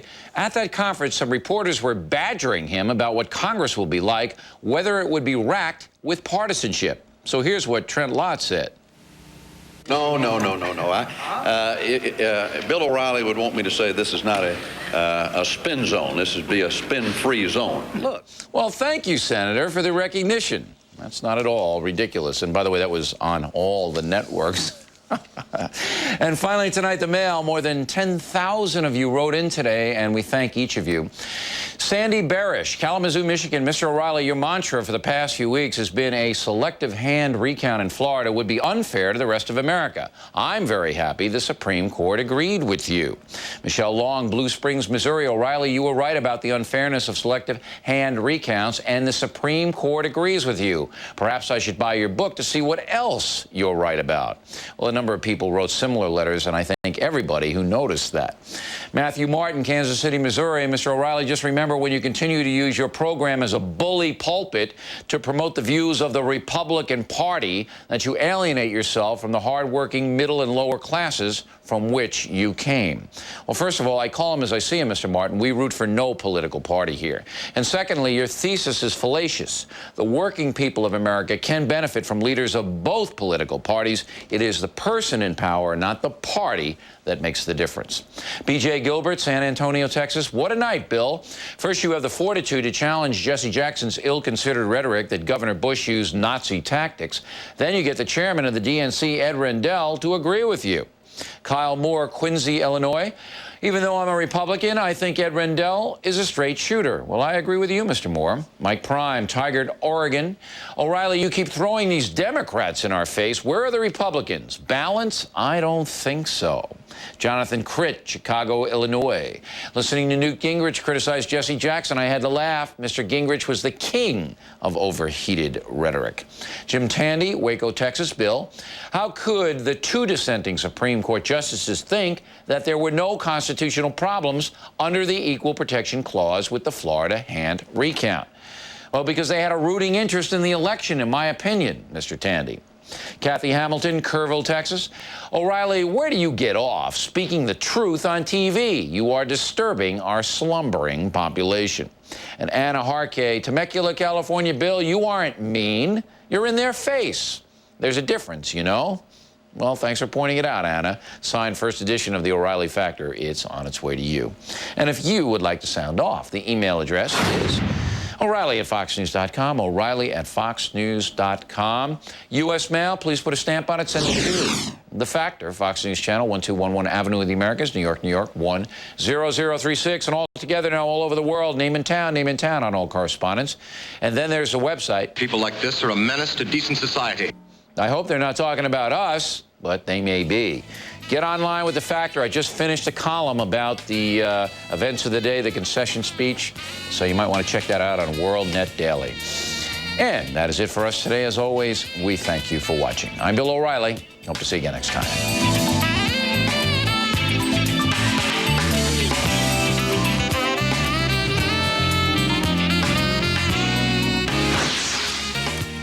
Tonight, Vice President Gore concedes the election as Governor Bush officially becomes the president-elect. How'd they do? Did they say the right things? And can each help bring both sides together? We're live with the latest. The Edge begins in 90 seconds.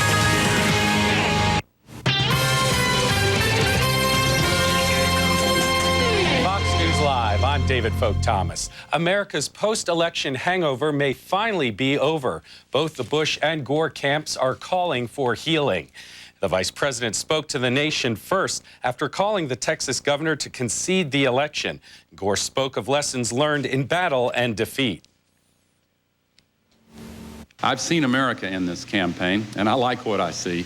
It's worth fighting for, and that's a fight I'll never stop. As for the battle that ends tonight, I do believe, as my father once said, that no matter how hard the loss, defeat may serve as well as victory to shake the soul and let the glory out. Next, it was Bush's turn. The president-elect said it was time for America to come together. Our country has been through a long and trying period, with the outcome of the presidential election not finalized for longer than any of us could ever imagine. Vice President Gore and I put our hearts and hopes into our campaigns. We both gave it our all. We shared similar emotions, so I understand how difficult this moment must be for Vice President Gore and his family. Bush and Gore are expected to meet in Washington next Tuesday. Our next update is at the bottom of the hour. First, stay tuned for a special edition with...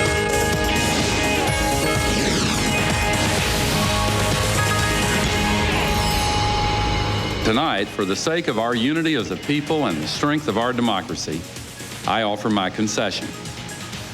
I also accept my responsibility, which I will discharge unconditionally, to honor the new president-elect and do everything possible to help him bring Americans together in fulfillment of the great vision that our Declaration of Independence defines and that our Constitution affirms and defends. Whether you voted for me or not, I will do my best to serve your interests, and I will work to earn your respect.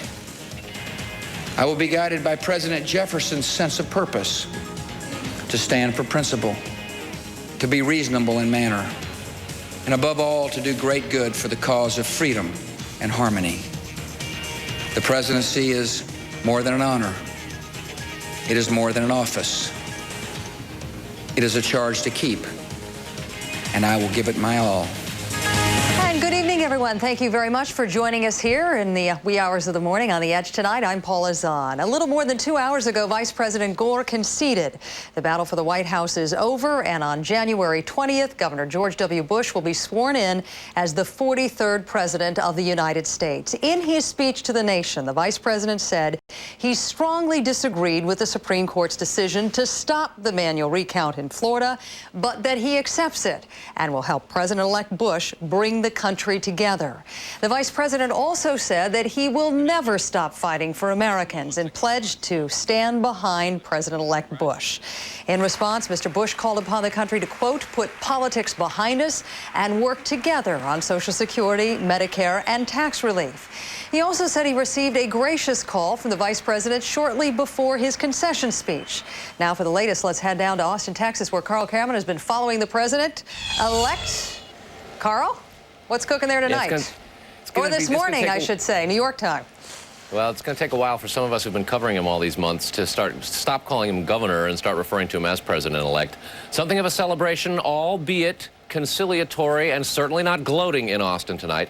Texas Governor George W. Bush's speech, now President-elect Bush's speech at the state capitol here in Texas, before an audience of Democrats and Republicans in the House chamber of the state legislature. He was introduced by the Democratic House Speaker, and throughout his 15-minute address, laced with words of bipartisanship, consensus, bringing people together and ending what has been a very bitter recount wrangle in both the courts and in the polling places of Florida and around the country, and recognizing that there is a very, very slim Republican majority in Congress, an even split, in fact, in the U.S. Senate of Republicans and Democrats, and only a small majority for Republicans in the U.S. House. Recognizing that, Bush tonight made it clear that as he has in Texas as the governor, he intends to reach across the partisan divide and work with Democrats. There are many in Washington who believe that that is not something that he is doing willingly, that it's something that he's forced to do because of the political realities. However, Bush cites the fact that he has done this in his now 1.5 terms as governor of Texas, and says that he has a history of this type of bipartisanship that will serve him well. At the same time, important for George W. Bush to make it clear that he considers himself a president of strength and is not willing to abandon what he has dubbed his compassionate conservative agenda. ticking off what will be the first bill he'll send up to the U.S. Congress, one on education reform, Social Security reform, Medicare, and indeed tax cuts, but making it clear he will emphasize those areas within those issues that he believes there can be common ground. For instance, on tax cuts, Democrats had beaten up George W. Bush during the campaign for a tax cut they believed was too large. But he thinks that there is consensus and a Democratic willingness to cut things like the marriage penalty and the so-called death tax. So George Bush trying to reach across the partisan divide and heal what wounds there may be from what was one of the closest and bitterest political campaigns in recent memory. Paula. All right, as always, good to have you with us on The Edge. We know we've been working some awfully long hours, Carl. You get to go home now. Thanks so much. Well, pretty soon, I hope. Yeah, maybe one of these days. By Christmas, I hope, for your family's sake. Now let's go back to Washington, where Wendell Goler is standing by. Wendell? Paula, the vice president urged the nation to unite behind George W. Bush and promised to meet with the president-elect as soon as possible to heal the divisions of the long campaign. It was a speech aides say Gore wrote himself and wrote from the heart. He specifically offered his concession and joked he wouldn't take it back like he did on election night. Gore said neither man wanted the dispute over the Florida vote, but declared it resolved through, quote, through the honored institutions of our democracy. And in a bit of self-deprecating humor, the vice president reprised the line he used against George W. Bush's father in the 1992 campaign, saying it was time for him to go. Gore and his running mate Joe Lieberman and their wives were cheered as they left the White House. Lieberman to return to his seat in the Senate, perhaps best positioned for the Democratic nomination in 2004, and Gore to open a new chapter in a 24-year-long career of public service that was supposed to end at the White House, but did not. Gore said he strongly disagrees with the Supreme Court ruling that ended his White House bid, but said, quote, I accept it. His aides had hoped to hear George W. Bush say that he understands why Gore exercised his legal rights in Florida, but Bush did not. Democrats close to Gore say such a comment would have gone a long way toward assuring African Americans and others in Florida that Bush understands the seriousness of their concerns about voting irregularities. Paula? All right, Wendell, thanks for that report. Good to have you with us as well tonight. Coming up next, it was the closest election in American history, and now that it is over, will there be closure on Capitol Hill? Can a House divided find common ground? Newt Gingrich will join us with reaction and offer some advice on what President-elect Bush needs to do to unify Congress and the country. Hear what he has to say on the other side of the break.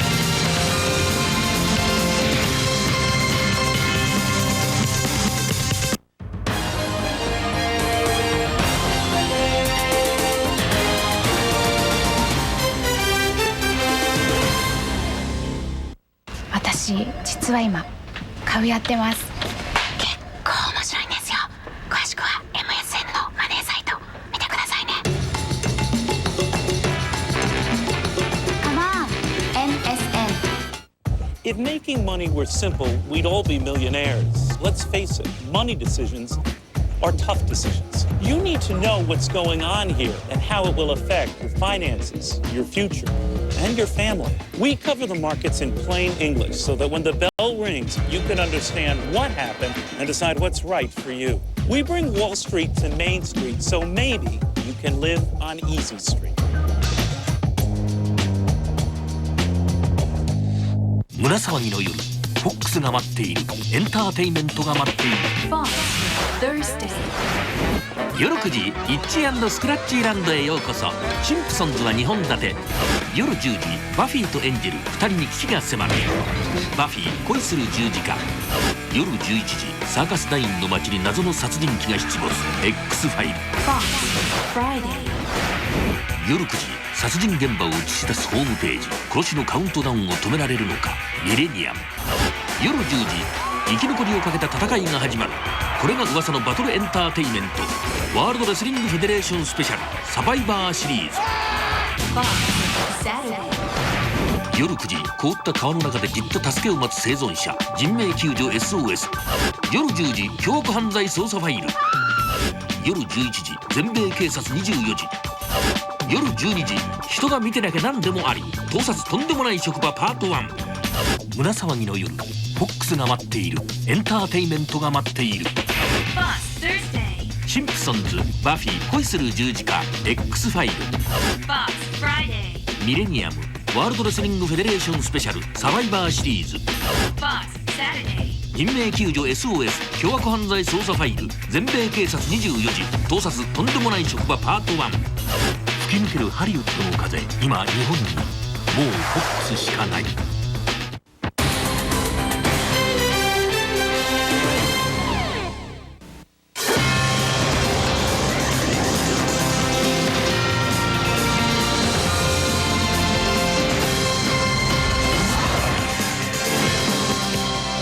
I spoke with George W. Bush and congratulated him on becoming the 43rd President of the United States. And I promised him that I wouldn't call him back this time. I offered to meet with him as soon as possible so that we can start to heal the divisions of the campaign and the contest through which we've just passed. And welcome back to The Edge. Can President-elect Bush successfully put an end to partisan rancor? And should he seek help from Vice President Gore? Joining me right now from Washington is former Speaker of the House and current Fox News political analyst Newt Gingrich. Welcome back to The Edge. It's good to be with you, Paula. Thank you. So if you would, let's start off by rating Vice President Gore's message and his performance tonight. I thought it was the best speech of Al Gore's career. I've known him for over 20 years. I thought he rose to the occasion. It had to be very, very painful, I think, for he and Tipper and the whole family and for Joe Lieberman and his family. But I thought Vice President Gore rose to the occasion. I thought that he was sincere, he was personal, and he was a patriotic citizen. And I think it's a speech that, frankly, people around the world will read for many, many years as an explanation of how America works. Here's the losing team, if you will, after a very hard-fought fight, in some ways the longest, hardest-fought fight in 100 years, coming right up and saying, okay, we're all Americans, we're going to work together. Patriotism is more important than partisanship. And I think that Al Gore can feel that in his temporary departure from the stage, that he left at a high point, and that people will remember very fondly the speech he just gave. All right, you just said temporary departure, which makes me believe you might think that there is a future down the road with the Democratic Party. How far did this speech go in positioning himself for a race, potential race in 2004? Oh, I think it was a bases-loaded home run for positioning him as the senior leader of the Democratic Party and the person who, if he decides he wants it, which is a decision 2 or 3 years from now, would be best positioned. He would be the front runner automatically. But I think we've got to wait and see whether or not Governor Bush can put things together, President-elect Bush now, and we have to see what the world looks like 2 or 3 years from now, because I thought it was very significant that President-elect Bush asked the Democratic Speaker of the House to introduce him in a House chamber which is controlled by Democrats, and that he made such a strong bipartisan appeal tonight. People who in 1995 thought that then Governor Bush, as a brand new governor, would have a hard time healing Texas, by 1998 found there were no candidates of substance who wanted to run against him, because his personality is such that people end up just believing in his sincerity, liking him as a human being, and thinking that, you know, he does focus on issues that matter first to all Texans as governor, and now, as he said tonight, as president-elect, to issues that matter to every American. If he can actually do that, starting in some ways with his meeting next week with Vice President Gore, then I think you may see Al Gore looking actually 8 years down the road, not 4 years down the road. All right, let's move on to some of those bipartisan issues where he thought some sort of agreement could be reached on tax relief. He didn't mention whether the numbers would stay the same from his earlier plan. I doubt that they will to you. I mean, you can't see that original number sailing through Congress, do you? President-elect George W. Bush had a very clear record in Texas. He would tell you, he's a little bit like Ronald Reagan in this sense. He'd tell you where he wanted to go.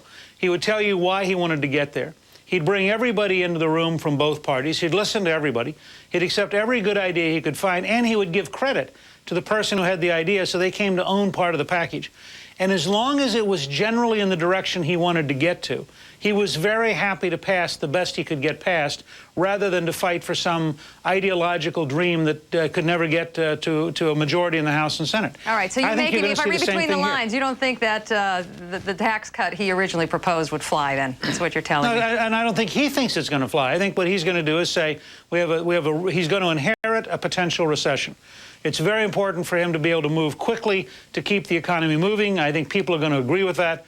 Most of the Democrats want to abolish the death tax, for example. Senator Daschle comes from a farm state. A lot of Democrats come from states where people feel strongly that you shouldn't punish people with taxes when they die.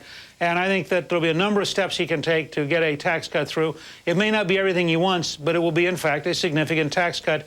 I think that'll probably happen in the first 6 months of next year. The president-elect also went on to talk about hoping to forge some bipartisan effort on foreign policy, on public school excellence, but a lot of people were hoping that he would mention the potential for some sort of bipartisan look at election reform. Why didn't he mention that tonight? Wasn't tonight a perfect opportunity to talk about this enormously close election?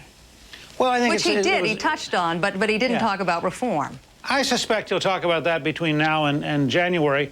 I can't tell you why he didn't talk about it. I think it's an issue that needs to be discussed. I think that when you compare the accuracy of your ATM when you get cash or the accuracy of your gas pump when you pump gas and use your credit card, and you watch people manually looking at ballots in Florida the last couple of weeks, clearly we need to have a real look at how we vote in this country and how we count the votes.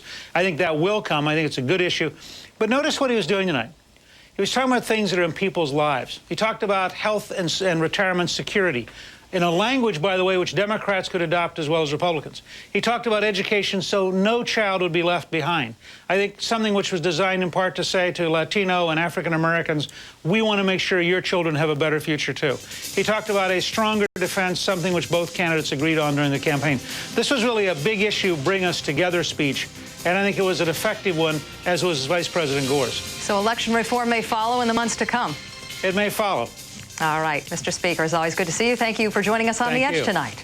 Coming up next, we will get reaction from the other side of the aisle when New Jersey Democratic Senator Frank Lautenberg joins us. Keep it right here on The Edge.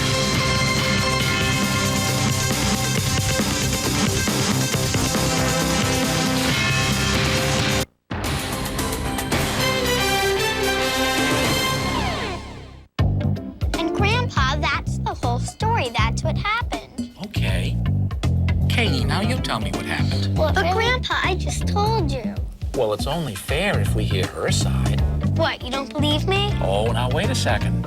It's important to hear both sides of the story so that we can understand everything that happened. Grandpa, can I tell you my side? Oh, yes, go ahead. When I was playing, Greg just came over and pushed me. I wasn't doing anything. Okay, Greg, now what about...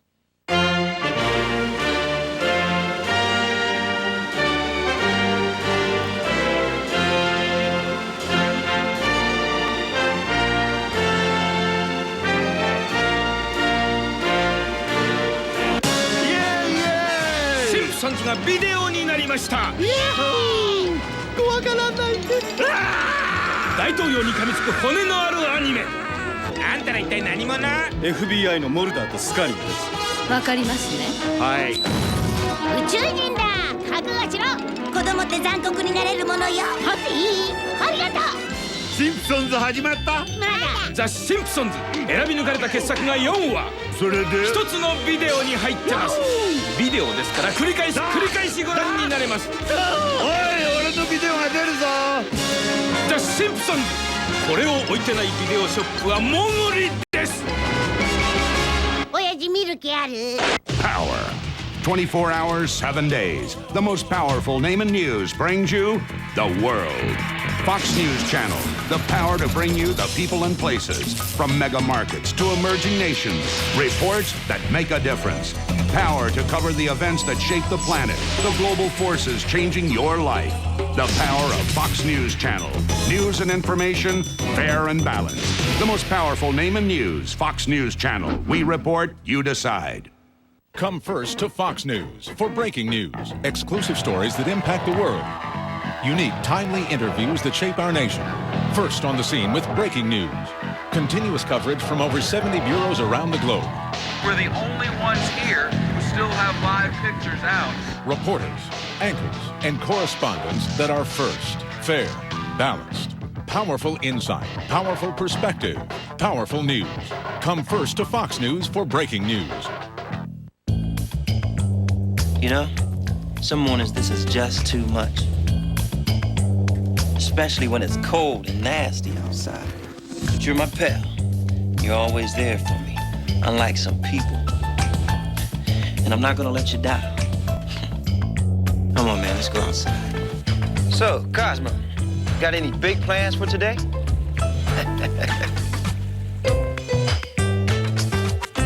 There you go.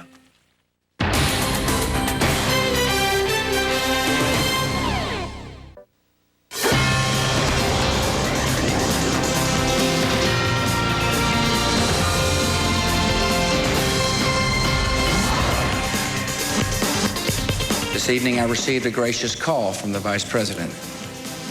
We agreed to meet early next week in Washington, and we agreed to do our best to heal our country after this hard-fought contest. And healing the country needs. Welcome back. For the first time since 1952, a Republican president will preside over a Republican-controlled House and Senate. So what about congressional Democrats? Will they work with a president who did not win the popular vote? I'm joined now by outgoing Democratic New Jersey Senator Frank Lautenberg. Now that you're leaving after 18 years of service, you can be real honest with us tonight. Well, I can. You don't have to worry about burning any bridges. I always try to be honest.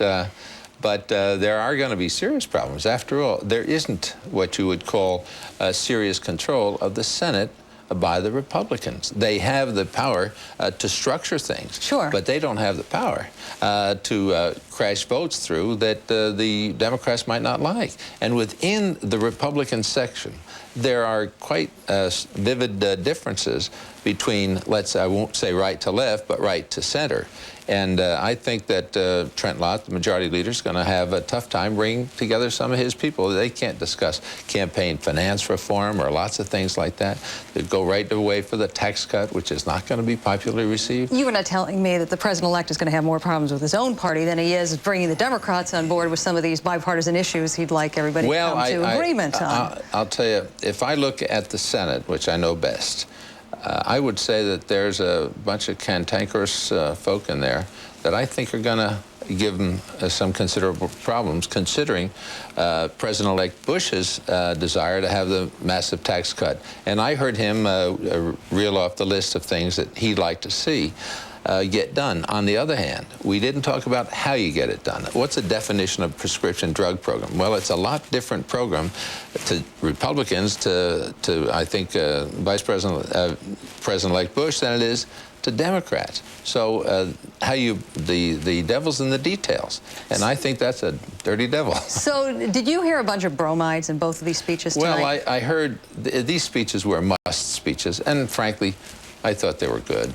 But, good. Now, you didn't think Al Gore delivered the speech of his career, as Newt Gingrich thought? That was quite gracious on Mr. Gingrich's part. I thought it was very nice, and I thought they were both gracious speeches.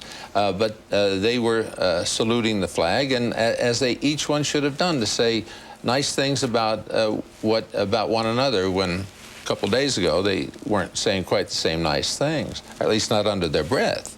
Now we get to the part where things really have to be done. And I think it's going to be a different ballgame. The bipartisanship that must be delivered upon is quite a different thing than the one that's talked about. Is the meeting on Tuesday between these two former rivals going to be anything more than a photo op? Or does it even have to be? Well, I think it should be, but we can't tell from the outside, I must say. Everybody's going to be testing their strengths. I don't think Gore wants to be a pain in the neck, to put it bluntly, to George W. Bush. I have a problem calling him president-elect, as you can see.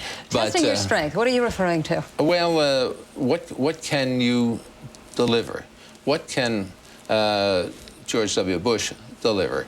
Al Gore is going to want to be on the other side, helping to count the chits before he lets it go, because he's got to be thinking, in my view, about 4 years hence. How does he structure that? Sure. And he's got to be very wary of making any slips in the beginning. On the other hand, he can't give away the store. Is your party going to give Al Gore a second chance in 2004? I think they're going to give him a very open chance, but I don't think it's a given, because there are ambitions stirring, and there are people who are interested. And it is no secret that the vice president has alienated a number of key Democrats. You would acknowledge that, wouldn't you? There Either are through his style of leadership or through issues he's chosen to take on. There are always differences of view within the party. And I think how he conducts himself in the next weeks, months, will determine whether or not he still remains the party's favorite. I think he can do it, but he has some building to do. What do you think the vice president really thinks of George W. Bush? We know what his campaign thought of George W. Bush. Well, I think he's mad. I think he's angry. He feels, I know, like he was, if I can use the expression, gypped out of this. That he looks at 300,000+ votes on the popular side. He believes he won Florida, and he doesn't, and this is my interpretation, by the way. I haven't gotten this from him directly, but I think he feels like he really won it and didn't get it. And do you think he feels like he's looking at a much less qualified candidate? A few of us in running for office ever feel like the other person's better, I can tell you that. You indicated earlier on you think it's going to be rough going, particularly in the Senate, for George W. Bush. You kind of glad you're getting out? No. Listen, I was there with 44 Democrats and hanging on by our fingernails to grab off a couple of Republicans. Now the people who are against gun control are fewer because there are Republicans who are going to be emboldened by the fact that there's a larger number of Democrats voting for them. There are other programs, prescription drugs, patient bill of rights. Boy, some of those centrist Republicans would love to latch onto those issues. Very quick answer to this. Do you think Hillary will be running for a national office in 2004, maybe squaring off against Al Gore? I think she's very accomplished, but I think it's premature to even speculate on it. All right, Senator Lautenberg. Good of you to drop by. I know you had a very long day. Thanks for joining us on The Edge. Still ahead, extending the olive branch. How should President-elect Bush reach out to the Democrats? Former Clinton advisor and Fox News political analyst Dick Morris will share some of his thoughts. We will be right back. Don't go away.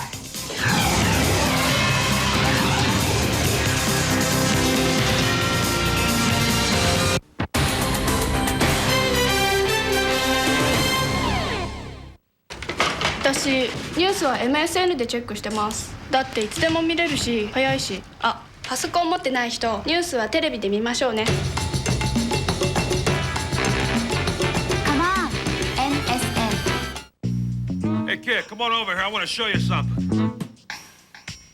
I want you to listen to me now, okay? Because you got to get this ready or else you're never going to make it. Now, if it goes over too much way this here, it's no good. If it falls over this way too much, falls all over you. You gotta make sure you got balance. Balance? All right.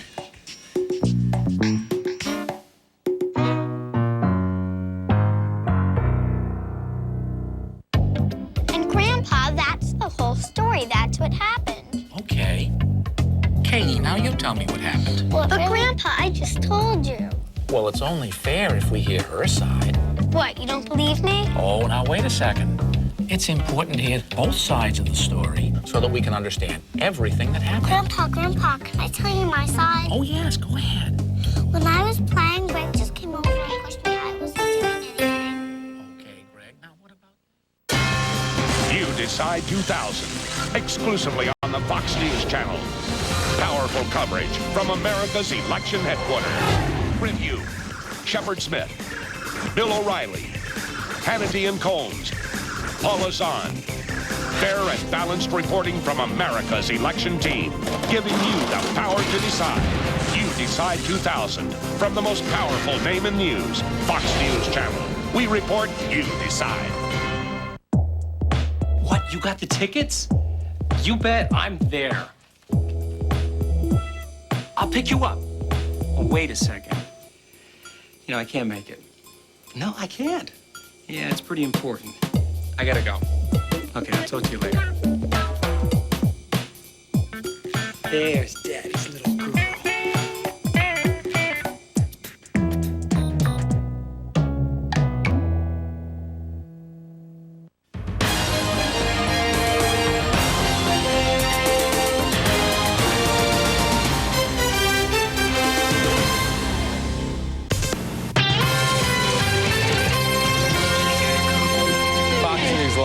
I'm David Folk Thomas. The grueling fight for the presidency is over. Al Gore addressed the nation tonight, conceding to George W. Bush.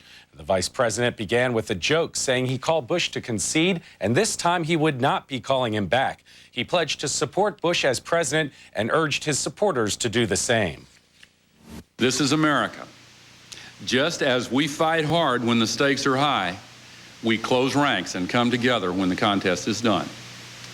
And while there will be time enough to debate our continuing differences, now is the time to recognize that that which unites us is greater than that which divides us.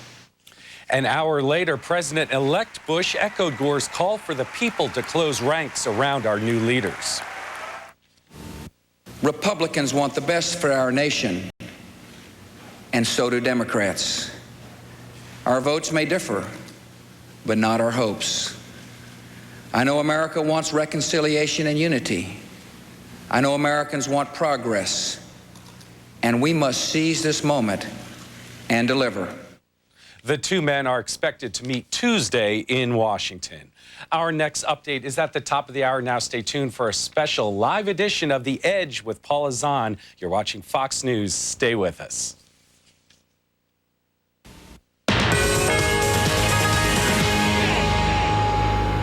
Some have expressed concern that the unusual nature of this election might hamper the next president in the conduct of his office.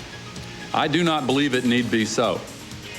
President-elect Bush inherits a nation whose citizens will be ready to assist him in the conduct of his large responsibilities.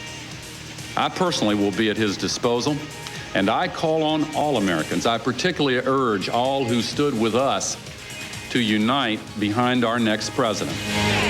And welcome back to The Edge. It has been a historic night as George W. Bush becomes the president-elect and Vice President Gore concedes. For some perspective, I'm joined now by former Clinton advisor and current Fox News political analyst, Dick Morris. Dick, if you would, help everybody understand what it was like for Al Gore to go out there tonight and deliver that speech. I know Senator Lautenberg once told me that defeat was never an easy thing for Al Gore to admit.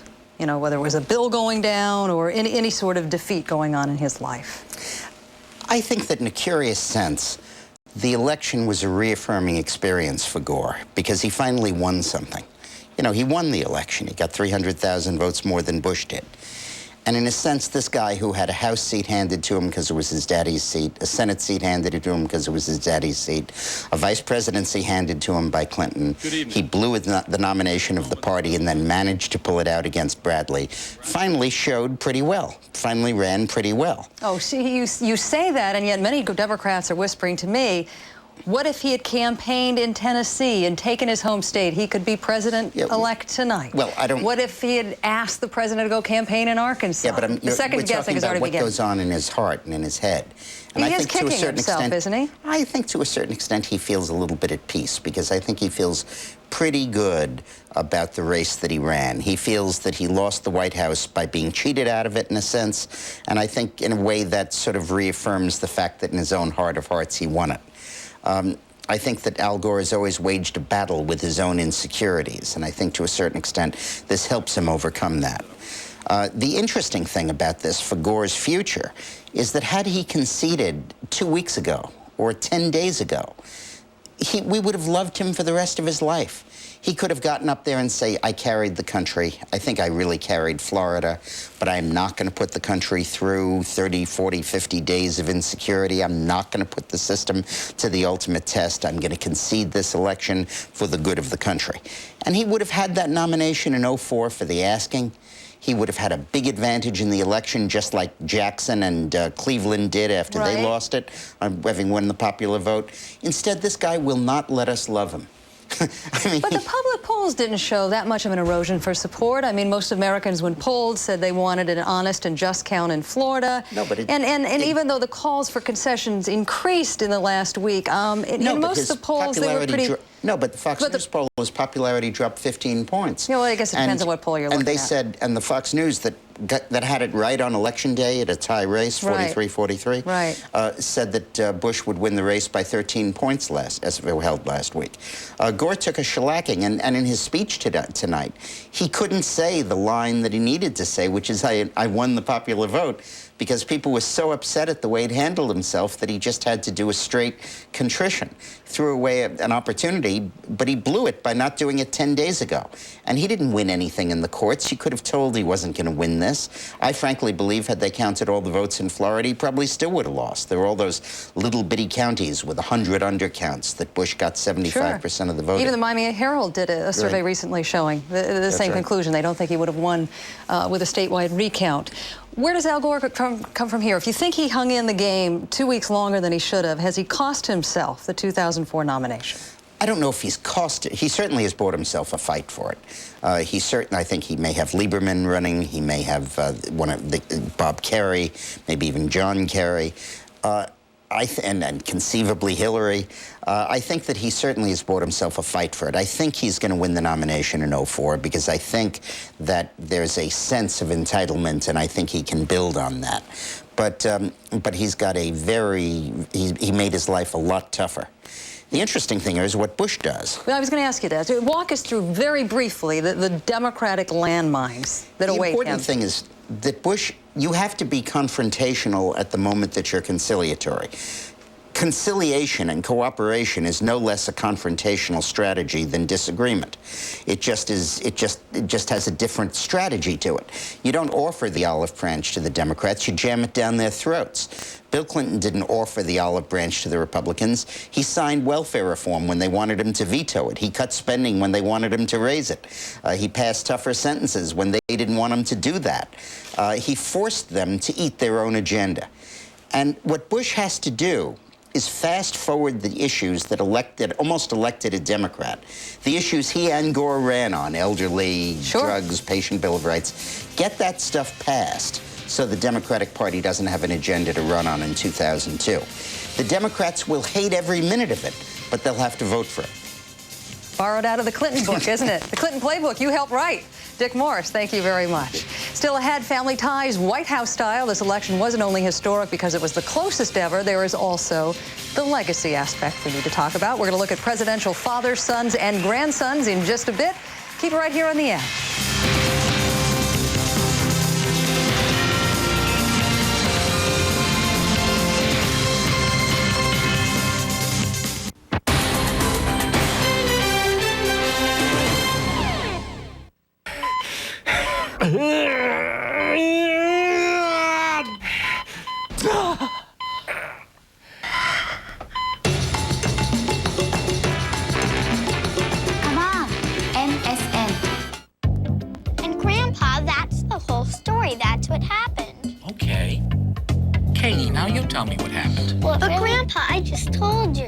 Well, it's only fair if we hear her side.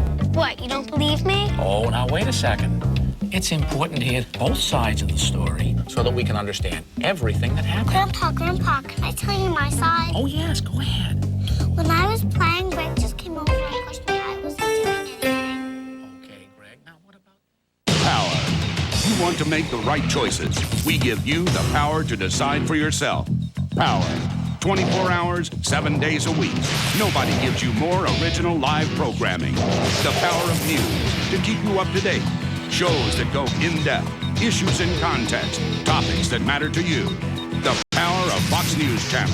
News and information, fair and balanced. The most powerful name in news. Fox News Channel. We report, you decide.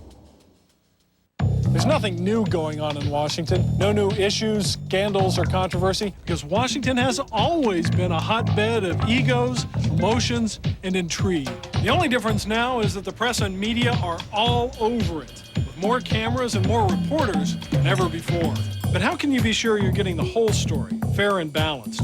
Well, watch the political fireworks here and catch the best show around.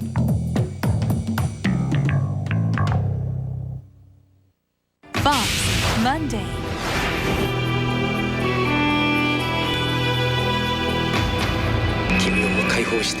不治の病に侵された人々。君を幸せの道に送り出してあげよう。その医者が彼らに与えるのは安らぎか。俺は自殺幇助なんかじゃない。それとも恐怖か。美しいだろう。ミレニアム。月曜夜11時。オンフォックス。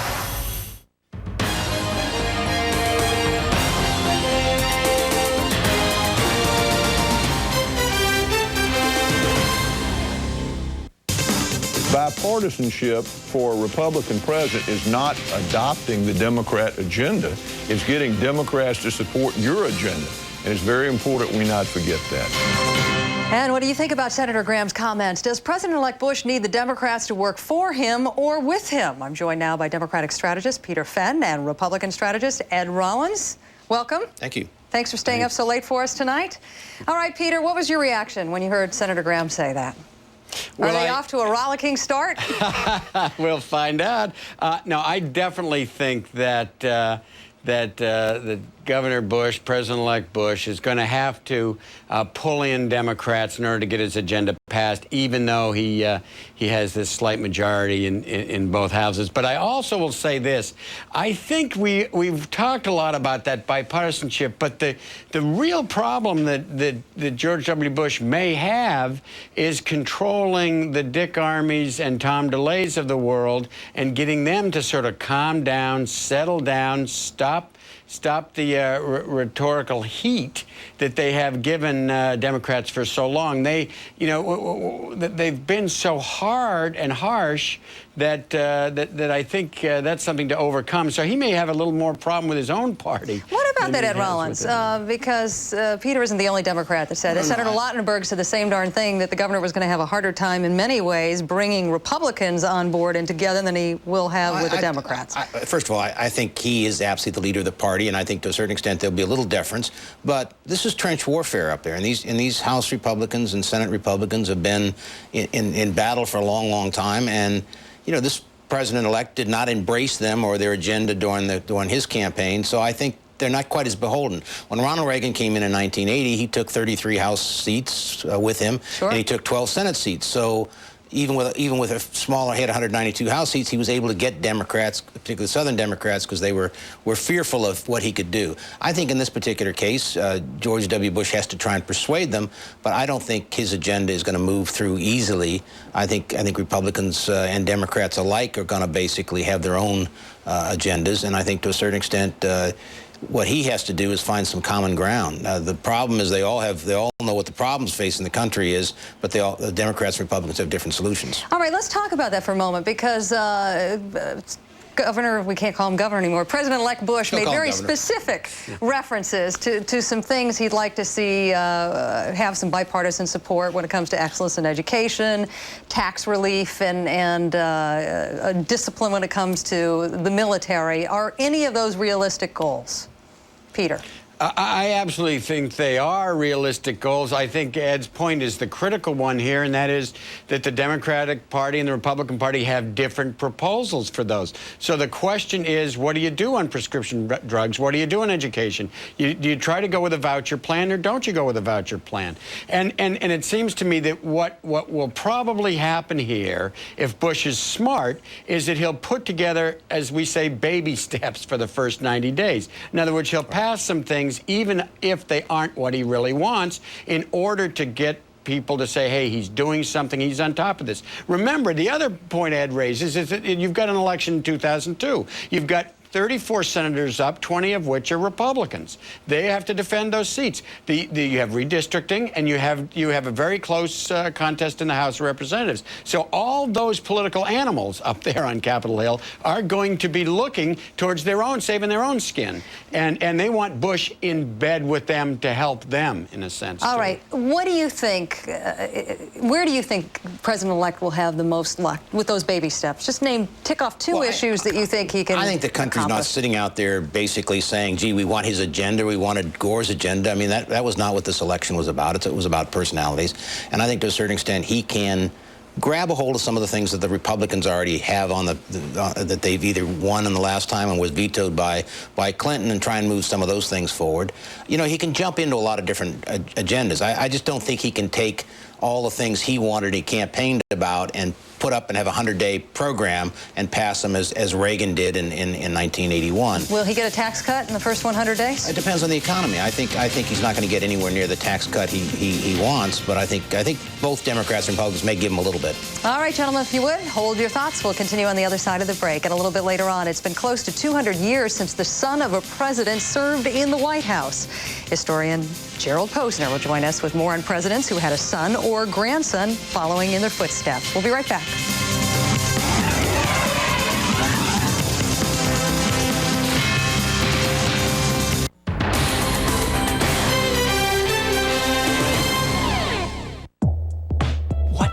Tickets? You bet I'm there. I'll pick you up. Oh, wait a second. You know, I can't make it. No, I can't. Yeah, it's pretty important. I gotta go. Okay, I'll talk to you later. There's Daddy's little girl.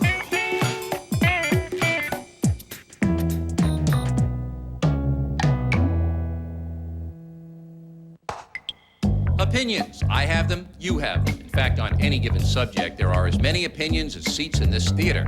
And that's good, people speaking out, sharing ideas. But opinions are not the same as facts, and you should know the difference. And that's why at the Fox News Channel, we label all opinions right on your TV screen. And that should help you form your own opinion, so you can decide what's right and what's wrong.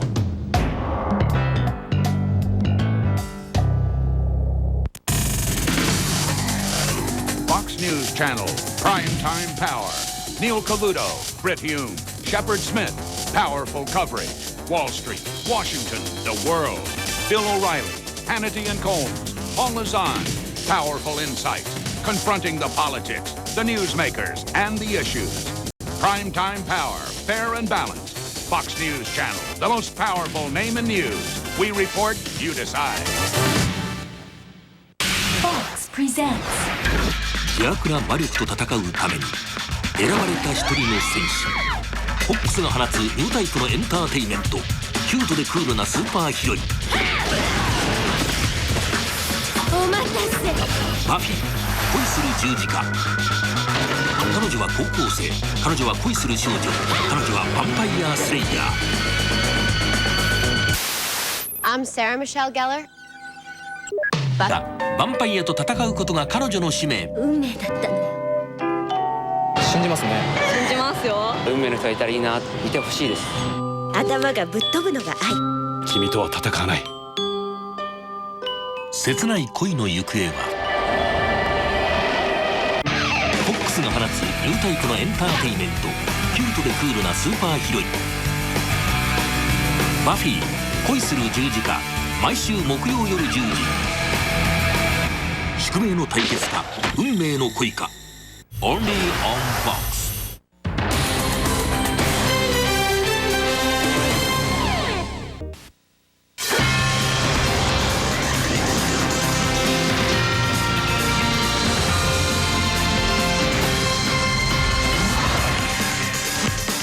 And we continue now with Ed Rollins and Peter Fenn. Okay, gentlemen, in 2004, are we going to be tabulating votes any differently than we did in this election? Peter, fire away. Well, I'll tell you, I don't want to eat any of those chads in 2004. I sure as heck hope so. You know, I think the amount of money that we spend on our elections is so minuscule compared to the damage, you know, that's been done with this. And I think we really should begin to think very seriously about some uniform standards here and some uniform ways of voting and moving this from horse and buggy days to the 21st century where it belongs. Do Mr. Gore and Mr. Bush have a perfect opportunity when they come out of this meeting on Tuesday to say they address the issue of an election reform? They certainly can do that. I mean, they can talk about the kinds of things Peter is talking about, and I would expect most states and a lot of counties across this country that didn't have the embarrassment that Florida had, but have exactly the same methodology, will correct it themselves. But the fundamental election reform that no one wants to talk about is the campaign finance reform, and I can't imagine the president-elect who raised more money than anybody in history in a presidential campaign is going to basically be willing to give that up. Of course, Mr. Peter Fenn, you wouldn't describe Vice President Al Gore as the poster child for campaign finance reform either, would you? Well, except, of course, that he had proposals that he was ready to move on very quickly. I think, you know, John McCain is very serious about this. I think he's going to be nipping at the president-elect's heels from now till the 20th and from then on. And I agree with that. I mean, I think this is going to be a part of what people want. One of the things I think here that we lose sight of is that when we start focusing on personalities all the time, this is really about the people. This is about what their needs and concerns and beliefs are. And I think one of the things we saw in this election is people did want reform. They do want change. They want it on substantive issues like Social Security and health care and education, but they also want the system changed. And I think that he better not ignore that, because John McCain's a pretty tough fella. I wouldn't want to tangle with him. All right, Ed, a quick closing thought on what you think the split rulings by the Supreme Court, the 5-4 and the 7-2 ruling, communicate to the American public? Well, it communicates to the American public that the court is as political as any other entity in the country, and the court has always majestically stayed above that.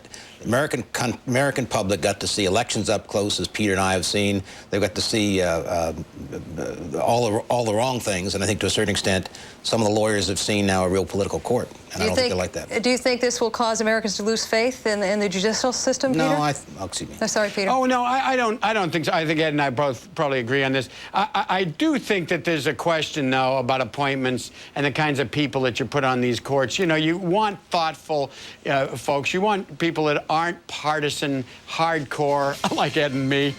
You want some different kinds of folks on these courts. I don't think we'll see either one of you on the Supreme Court anytime soon. I don't expect so. No chance of that happening. But you may not see Justice Scalia become the chief judge either, and that may be what the Democrats' ultimate revenge will be. We will see. Thank you, gentlemen, very much for being with us tonight. Coming up next, it is all in the family Bush style. We're going to take a look at presidential legacies with Gerald Posner. He is one proud papa. 1 year ago, President Bush, the elder, shared an emotional moment on what W's win would mean to him. You don't want to miss it. We'll be right back.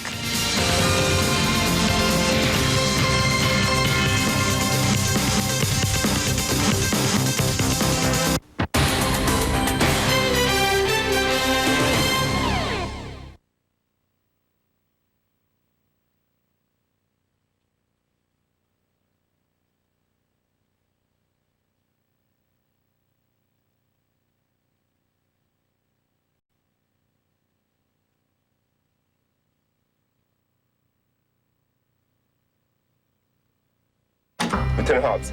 Tom? What do they want? You know a classified project known as Harsh Rail, Lieutenant? Situational War Strategy. Sergeant Major Omar Santiago.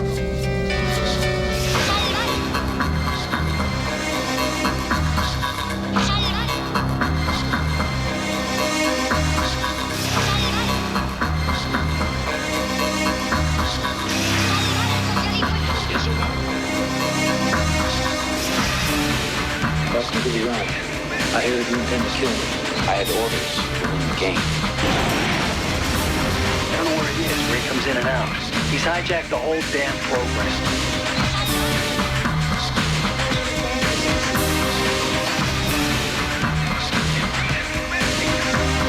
It's no game. No getting out. No going home. I got the same mission.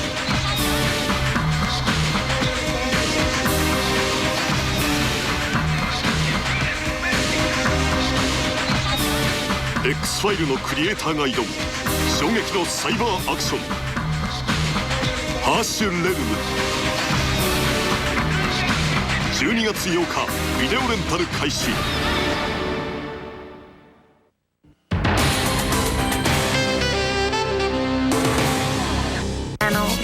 Channel V.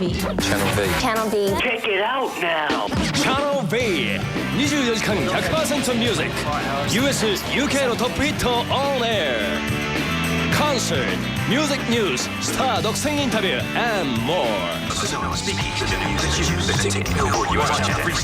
International music scene をそのまま catch What does the V stand for? It's all about music! Channel V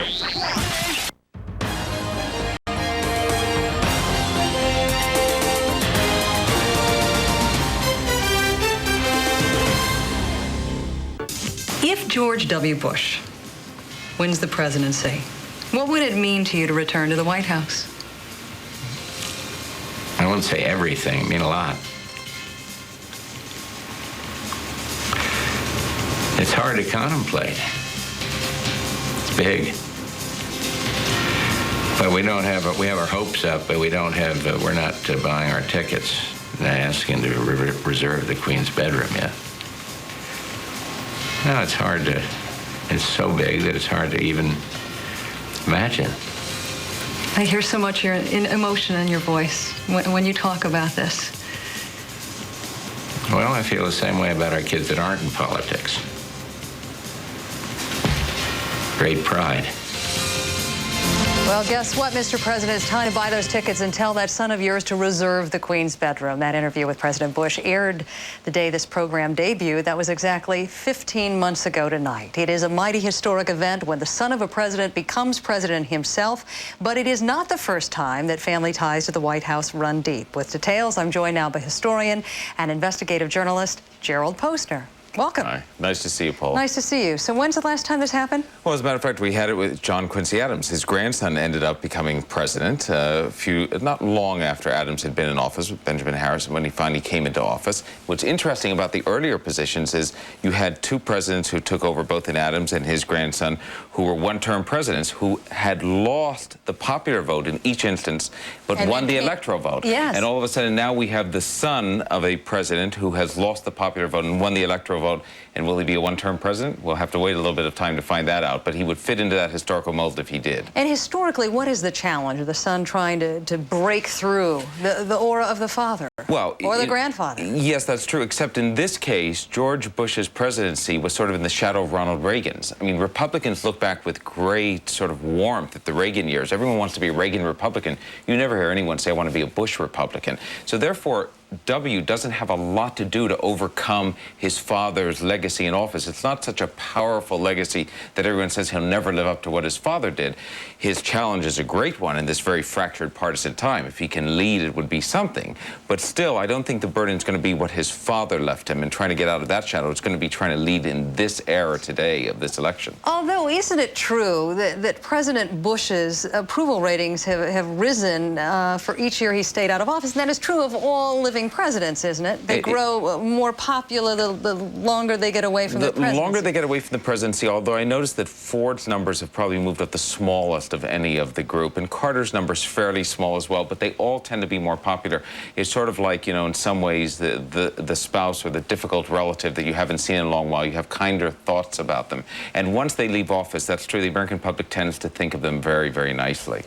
We have heard so many different interpretations of what this chapter of our history is going to mean. Try to go forward 50 to 100 years and tell us what a significant chapter this will be in our history. Well, I think it's not a footnote to presidential elections and politics. I think it's a very significant chapter and will be looked back on as one, especially if it foments any type of electoral reform.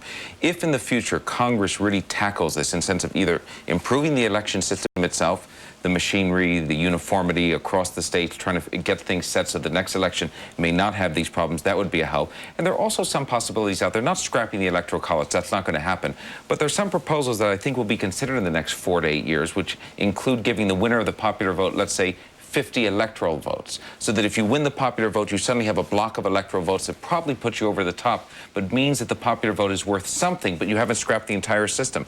I think that will be a fundamental change in presidential politics, and we may see it coming. And what do you think the long view will be on the Supreme Court action?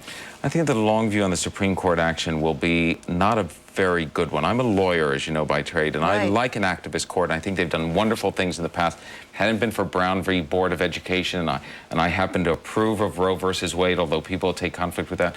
On this issue, as opposed to being an activist court, they actually stopped the process. There was no great solution here in the end. There was no perfect solution, but if there was a good one, it was probably giving people the feeling that there was a recount of most of the votes, and there was a fair answer, even if it was Bush prevailing. So you're saying this court was driven by politics and not judicial philosophy? When you have a stay issued, exactly, when you have a stay issued on Saturday, and Scalia is saying, by the way, one of the reasons we need to do this is if we have a recount, it will look unfair if the court later overturns this. What he's saying is if we have a recount and Gore prevails and we overturn this, it's going to look terrible. I don't know what's going to happen, Paula, when we do have a recount by independent news organization in the next few months and Gore may have prevailed. The court will not look very good. We will see. Gerald Posner, thanks for joining us. Thank you, too, for joining us tonight. Hope you join us again tomorrow night. Good night.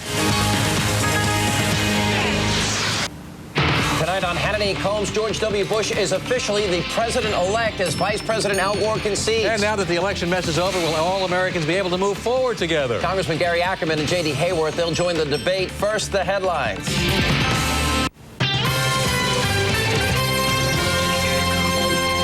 Fox News Live, I'm David Folk Thomas. We've finally reached the end of the long road to the White House. Vice President Al Gore has conceded.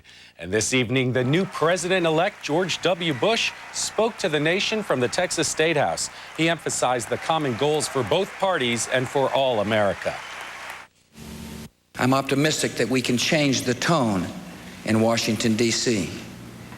I believe things happen for a reason, and I hope the long wait of the last 5 weeks will heighten a desire to move beyond the bitterness and partisanship of the recent past. Our nation must rise above a house divided. An hour before Bush took the microphone, Gore made his concession speech, calling for Americans to unite behind their new leaders. He also talked about whether he had any regrets about his campaign.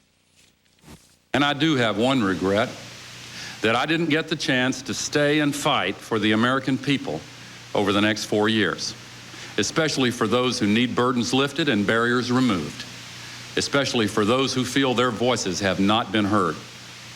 I heard you, and I will not forget. The two men plan to get together Tuesday in Washington. We'll be back at the bottom of the hour with another update. Now, Hannity and Colmes, a live edition straight ahead.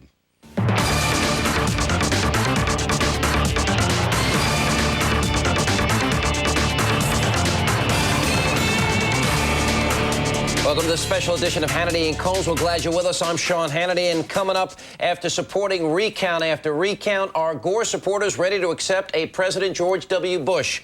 We'll check in with Dick Morris, and that's just coming up in a minute. And we'll also examine last night's decision by the U.S. Supreme Court. It's some new legal analysis that you won't want to miss. And now that the election mess is over, what lies ahead on Capitol Hill? But first, earlier tonight, Vice President Al Gore conceded. Now the U.S. Supreme Court has spoken. Let there be no doubt, while I strongly disagree with the court's decision, I accept it. I accept the finality of this outcome, which will be ratified next Monday in the Electoral College. And tonight, for the sake of our unity as a people and the strength of our democracy, I offer my concession. Short time later, the new president-elect, George W. Bush, addressed the nation that he's preparing to lead. I was not elected to serve one party, but to serve one nation. The President of the United States is the President of every single American, of every race and every background. Whether you voted for me or not, I will do my best to serve your interests, and I will work to earn your respect. And we're joined by New York Democratic Congressman, our good friend Gary Ackerman, and Arizona Republican Congressman J.D. Hayworth, both men with carnations. Are you both celebrating? There's a reason for this tonight. Oh, yeah. Why is that, J.D.? Well, I just thought, out of tribute to Gary, to fashion a new bipartisan sense of unity, I'd also wear the white carnation. Boy, well, I'm glad you're not wearing a hanging Chad, Congressman. We accept your offering. Well, good to see you. Look, I think both men gave good speeches tonight. Yeah. I really do. And I thought, I particularly liked the humor of Al Gore when he said, and I promise not to call him back this time. I'm going to go back to Tennessee to mend fences, both literally and figuratively. I thought it showed some humor in what was I'm sure, a very tough speech for him to give. It had to be a very, very difficult night for him, as it was for for you. I know you hit your throat. Yeah, tired of screaming already. Yeah. It was difficult for all of his supporters as well. And I thought he handled it beautifully. If he had made a speech such as this sometime during the campaign, he would have been a lot better off. I gotta be honest. I mean, I saw a side to Gore. He seemed more genuine, more real, more himself than we were used to seeing on the campaign trail. You know, it reminded me of Bob Dole. Bob Dole in '96, after the election, he goes on David Letterman, and he was funny. And I said, where was the Bob Dole during the election? Well, there's a lot of people that are good politicians that aren't natural out there on the stage, and I think he finally felt relieved that it was over and the real him came out. Yeah, J.D., look, I thought he was gracious. He congratulated Bush. He used the magic word, I offer my concession. He said, I am with you. God bless you. God bless his stewardship of this country. Gracious enough for you, J.D.? I thought it was very graceful and gracious, as befits one who has served his country for nearly a quarter century in public office. And I thought also, to share Gary's point of view, liberating even on a very A sad note, because obviously this is something that is not like stubbing your toe, although Adlai Stevenson used JD. that. Well, I'm only kidding. Well, I think it's a tough thing. Look, let's understand that when you put your it is. I agree with you. You put your energy into this. The way Mr. Gore and Mr. Bush did, it's tough. It does say one thing, and look, I guess we pick on you guys that are in politics a lot, and you're under the microscope a lot, and I don't know if the American people fully realize that when you go into an election, you're putting yourself out there, and you're on the line, you're in the arena, as Nixon used to say, and you are risking defeat, and to that sense, in that sense, I think there's a lot of courage that goes along with running for public office.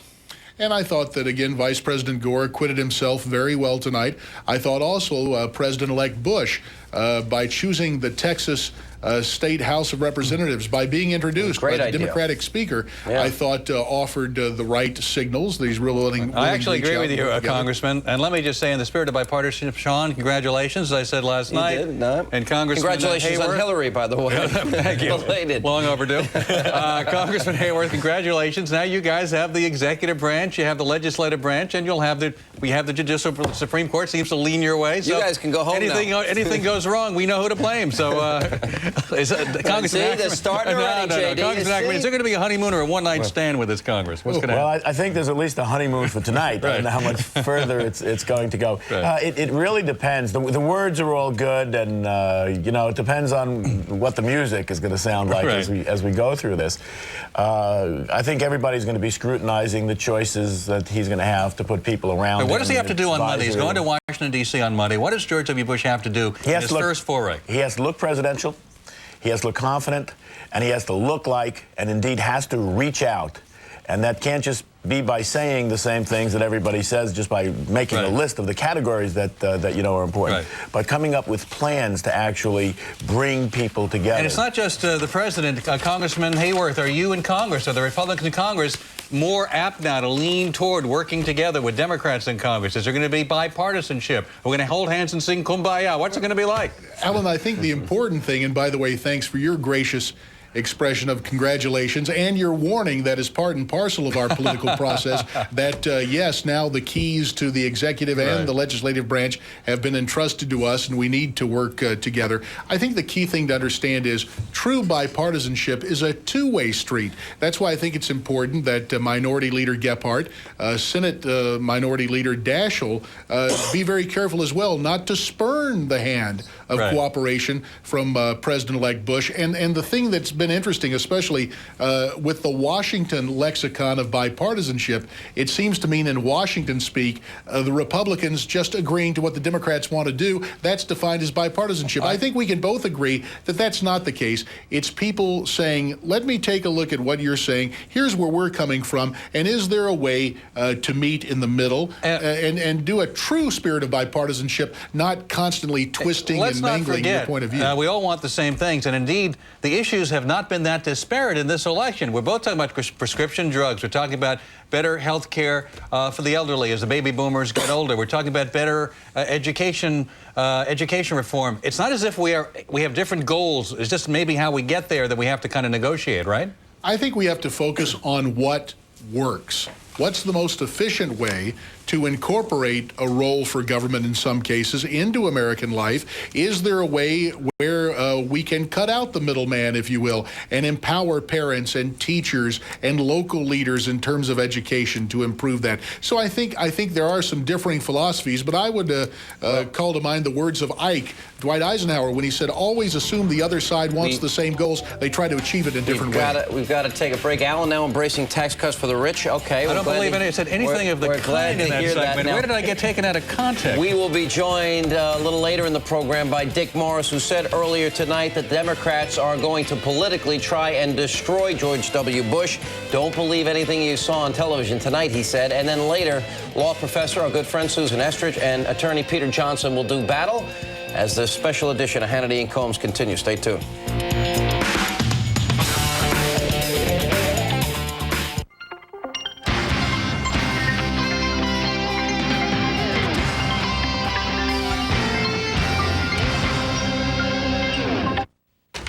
私ニュースは MSN でチェックしてます。だっていつでも見れるし早いし。あ、パソコン持ってない人ニュースはテレビで見ましょうね。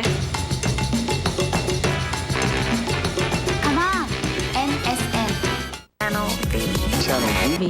Channel V. Channel V. Check it out now. Channel V. 24時間 100% ミュージック。US、UK のトップヒット on air. Concert, music news, star 独占インタビュー and more. International music scene をそのまま catch. What does the V stand for? Channel V. 胸騒ぎの夜、フォックスが待っている、エンターテインメントが待っている。夜9時、イッチ&スクラッチーランドへようこそ。シンプソンズは2本立て。夜10時、バフィーとエンジェル2人に危機が迫る。バフィー恋する十字架。夜11時、サーカスナインの街に謎の殺人鬼が出没。 X ファイル。夜9時、殺人現場を映し出すホームページ。殺しのカウントダウンを止められるのか。ミレニアム。夜10時、生き残りをかけた戦いが始まる。これが噂のバトルエンターテイメント、ワールドレスリングフェデレーションスペシャルサバイバーシリーズ。夜9時、凍った川の中でじっと助けを待つ生存者、人命救助 SOS。 夜10時、凶悪犯罪捜査ファイル。夜11時、全米警察24時。夜12時、人が見てなきゃ何でもあり、盗撮とんでもない職場パート1。胸騒ぎの夜、フォックスが待っている、エンターテインメントが待っている。シンプソンズ、バフィー恋する十字架 X ファイル。ミレニアム、ワールドレスリングフェデレーションスペシャルサバイバーシリーズ。人命救助 SOS 凶悪犯罪捜査ファイル。全米警察24時、盗撮とんでもない職場パート1。吹き抜けるハリウッドの風、今日本にもうフォックスしかない。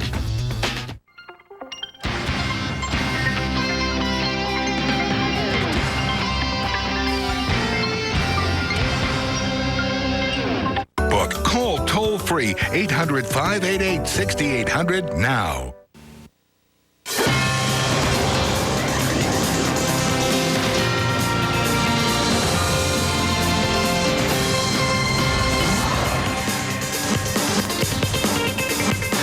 I know that many of my supporters are disappointed. I am too.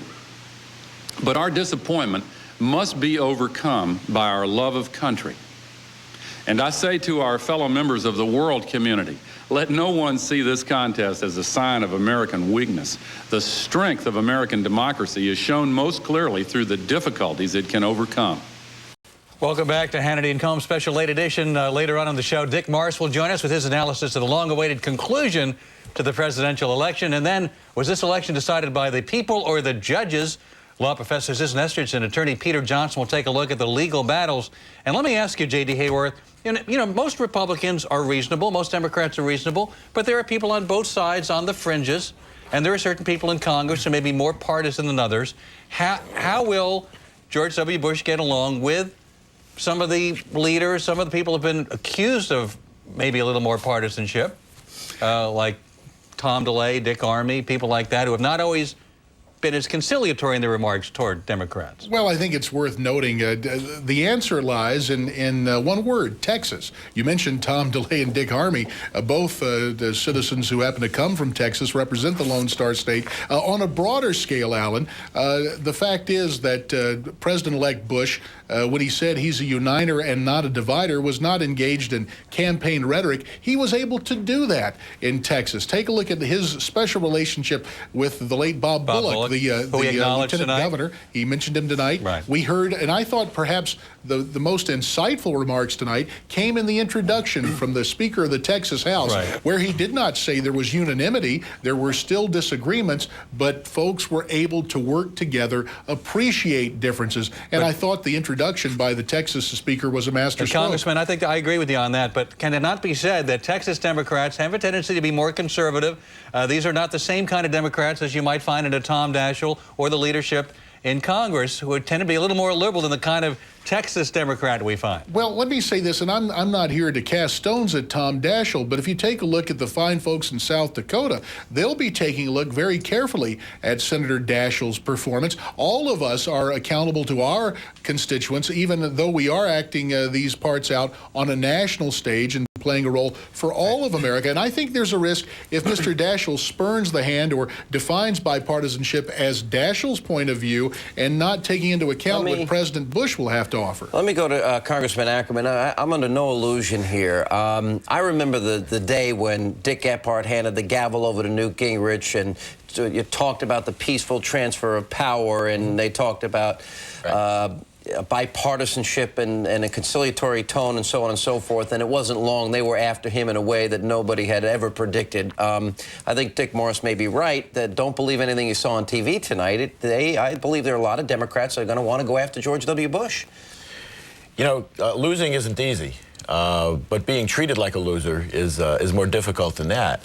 And what we saw after Dick Gephardt handed Newt Gingrich the gavel is Newt Gingrich wouldn't have meetings with Dick Gephardt. The minority was left completely out in the cold, didn't know what the agenda Republicans was want to kick old people out on the streets, take food out of the mouths just a bunch of children. There was no hyperbole. More people should wear boutonnieres like J.D. Well, here's Gore said tonight he'd do everything to bring Americans together in fulfillment of the Declaration of Independence. And he also said, as another quote, I call on all Americans, in particular, I urge those who stood with us to unite behind our next president. Well, we have the Reverend Jesse Jackson out there talking about how a coup has occurred in America, using the term Nazi tactics. We have Bob Wexler and Peter Deutsch. Bob Wexler in this program won't recognize Bush as a legitimate president, is threatening some type of trouble when the electors are sent up to the Congress. Well, you have to understand, it's easy to be gracious when you win. I'm being very gracious, don't you think? Tonight you're a prince. We're going to take a break. The problem is the people who feel that they were cheated. Not that they lost, but that they were cheated. It's okay to lose, but it's not okay to be cheated. Should Gore tell Jackson to stop? Should he say, please, Reverend Jackson, please, Bob Wexler, please, Congressman Deutsch, stop these tactics?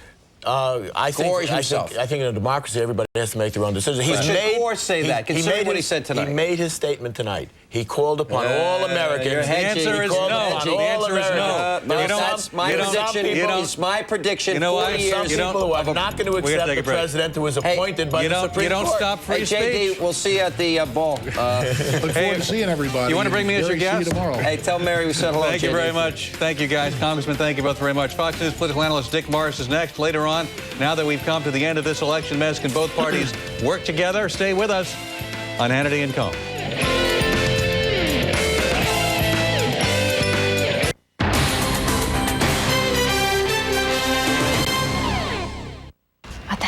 実は今株やってます。結構面白いんですよ。詳しくは MSN のマネーサイト見てくださいね。Come on, MSN. What? You got the tickets? You bet I'm there. I'll pick you up. Oh, wait a second. You know, I can't make it. No, I can't. Yeah, it's pretty important. I gotta go. Okay, I'll talk to you later.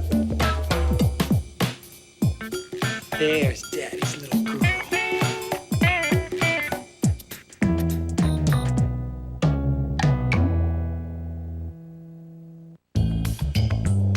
You know, some mornings this is just too much. Especially when it's cold and nasty outside. But you're my pal. You're always there for me, unlike some people. And I'm not gonna let you down. Come on, man, let's go outside. So, Cosmo, got any big plans for today?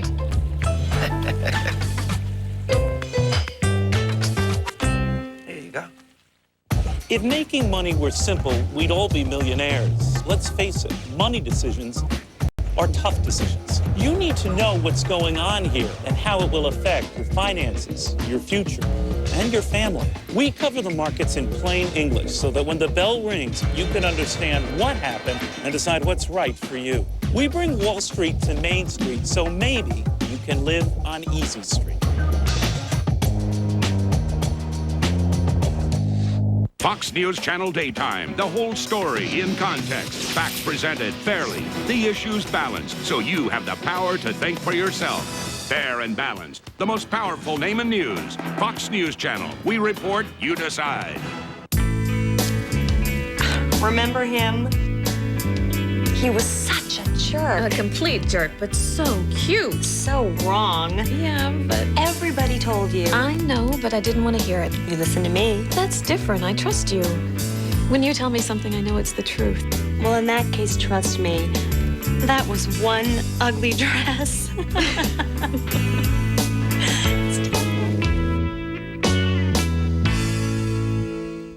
No. You know, we agree on just one thing. A good argument's the best way to get to the core of an issue. Wait a minute, I don't agree with that. A discussion's the best way. You have to explain, reason, justify your position. Everybody on TV is discussing things, Alan. That's boring. If you want to find out what people really think, you need a good argument. No, a discussion's better. An argument. A discussion. We can agree on this. It's your turn to pick up the check today.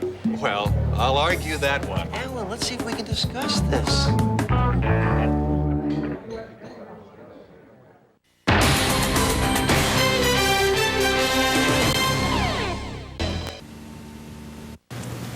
Our country has been through a long and trying period, with the outcome of the presidential election not finalized for longer than any of us could ever imagine. Vice President Gore and I put our hearts and hopes into our campaigns. We both gave it our all. We shared similar emotions, so I understand how difficult this moment must be for Vice President Gore and his family. He has a distinguished record of service to our country as a congressman, a senator, and a vice president. Coming up, the court battles are now over, so will everyone now be able to move forward? We'll debate that coming up. But right now, we're joined by former Clinton advisor, Fox News political analyst Dick Morris. I think we both agree. I thought Bush gave a great speech tonight. I thought he was... Good speech. I thought it was good. I really did. I thought it was presidential, humble in tone. He was gracious in victory. And I think all the things he needed to be, and he offered prayers for Gore and his family. So we agree on that? Right. Now, you had me laughing because it was so true. Yeah. When you said earlier tonight, don't believe anything you saw on TV. Right. This is the Dems are going to try politically, you used the word kill, but meaning politically to destroy him. They're going to come out to kill him. When they talk about bipartisan cooperation and olive branch and reaching, you know, that's like the checks in the mail. Don't believe it. I agree with you. And it's not only because of the narrowness of the presidential race. It's mainly because of the narrowness of the Senate and the House. And the sole purpose of the Democratic Party over the next 2 years will be to make sure nothing passes so that they can take control of the Congress in '02. And don't you believe that they are upset that George Bush is president. They know that the party in power always loses in the by-election. But don't they and they don't risk, care Dick? who runs the White House. They just care who runs I agree Congress. with you. Your that's analysis, their budgets, their committee thing, off-year their elections, the whole bit. The party out of power usually gains seats, and they are thinking, they have their eyes on the prize, and Gephardt wants to be speaker. And I have no doubt the rhetoric is going to be, you know, hitting levels that we never thought Remember possible. how during the Clinton impeachment period, I said no Democrat wanted Clinton removed because they didn't want to have to run against Al Gore's, and every Democrat wanted Clinton removed because they didn't want him on top, and no Republican wanted him out because they didn't want to run against an incumbent Al Gore, but nobody could say what they were for. Same situation this year. Look, there's an effort underway to delegitimize already the Bush presidency, and also you have people like Reverend Jackson running out there, who has been talking to Al Gore every single day, talking about this is a coup, Nazi tactics were used. You have Bob Wexler threatening to challenge the electors when they go up to Congress. I think it's going to be ugly from day one. I'm not so sure that there's even going to be a honeymoon period, which traditionally new presidents have. I think that he faces a situation almost identical to that Bill Clinton faced in 1992. Which is that Clinton would always tell me, would always say, why didn't you reach out for the Republicans, or why don't you? And he would say, hey, I want to, but I can't. They don't recognize me as legitimate. They say I got 43% He became of the vote. They say that they say I got 43% of the vote. I only won because Perot, and they won't recognize me. They're just going to wait out my 4 years. And then I told him the answer is to jam their own agenda down their throats. Give them bills that they can't vote against because they're their bills. That's why he signed the contract with America. And then when you fast forward, Look what's going on here. Then when you fast forward their agenda, they got nothing to run on. Dick, and that's how Bush has to handle the Democrats. I'm sitting here and I'm listening to you two set up a straw man here. The evil Democrats are going to come after Bush. They're going to attack him. You're already setting up a straw man trying to make the Democrats the bad guy. On this night of what I think should be bipartisanship, congratulations to those who won. And you all now are trying to set the table so the Democrats are going to be the bad guys in an incoming Bush administration. Alan, this is not the night to be doing that. Alan, if the Democrats weren't the bad guys, if the Republicans weren't the bad guys, you guys wouldn't have a show. Well, wait a minute. But let me put it, I think for one night. Thanks, Dick. I mean, this could be for one night, I think it's one night. I think it's nice to reach across the table. Hey, and I have said that olive something branch. nice. I thought Al Gore was gracious. But look, he was gracious. He did a great speech. But look, what about are the conservative Republicans going to accept George W. Bush reaching out to the Democrats and doing things in the center of the political spectrum? Are they going to accept that? That's exactly the argument that some of the conservative Republicans are going to make within the Bush camp. Just like Ickes was always telling me, the left won't accept Bill Clinton dealing with the Republicans. So when welfare reform passed, every Republican voted for it, and half the Democrats voted against it, half for it. George Bush needs to pass his legislative program, which is, after all, a Democratic program. Prescription drugs, education, all that stuff, with a virtually unanimous, although involuntary, Democratic Party and half of the Republican Party. If he lets the right wing jerk his chain, and they're going to try, like Clinton left the left wing jerk his chain in 93 and 94, he's going to be impotent, because 51 votes in the Senate, 54 votes, 58 votes doesn't buy anything. You need 60 to be able to beat a filibuster. Let me look ahead a little bit. What kind of president emeritus is Bill Clinton? Oh, well, one that may be under indictment. Let's start with that. Yeah, always the negative with you. Always the negative. The truth. Look, all right, always the negative. And Bush would pardon him. Well, I think Bush will have a tough time with the Republican Party if he pardons him. What I think he may do is he may let Clinton go to trial, and if he gets convicted, pardon him so he doesn't go to jail. But it's like a Jimmy Carter-type ex-presidency? No. Well, yeah, I think it'll be a very active ex-presidency. But Bill Clinton is going to be attention deficit disorder. That's a new way to define it. He'll be upset because he's not getting any attention. Next time, we'll bring you back on that indictment thing that Alan doesn't want to talk about. Good to see you, Dick. Thank you for being with us. And you can't wait to talk about it. And coming up, now that the U.S. Supreme Court has spoken, will all Americans listen? Coming up, legal analysis with attorneys Susan Estrich and Peter Johnson. That's all next on the special edition of Hannity and Colmes.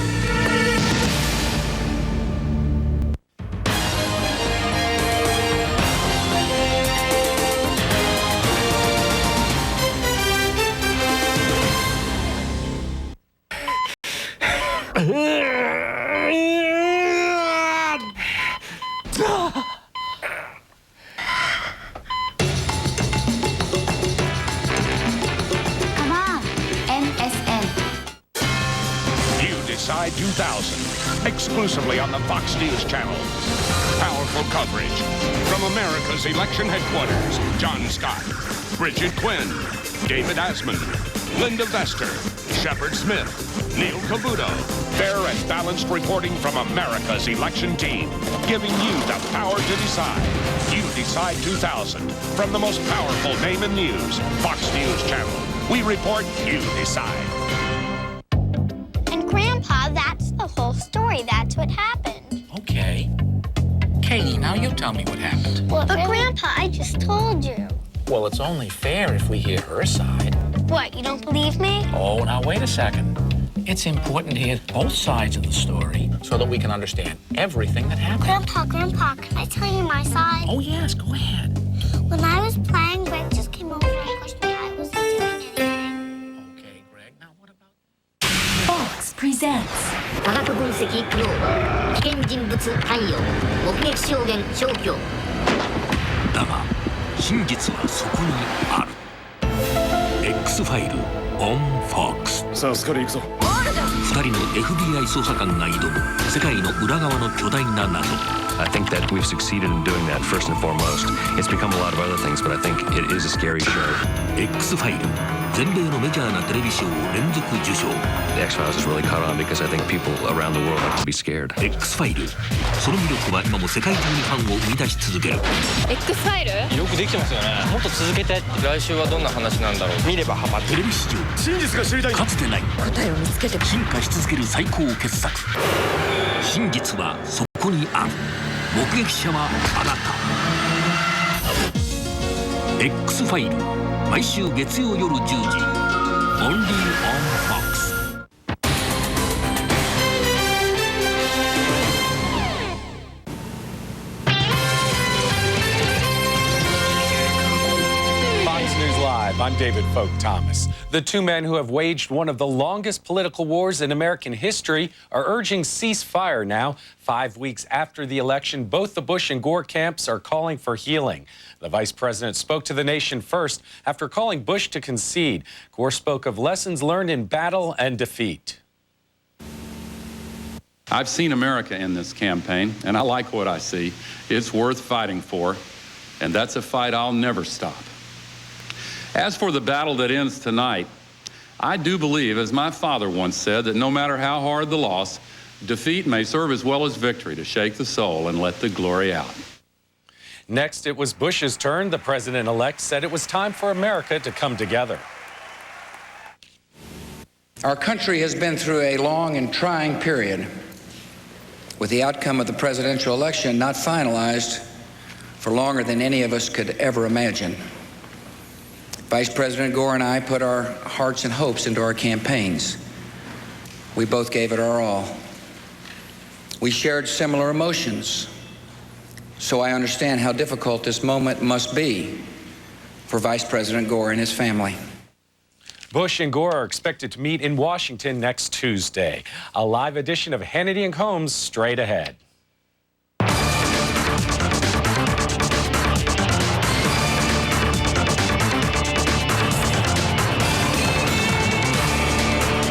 Welcome back to Hannity and Colmes, special late edition. I'm Alan Colmes. Still to come, okay, what do both of these guys do now? But first, we're joined by Fox News legal analyst and former political speechwriter Peter Johnson and Fox News political analyst and USC law professor Susan Estridge. Nice to have you both with us. Susan, let me ask you, could Al Gore have won this with slightly different legal tactics, for example, if he fought for statewide recounts, or if they had diminished the protest phase and lengthened the contest phase of this? Would that have helped Al Gore?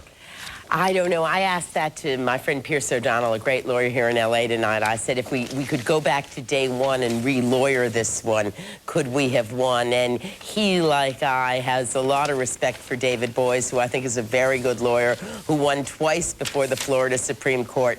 I think in retrospect, Al Gore needed to be ahead in Florida. He needed there to be a moment earlier rather than later where he was actually the victor, not the mighty Which is why they chose the three Democratic counties that they did. Which is why they tried, and I guess the day Al Gore lost the election, in retrospect, was not because of lawyering, but because the untold story of why they didn't count in Miami-Dade, why they didn't just open up that box. Peter, if you were handling this case, let me go to Peter Johnson. You're an excellent trial lawyer. If you were handling this case, would you have done it differently? Well, the problem that the Gore lawyers were facing was that they were trying to count blank pieces of paper. So it's kind of difficult to win a presidential election counting blank pieces of paper. They were never looked at in the Supreme Court They of were Florida. looked at by the machines. And the standard in Florida was that the machines But they were wouldn't admitted look into at them. evidence, and as a piece of evidence, they were never looked at in the circuit court, never looked at in the Supreme Court. They never looked at what was the evidence, those ballots that were trucked in that Ryder truck. Sure, and the Supreme Court Right. looked at that issue and decided that we have a new president-elect, George Bush. So I can't blame or credit the lawyers. The lawyers on both sides did an excellent job.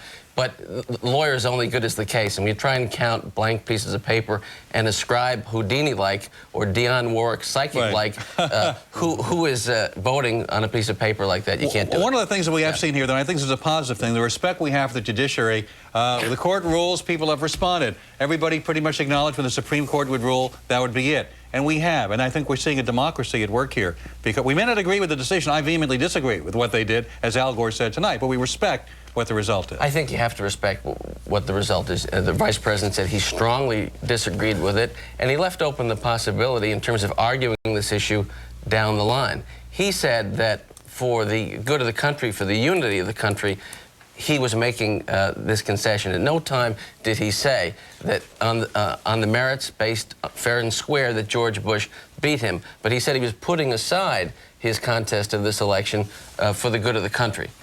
Susan, I was fascinated by the fact that in the majority opinion, everything we've been saying now for weeks, the standard list, the arbitrary recounts in select counties, 7 of the 9 justices saw 7 of the 9 had a constitutional problem with all this. And frankly, I was surprised it was under equal protection. I've got to be honest. I thought it was a slam dunk, 5-4 at least, on Article 2, Section 1. So I was surprised, but I mean, 7 of the 9, that says a lot, well, but that's going to be, that's the great numbers game, Sean, that you and I are going to keep playing, because to the end of the day, I will sit down and I will tell you this is a 5-4 opinion. Right? And you'll say it's 7-2, and I'll say there were 4 votes for letting these recounts go forward, and they either could have gone forward under a new standard or the old standard. 7 of the 9 saw constitutional problems with the standard list, arbitrary recounts.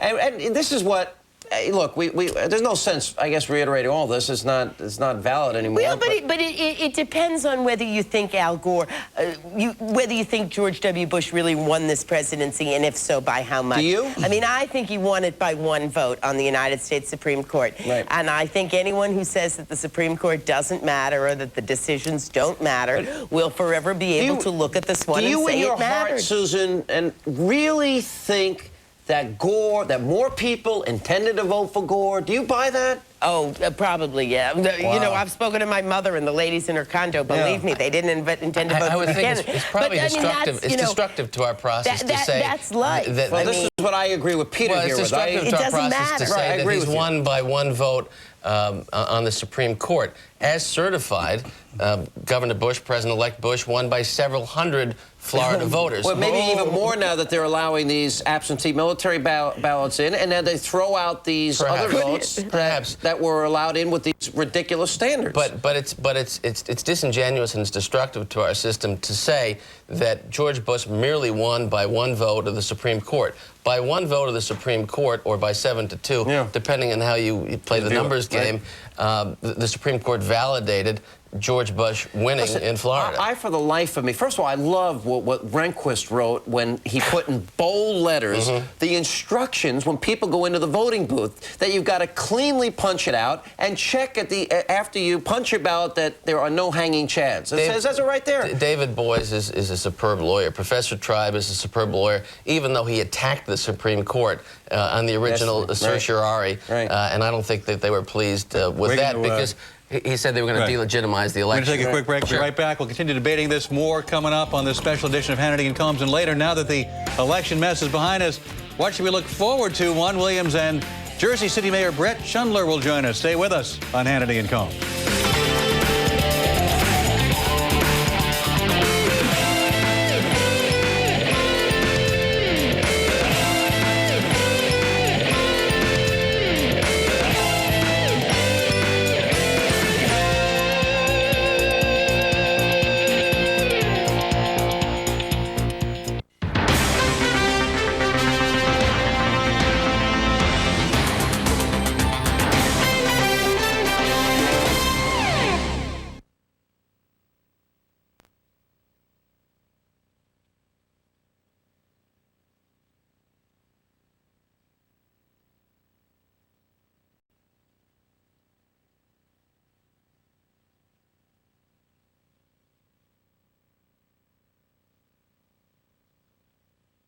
Lieutenant Hobbs. Tom? What do they want? You know a classified project known as Harsh Realm, Lieutenant? Situational war strategy. Sergeant Major Omar Santiago.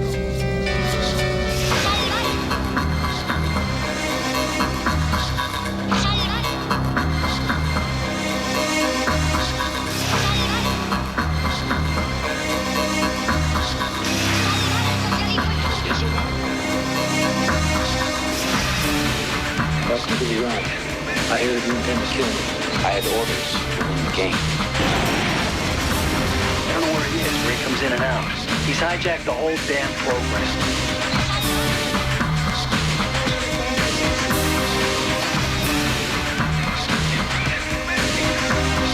It's no game. No getting out. No going home. I got the same mission.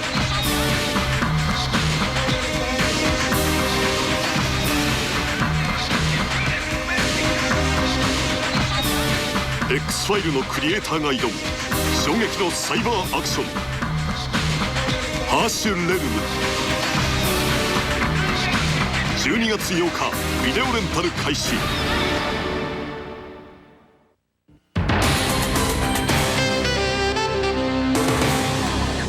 Fox Monday.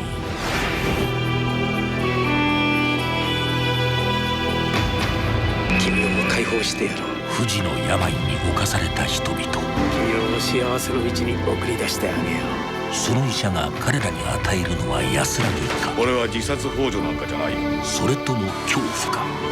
美しいだろう。ミレニアム月曜夜11時オン Fox。Welcome back to our special edition of Hannity and Colmes. I'm Sean Hannity, and we continue with Fox News legal analyst Peter Johnson and Fox News political analyst Susan Estridge. Susan, being the good attorney and law professor that you are, what do you make of Justice Ginsburg? Justices traditionally, you know, they talk about fulfilling their oath. They respectfully dissent, and she writes, "I dissent," breaking with that tradition. I don't think she was feeling very respectful, huh? Well, but it's breaking with the tradition. I mean, you're not. I find it a bit offensive. Justice Ginsburg is a good friend of Justice Scalia's. She's a team player. She's hardly a rabble-rouser. I do think, and I say this with great respect for the court, that there is a real question right now about how the country is going to react to this decision and whether it will be seen as legitimate or whether the Supreme Court, by its action because of this narrow decision, has cast itself as just another political institution of government. You know something? I think because the nation, for what, 5.5 weeks now, has been watching this process unfold, and the madness of arbitrary counting, select counties, standardless or conflicting standards and so on. I think they understand the argument that each vote was not counted equally. I think it's a very simple concept. I think most people understand it, and I think they realize that it's the court's duty, and it was a burden put upon them. They didn't seek it out, as they even say in their opinion, that somebody had to take control of this, and I think they did the right thing. I think most people are fair-minded, and they understand that it was not a fair system what they were watching. I think most Bush voters feel exactly that way, but most Gore voters I talk to, and I think the country is still split. Create a question about the legitimacy of a Supreme Court determination with just with a few pen strokes or a few words. That is essentially destructive. And here we've had a process tonight where the Vice President has said that he's putting his objections aside. And now we have respected lawyers, political activists like Susan Estridge, who come on national television in the middle of the night and start to cast aspersions on the legitimacy of this election. I'm saying it's 5-4, you know. But that doesn't create legitimacy questions. And the Florida Supreme Court was 4-3, and they usurped the constitutional authority of the Florida legislature in Article 2, Section 1, and they rewrote the law. And I didn't hear anybody on the left complaining about that. No, it was all people on the right. Look, both these courts look very political. I've been teaching law for 20 years. I teach my students that the law is full of politics. There's no getting rid of it. It's a matter of how you do it. But there is an extent to which we as a country, through impeachment and now this crisis, have all learned that painful lesson of first-year law school, which is the emperor has no clothes. The Florida Supreme Court was 6-1 in its last decision with Wells dissenting. Look, but let's look forward here, Peter. And how is history going to regard the Supreme Court? This is the defining moment for the Rehnquist Court.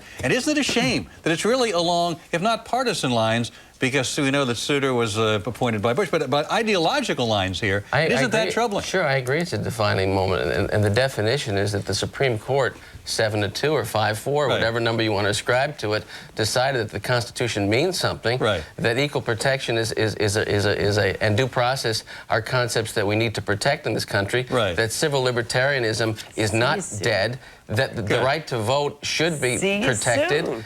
So what we have is essentially a liberal interpretation of the Constitution. Now, liberal-minded voters might not accept this liberal Well, but didn't everybody switch sides here? Because we have we have a states' rights court Yeah, that basically it all depends. said... You know, Susan, let me get this question out. Didn't everybody kind of switch sides here? We have a states' rights court, basically, that said federalism is really important here. It's a presidential election. And we had the people, the liberals on the court, basically taking the opposite position. The Constitution saying that this should be really, we should even be hearing this. I love hearing conservatives invoke equal protection and due process as substantive arguments. It's almost like hearing them get upset about sexual harassment. Let Susan finish. One at a time, please. Susan, please finish. Sure. No, I think you're absolutely right, Alan. Right. Federalism went by the boards. It used to be that Justice Rehnquist would say that what state courts did, that they were the ultimate arbiters of state law. We've got rid of that. We've got substantive due process and equal protection arguments I've tried for years to make to conservatives. I hope you guys will remember them, and we'll hear them again soon. Also, quickly, there's a catch-22 here, Peter. The court basically said, yeah, if we can find a way to do a recount or some way to do that, but you don't have enough time, so forget about it. It was kind of a catch-22. Was there enough time? But they said there was not enough time. But they said, well, we remanded it to the Supreme Court of Florida, but on the other hand, you don't have enough time to do it. We got to get out here, but to not go with equal protection, you would have to go with the absurd notion that they can count the ballots differently all across the state, the rule which of is law, madness. The rule of law is only the rule of law when you want it to be a rule of law. When it's not, Peter, then it's something else, I guess. Good to see you, Susan. It's always a pleasure. We love having you. Thank you for being on board. And coming up, we'll continue our look at this extraordinary presidential race. Juan Williams, straight ahead. Stay with us.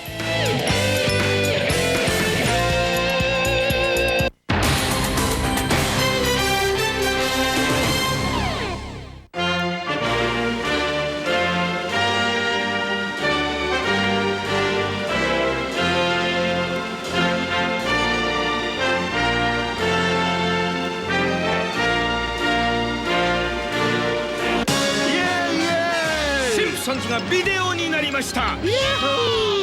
怖がらないで。大統領に噛みつく骨のあるアニメ。あんたら一体何者？ FBI のモルダーとスカリーです。わかりますね。はい。宇宙人だ。覚悟しろ。子供って残酷になれるものよ。ハッピー。ありがとう。シンプソンズ始まった？まだ。ザ・シンプソンズ選び抜かれた傑作が4話。それで一つのビデオに入ってます。ビデオですから繰り返しご覧になれます。おい、俺のビデオが出るぞ。ザ・シンプソンズ。これを置いてないビデオショップはもぐりです。親父見る気ある？ There's nothing new going on in Washington. No new issues, scandals, or controversy, because Washington has always been a hotbed of egos, emotions, and intrigue. The only difference now is that the press and media are all over it, with more cameras and more reporters than ever before. But how can you be sure you're getting the whole story, fair and balanced? Well, watch the political fireworks here and catch the best show around.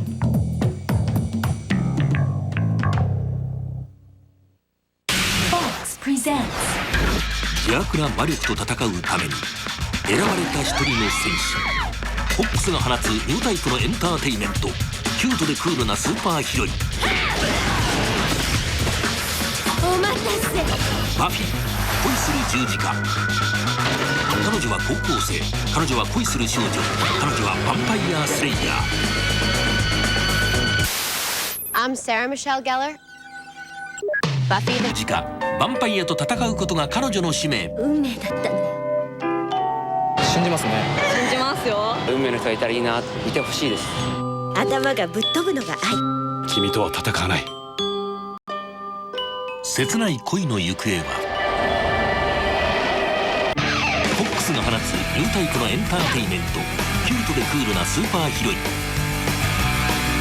バフィー恋する十字架毎週木曜夜10時宿命の対決か運命の恋か Only on Fox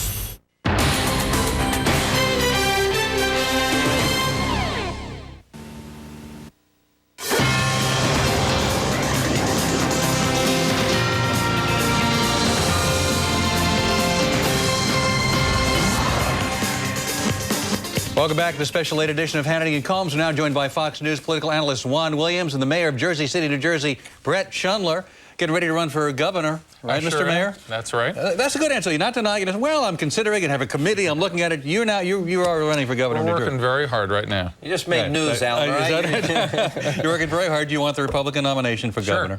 Yeah. And who do you think you'll be running against? In the Republican nomination, it'll be Don DeFrancesco, and the general election will be Jim McGreevey. All right, there we go. It's been said. Well, let's get back to just what happened tonight. Juan Williams, let's talk about these. First of all, Gore's concession speech. I think it was wonderful. I know that I'm partisan, and I happen to be a Gore supporter, but both sides are saying this was the best speech of his career.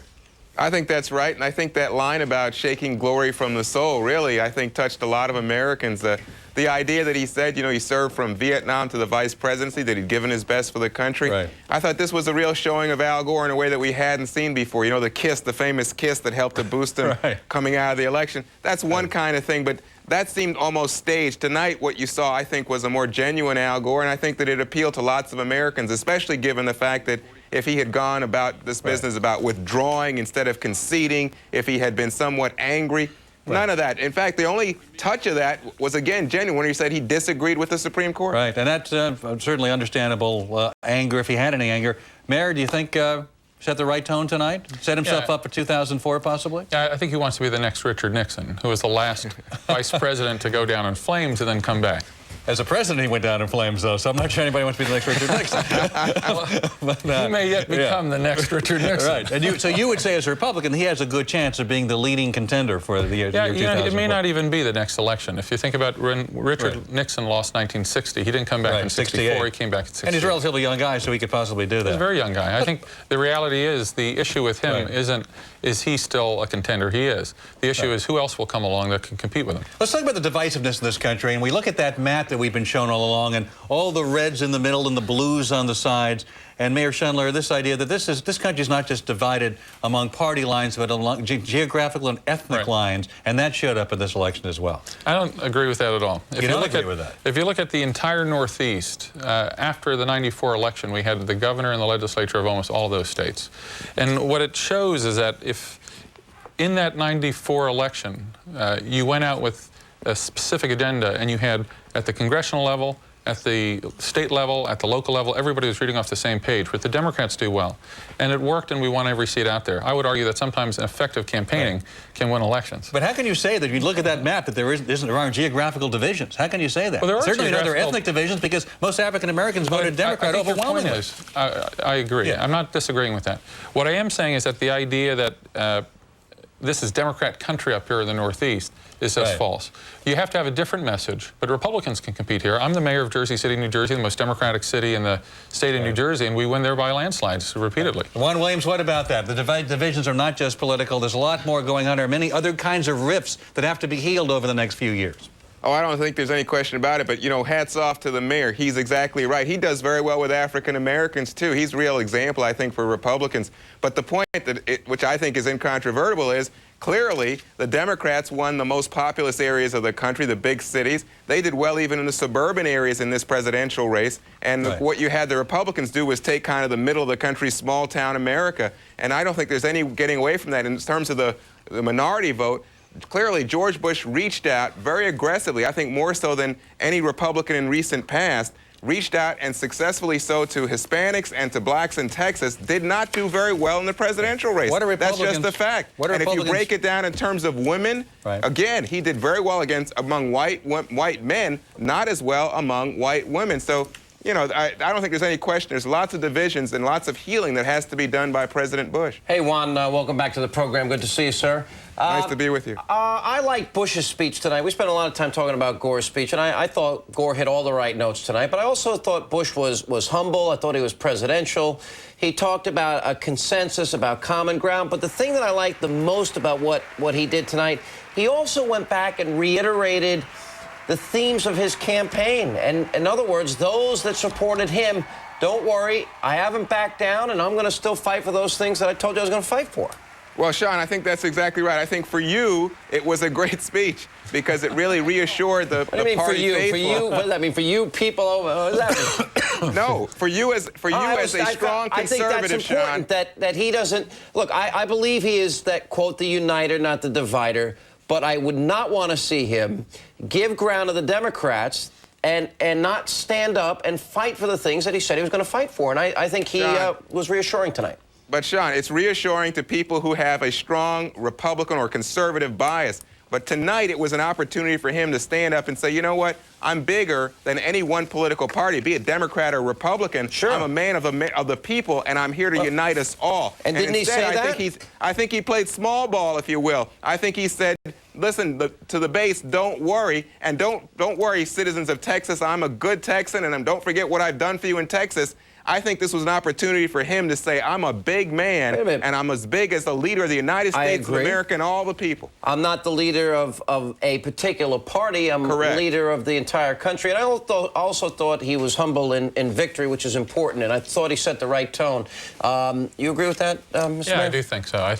I agree with you, by the way. I don't think he should betray his principles as a way to bring a new consensus together. I think what he has to do is persuade the country that his agenda is the right agenda. He has to continue to go to the people and say, look, we do have to do education reform. It's not enough just to throw more money at schools and see taxes go up. You know, and he was relaxed, too. And, and I thought whoever decided to put him in that environment in the State House and have the Democratic speaker introduce him, it was brilliant on their part. He's got some good staff there. He really does, yes. And I think especially in the weeks to come, we'll see, probably in the days to come, Colin Powell will be announced as Secretary of State. Condoleezza Rice will be there. I mean, he has the possibility of bringing in governors like Governor Roscoe Montana and Governor Keating of Oklahoma. Americans are just going to be proud of his appointments. I think a lot of us, there was mixed feelings, I think, about Clinton's appointments. I think you're going to see a lot more broad support for Bush's appointments. And people are going to say, you know, we have a really first-rate crew here. Yeah, it'll help us overcome the recession that Clinton and Gore are leaving us, right, Alan? I don't see that happening. You don't see no, you already said it. You're already setting yourself up to blame Clinton Gore. One last parting shot, right? One last parting shot. I am being gracious. Look, I honestly, I think after both of these speeches, Juan, American people are going to look at this and they're going to feel confident in the belief that the system, at the end of the day, has worked. In spite of swinging chads, hanging chads, pregnant chads, at the end of the day, it's the peaceful transfer of power of which we can all be thankful for. Well, Sean, God bless America. I agree with you. We're going to have a peaceful transfer of power, but I don't think people have any great faith that the system worked. In fact, there's such anger among Democrats, they feel that the system failed. Very quickly, Mr. Mayor, what Democrat should he be looking at for his administration? You know, Colmes. No. Why doesn't he take Lieberman? That'll give us the opportunity to pick up the Senate. In other words, get the Senate to go Republican. Play a little game of chess. I thank you both very much. That's our show for tonight. Join us tomorrow night at 9 Eastern, our regular time. New York Congressman Charles Rangel, California Congressman David Dreyer join us. Thank you for watching Fox News, and have a good night.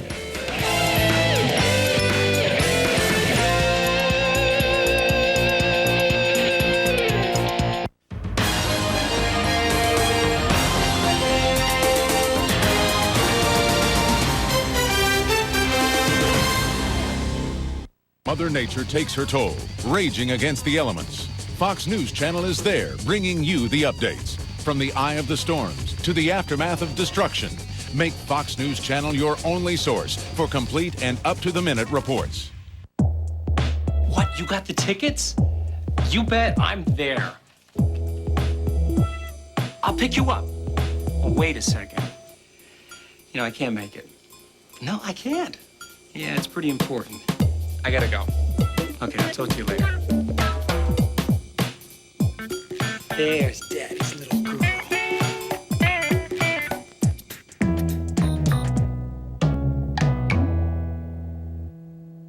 Come first to Fox News for breaking news, exclusive stories that impact the world, unique, timely interviews that shape our nation.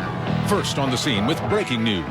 Continuous coverage from over 70 bureaus around the globe. We're the only ones here who still have live pictures out. Reporters, anchors, and correspondents that are first, fair, balanced. Powerful insight, powerful perspective, powerful news. Come first to Fox News for breaking news. You know, some mornings this is just too much. Especially when it's cold and nasty outside. But you're my pal. You're always there for me, unlike some people. And I'm not gonna let you down. Come on, man, let's go outside. So, Cosmo, got any big plans for today?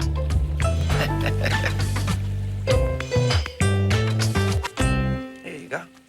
Channel V. Channel V. Channel V. Channel V. Check it out now. Channel V 24時間 100% ミュージック US、UK のトップヒット on air Concede Music News スター独占インタビュー and more International Music Scene をそのまま catch What does the V stand for? It's all about music! Channel V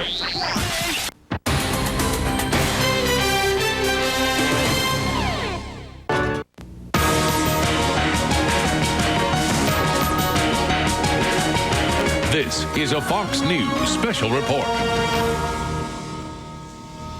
I'm Brit Hume, Fox News, Washington. In less than 2 minutes, Vice President Gore will address the nation from his office just across from the White House to acknowledge that the presidential race is over and he has lost.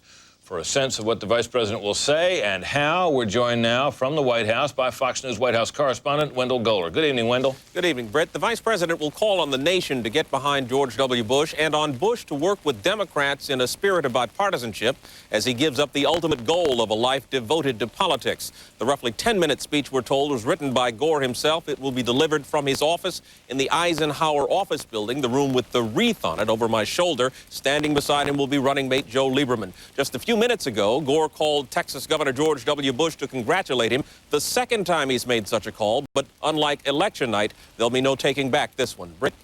Now, I take it, Wendell, that while Joe Lieberman will be there with him, and had earlier there'd been some thought that he might have something to say, I take it, Wendell, he will not. There was a thought that Lieberman would introduce the Vice President. He will not do that. Mr. Gore will be the only one to speak tonight. Brit? All right, Wendell, thank you very much. So we expect the Vice President from this office there in the old Executive Office building just across from the White House to speak in just a couple of moments. There you see a live shot of the chamber in which he will speak. And any second now, he should be coming into the room to make his remarks. And here he is now.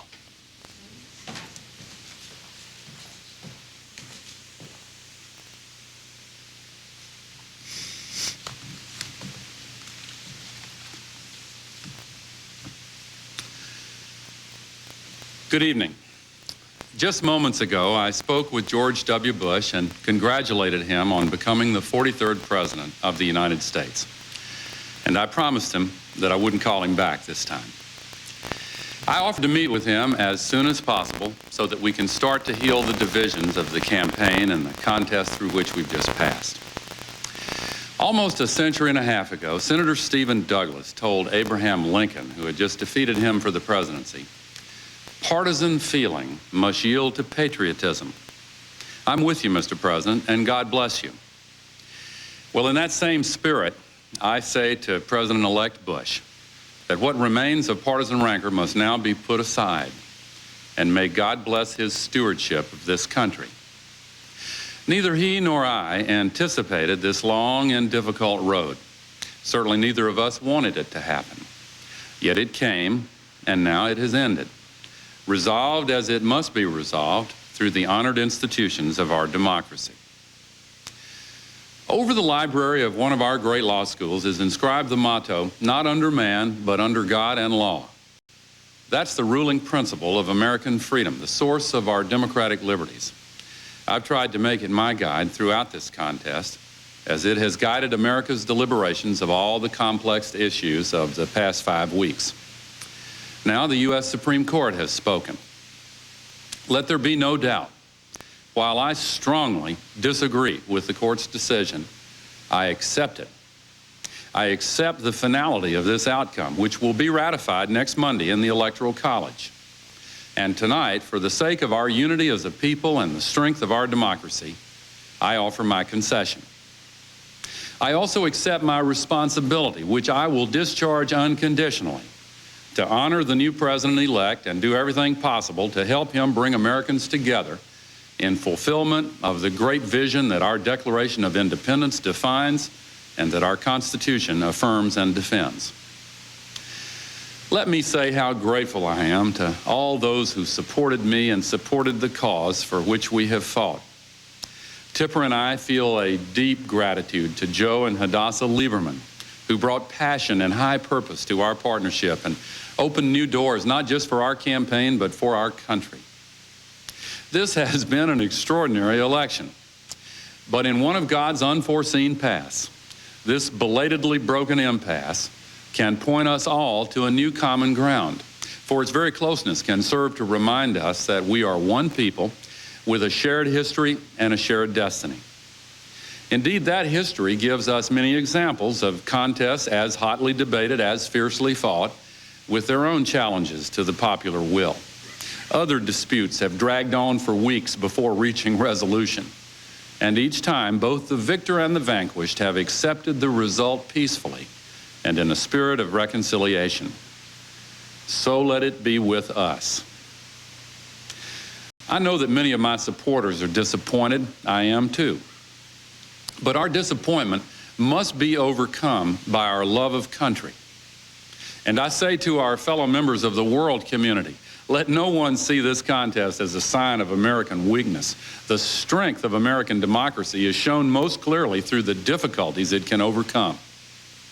Some have expressed concern that the unusual nature of this election might hamper the next president in the conduct of his office.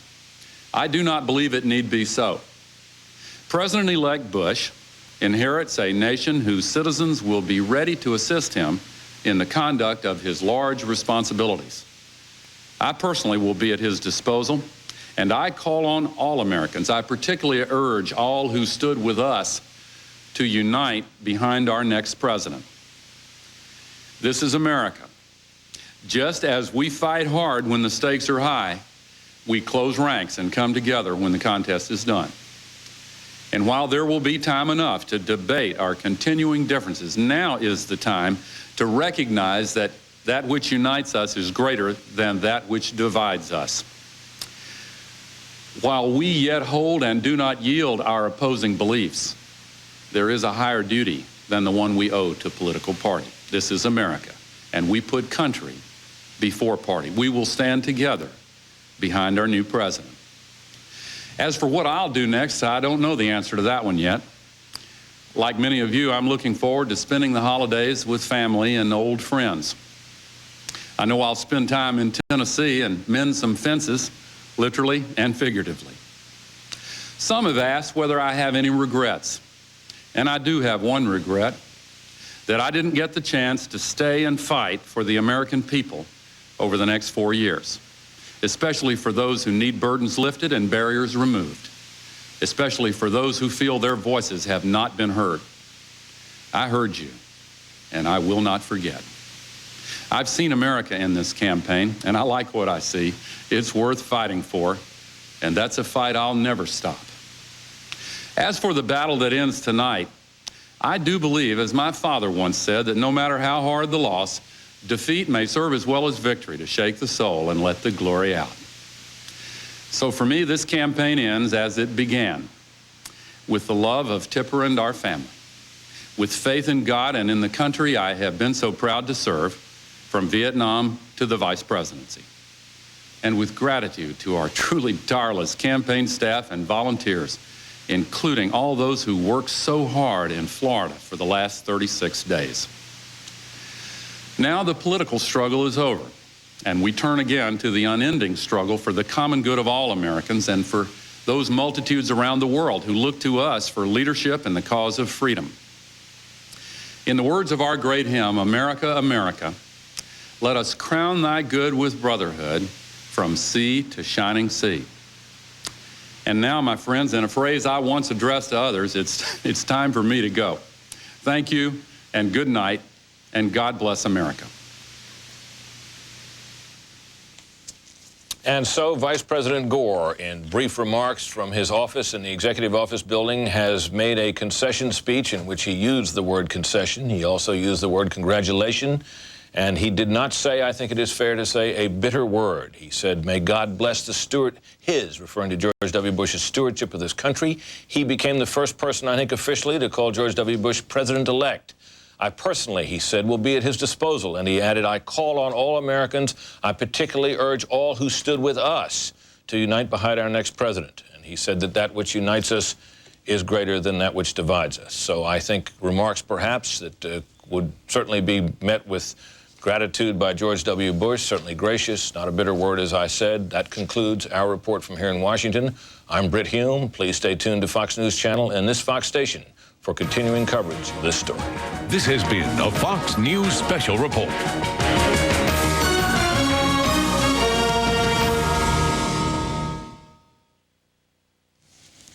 And we're back with continuing coverage and analysis here on the Fox News Channel. We learned from Austin that Governor Bush, having received the congratulatory phone call that Vice President Gore indicated that he made just before making his concession speech, he described his conversation with Al Gore as brief, gracious, and congratulatory. And the governor is quoted as saying, "Thank you. I look forward to seeing you next Tuesday. I am honored that you would receive me. I'm looking forward to working with you to heal the nation. Thank you very much," he said goodbye. So Carl Cameron joins us now from Austin for some sense of when he said, I'm honored you're going to receive me next Tuesday. We know that Governor Bush was planning to come to Washington. I take it there will be a meeting. Yes, in fact, the governor now plans to leave Austin Sunday and spend the evening overnight in Washington Sunday night, spend the day on Monday meeting with congressional leaders of both parties, visits on Capitol Hill with congressional leadership as well as certain select committee chairpersons.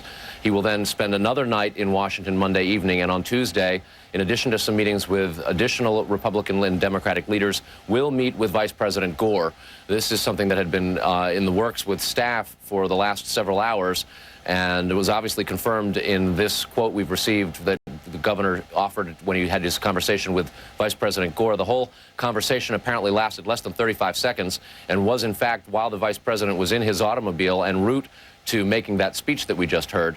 The governor will be returning to Austin Tuesday evening, whereupon we're led to believe that he will begin the process of announcing and selecting cabinet secretaries. We should hear the White House staffing selections, or at least the beginning of it, as soon as tomorrow. And clearly, based upon the remarks from the vice president, there was just about everything that George W. Bush could hope for, including some signals from Al Gore that perhaps some of the Democratic special interests and constituencies that have been refusing to sort of lay down their arms and let this go perhaps should, and that the vice president is encouraging all Americans, Democrats and supporters, to rally behind George Bush. That was very much something that the Bush campaign wanted to hear tonight. All right, Carl, thank you very much for that update from Austin. Let's turn now to someone who has covered Vice President Gore for much of this year, Jim Angle, our senior White House correspondent, who has spent the last, month or so in Tallahassee, Florida, where he joins us tonight.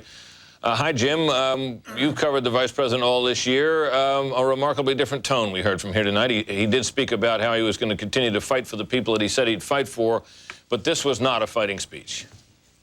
No, it wasn't, Brit, but you're right. That was the one reference in there that sounded a little bit like the old Al Gore of the campaign trail, but the rest of it was a very genuine, humble speech. The tone struck me, Brit, as something that we saw really only in his speech at the convention, another speech that he largely wrote himself. Al Gore does best when he is writing the words he's speaking. He's often been accused of sounding insincere, even when he was sincere by voters, even Democratic supporters. Tonight, he sounded quite genuine in this. I think he said all the right things. Obviously, he has an eye on his standing in history.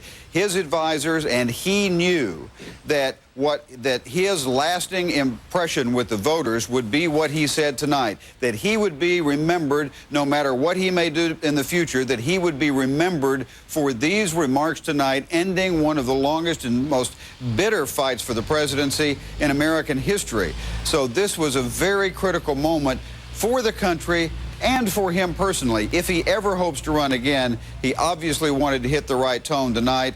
He did everything he could to try to call off the dogs, if you will, and what we've seen here, a lot of very deeply bitter people over what has happened in the election. He seemed to suggest that they stop that. We will see what Democratic groups do now that he's spoken. Brett. All right, Jim Angle, thank you very much. We'll check in with you later as things go forward here. Another speech yet to go.